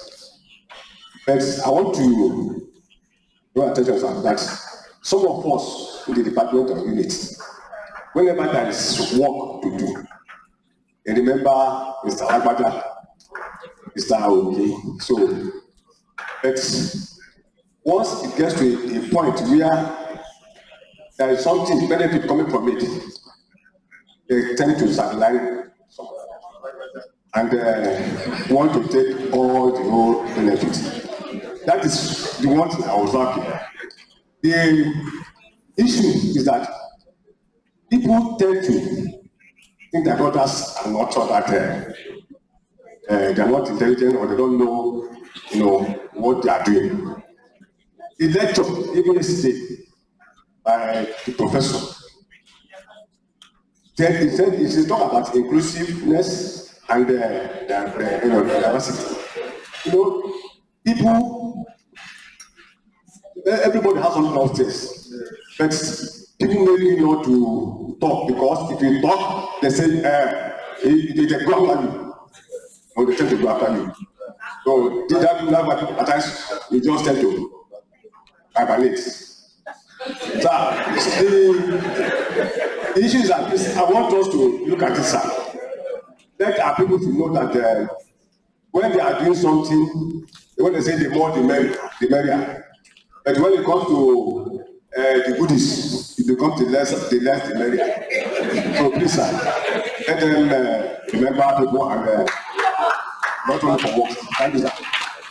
Thank you very much. We will take note of that.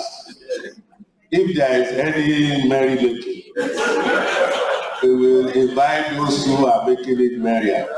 Okay, give it to them.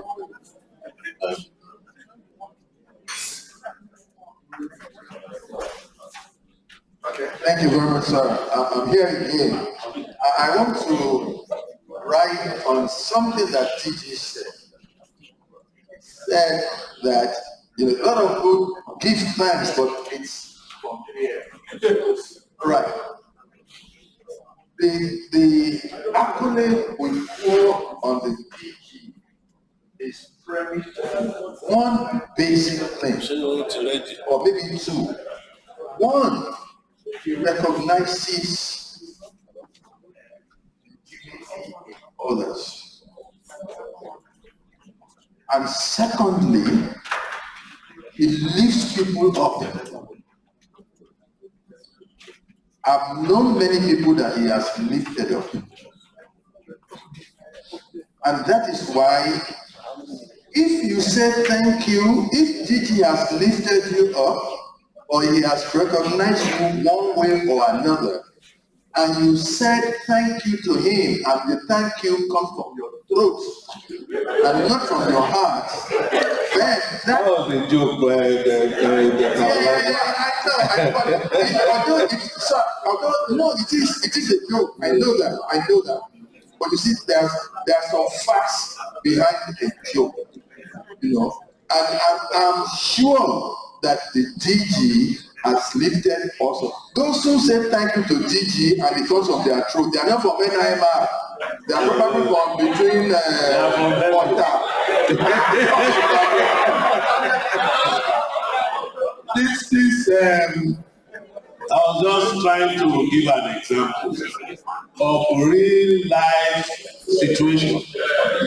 So that those of us who get worried, they say something about me.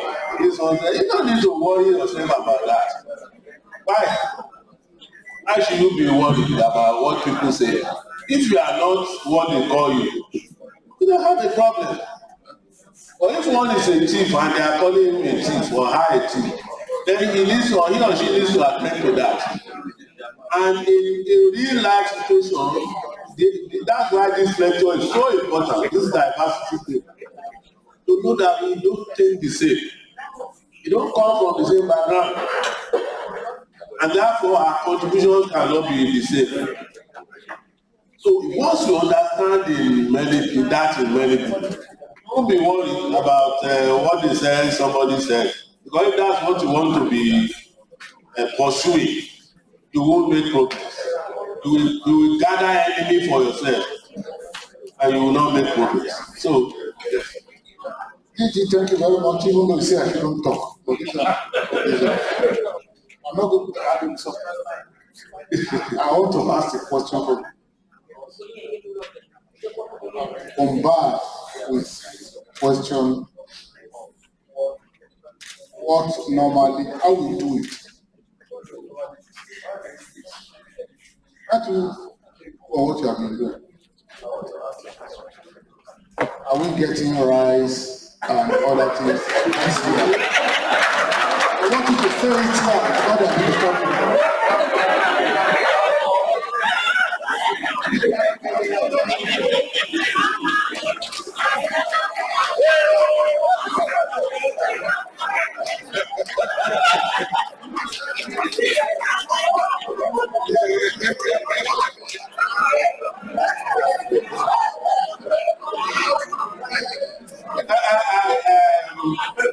We have thrown a human answer into the public, so you're dealing with that.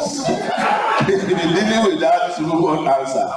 I will not say yes or no.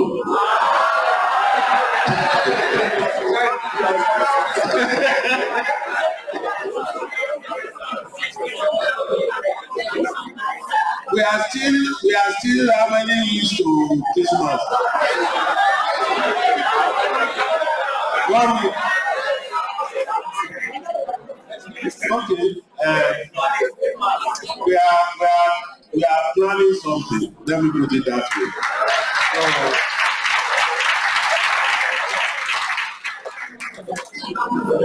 Before that 1 week ends, whatever we are able to plan, you will see it. Okay?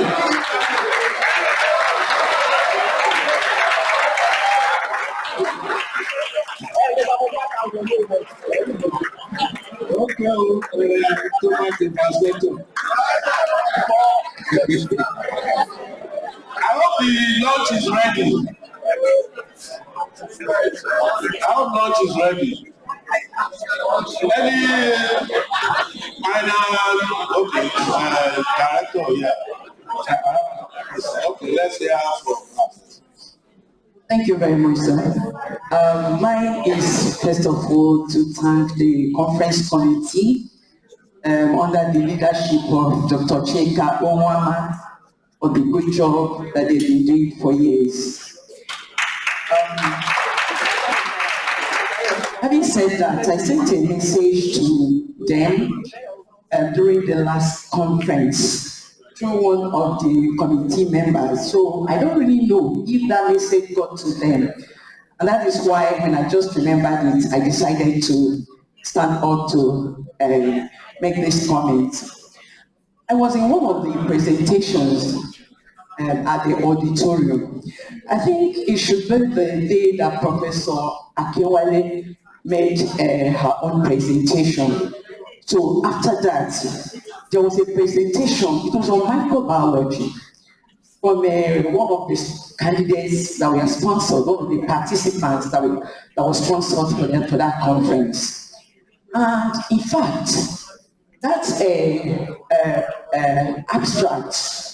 It's not even supposed to be accepted. Talk less of coming out, that person coming out to make that presentation. And many of us that were there were wondering how that abstract was accepted for oral presentation. And because I'm suggesting now that probably in the future, the people from outside that have abstracts, that have submitted abstracts, their abstracts can be given to the experts in NIMR to review. And I remember now that Dr. TJ was around during that presentation, and quite a good number of some people, microbiologists that were there. So it's not supposed to come up. Please, I want the committee to look into it next time. Thank you very much. Thank you very much. Our incoming chair. Honestly, I what she said very true. But what I think is the fact that the presenter is the issue. Not the paper. She doesn't understand what was good. I was able to read, follow what was being protected, but for me to stand and do the needful, couldn't just do it. I guess maybe somebody from that capacity was trying to mentor this individual to just perform. Honestly, it was a smart aspect. That's it.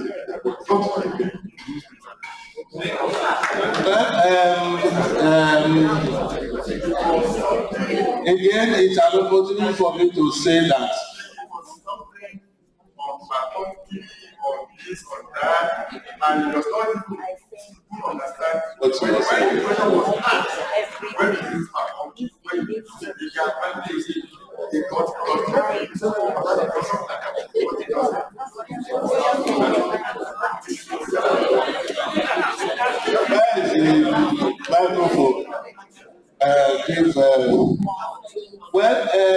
the essence of things like this is to train people how to present or talk in front of audience. Okay? There are some people who cannot build up that who cannot build up that confidence. When I was training HOs and residents back in the back, they have a weekly review. They call it chat review. Pam is here. If you do it till tomorrow, you will come and discuss a case, and your colleagues will ask you questions. I used to tell those who can't talk, even if what you can say is, put up your hand, get the microphone and say, thank you, I think it's a good presentation. You will be building up the confidence to talk bit by bit. Then later you'll be able to make 2 or 3 more sentences. Then later you'll be able to. That's the way to do it. But if you keep getting afraid all the time and you can't say anything, then you find yourself to come and do this kind of thing. You just mess it up. And again, when you need to make presentation, I keep saying this, practice. As I'm saying, if I need, anytime that I have to do anything and I have a speech, you can be sure that between 12 and 1 year, I'm reading my speech, written by myself. Or the one written for me that I have to adjust. Can't get to a place and then. It happens even the highest level now. You know that the speech was not there, the man has not seen the thing before. Because you want to come and talk to the public and you did not practice. You can travel from Lagos to the US. You want to present another abstract. You get there, they say you have only 10 minutes. When you are paid 1 million for flight. So you would have sat down, time yourself, do it severally. So so that you can make 10 minutes, 9 minutes, 10 minutes, 8 minutes. So when you are doing it, naturally you just do it. They will think that you are the best, or they don't know that you have practiced this thing before. Yes. Okay, thank you very much, sir. I'm just trying to speak because I had microbiology, and unfortunately I was not at that session, but I want to say that for me, microbiology department, for years now, I take to get all my staff going to present, we do a... We do practice presentation.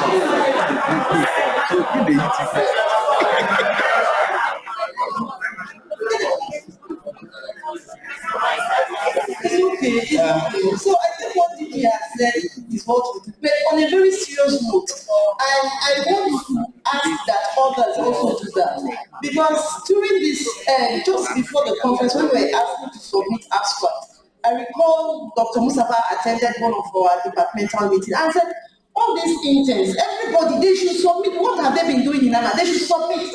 And we encouraged all of them to submit. I took pains. All of them having to present. It was really odd. But we had to stay. There was no light. Everything was just going. But just to make sure we mentor them and something good comes out of it. So I would say when we see best session presenter, best young scientist award, what went into it?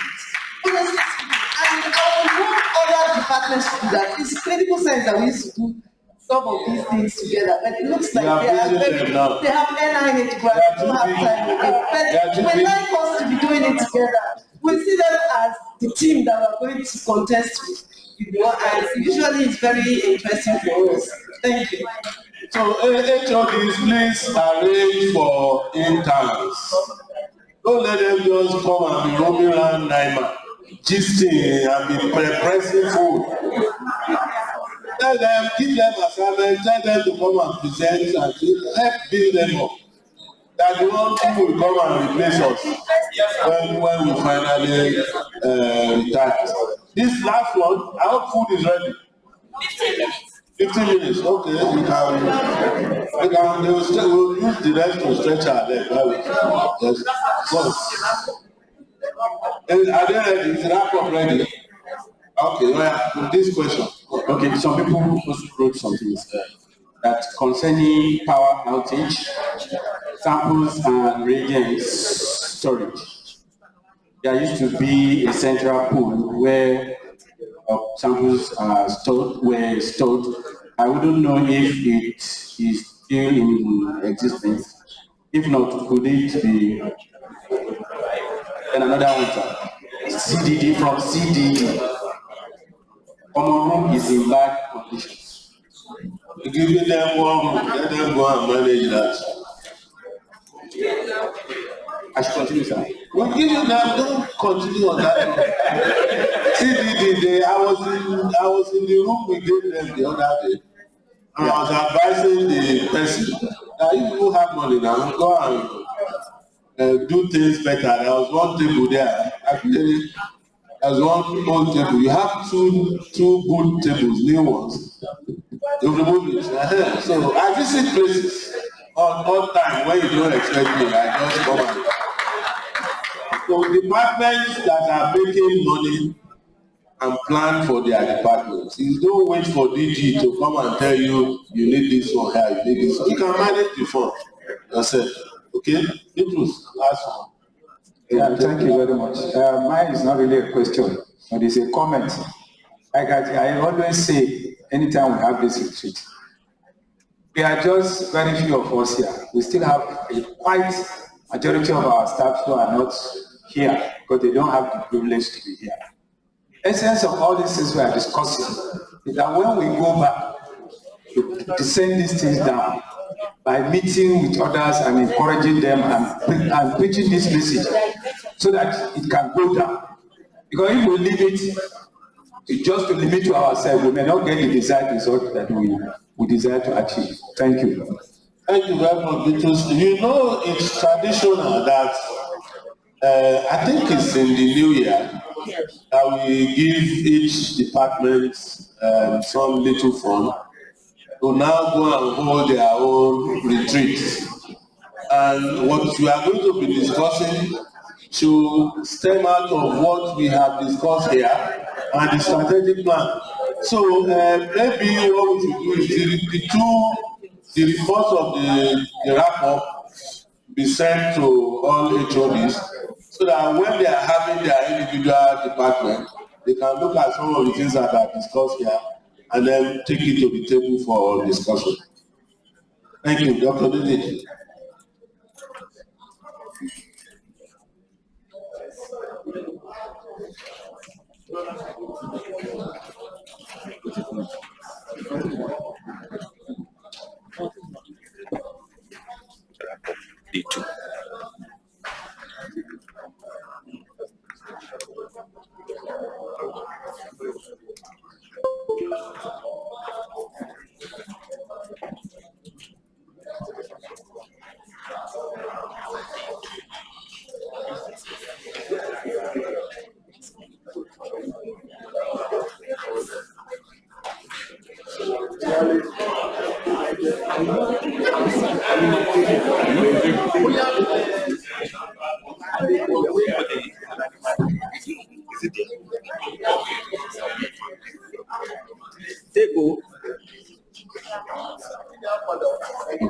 Good afternoon, everyone. I believe we have had a very interactive, educative, and enlightening session this day.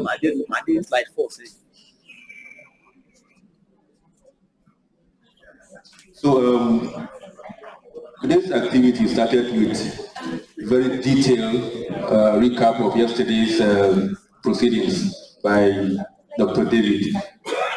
She captured in detail what happened yesterday, and we have to commend her for that.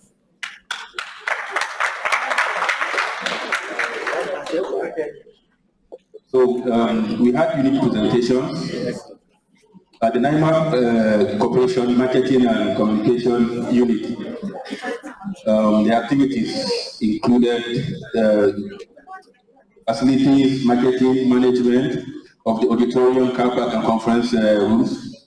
They are also involved in the NIMR Researchers Youth Management, and their achievements included the improved patronage and the facilities upgrade and increased retainership. For the planning unit, they are into we have the service department for corporate and strategic planning. They also process MAUs for adjunct positions. The activities also included the coordinating and production of the strategic plan and the 2021 NIMR annual report. They also facilitated the budgeting and processing for the institute. The NIMR Foundation has to do with raising of funds from private sectors. They are also into commercialization of the developed products from NIMR. They are also involved in capacity development, which includes grantmanship and mentoring training. And they also are into advocacy visits for funds acquisition. The NIMR legal unit has to do with review of contractual agreements between the institute and other contracting parties. Also provides legal opinions on renewal contracts, and some cases in court are also being adjudicated appropriately.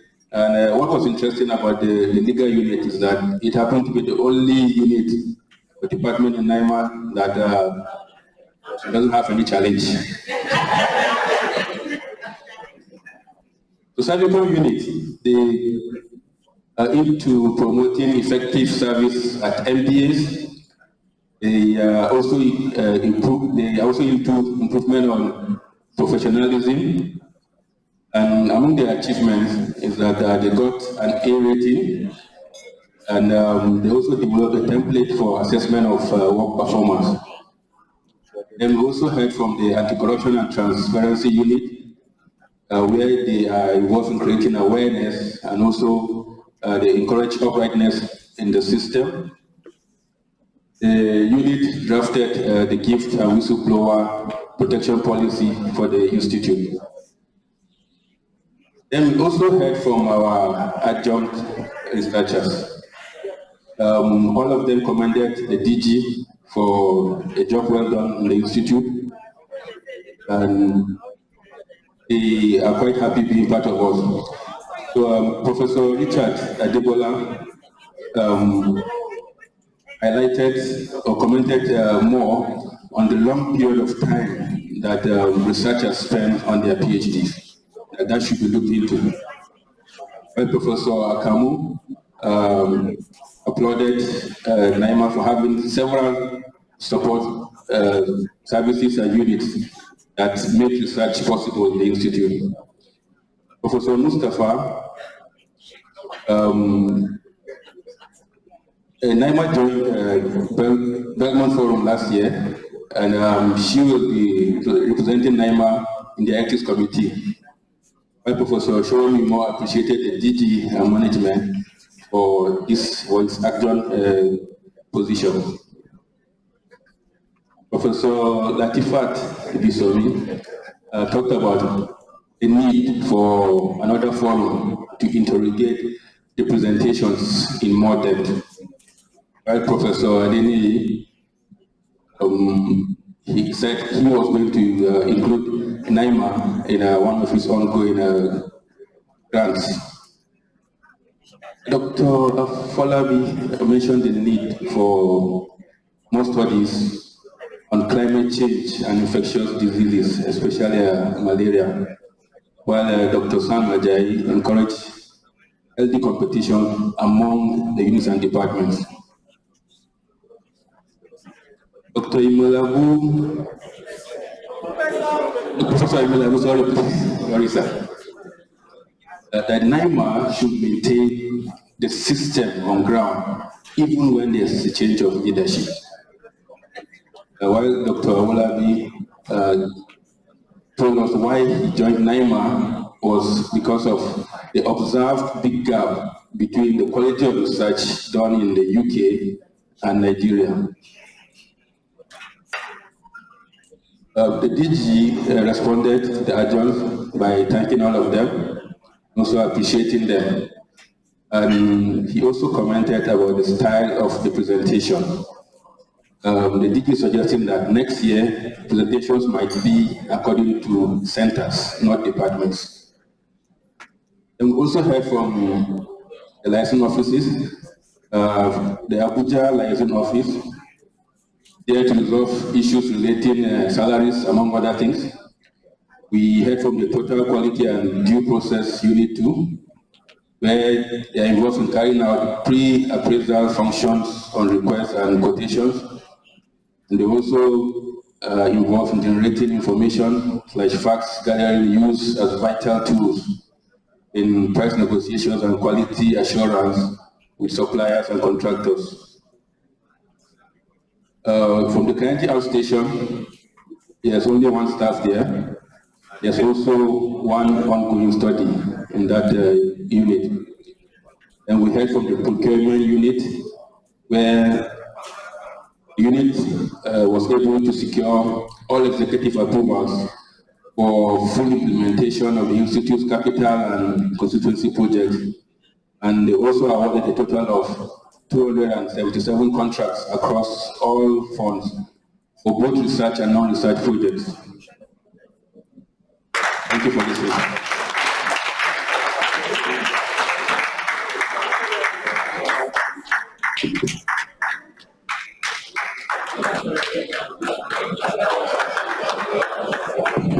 Thank you very much.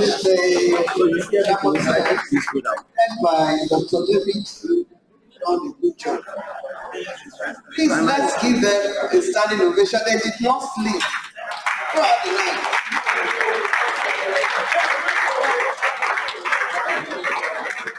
Thank you. Can sit down. And their job still continues because they are going to produce a report for us within the next 1 or 2 weeks while we are all celebrating Christmas and New Year. Please, let's have one house. Let's have one house. We are rounding up now. The last item is just had tea break not too long ago. We are still full. So in the next 30 minutes, we go for lunch. Have the vote of thanks, not yet. It's ready, but we are not taking it yet. We are following the DG. So, yeah, before then, sir, I just have.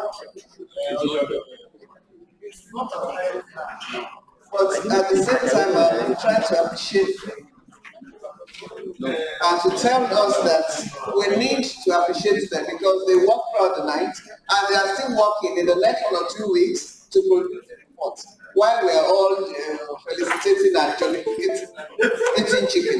So the next item is vote of thanks to be given by Nick Fura.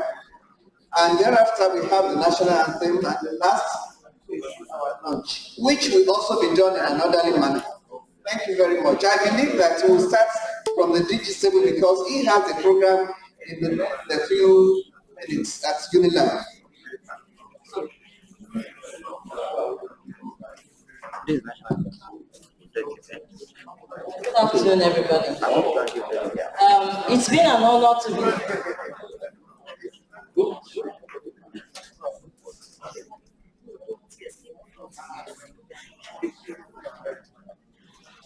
Good afternoon, everybody. It's been an honor to be part of this event, and it has been more of an honor having you as part of this event. On behalf of the organizing committee and the NIMR management, we would like to extend our heartfelt gratitude to all invited guests and our guest lecturer, Dr. Sylvia Adebayo, the Country Director, Center for International Health Education and Biosecurity, Abuja, for our lecture on diversity and inclusion in the modern workplace. A sincere thank you goes to the Director General, Directors, Deputy Directors, and the heads of the various departments for their presentations. We say a warm thank you to our distinguished adjunct professors and researchers, Professor Sulaiman Akomu, Professor Sunday Omilabu, Professor Oluyomi Showemimo, Professor Richard Adebola, Professor Akiniyo Shutoki, Dr. Adeton Mustafa, Dr. Samuel Owolabi, Dr. Samuel Ajayi, and Dr. Bangoya Folabi for not only gracing this event, but also for their informative and educative interactions throughout the event. An event like this cannot happen overnight. The wheels started rolling months ago, which requires careful planning. This event was made possible by Professor Phoebe Akinwale and a team of highly motivated and dedicated colleagues. We say a big thank you. We say a big thank you for the hard work and time you have put into organizing this event. Please join me in giving them a big round of applause and standing ovation.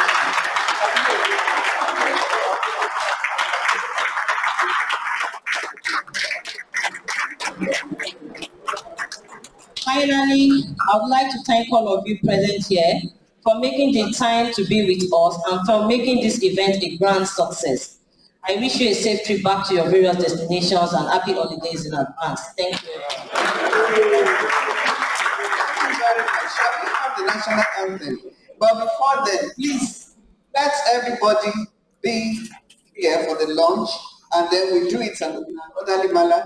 And I have told the Sheraton people to serve us, not NIMR people in general, because they complain. So the national anthem. You should work for their money. Bring it.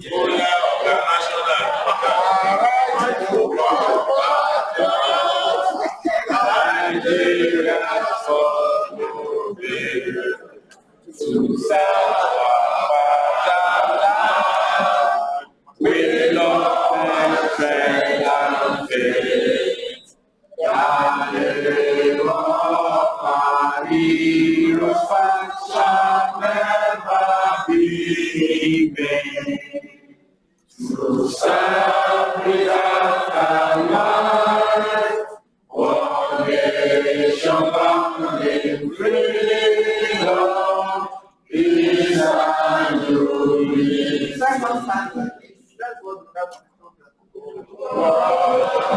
Created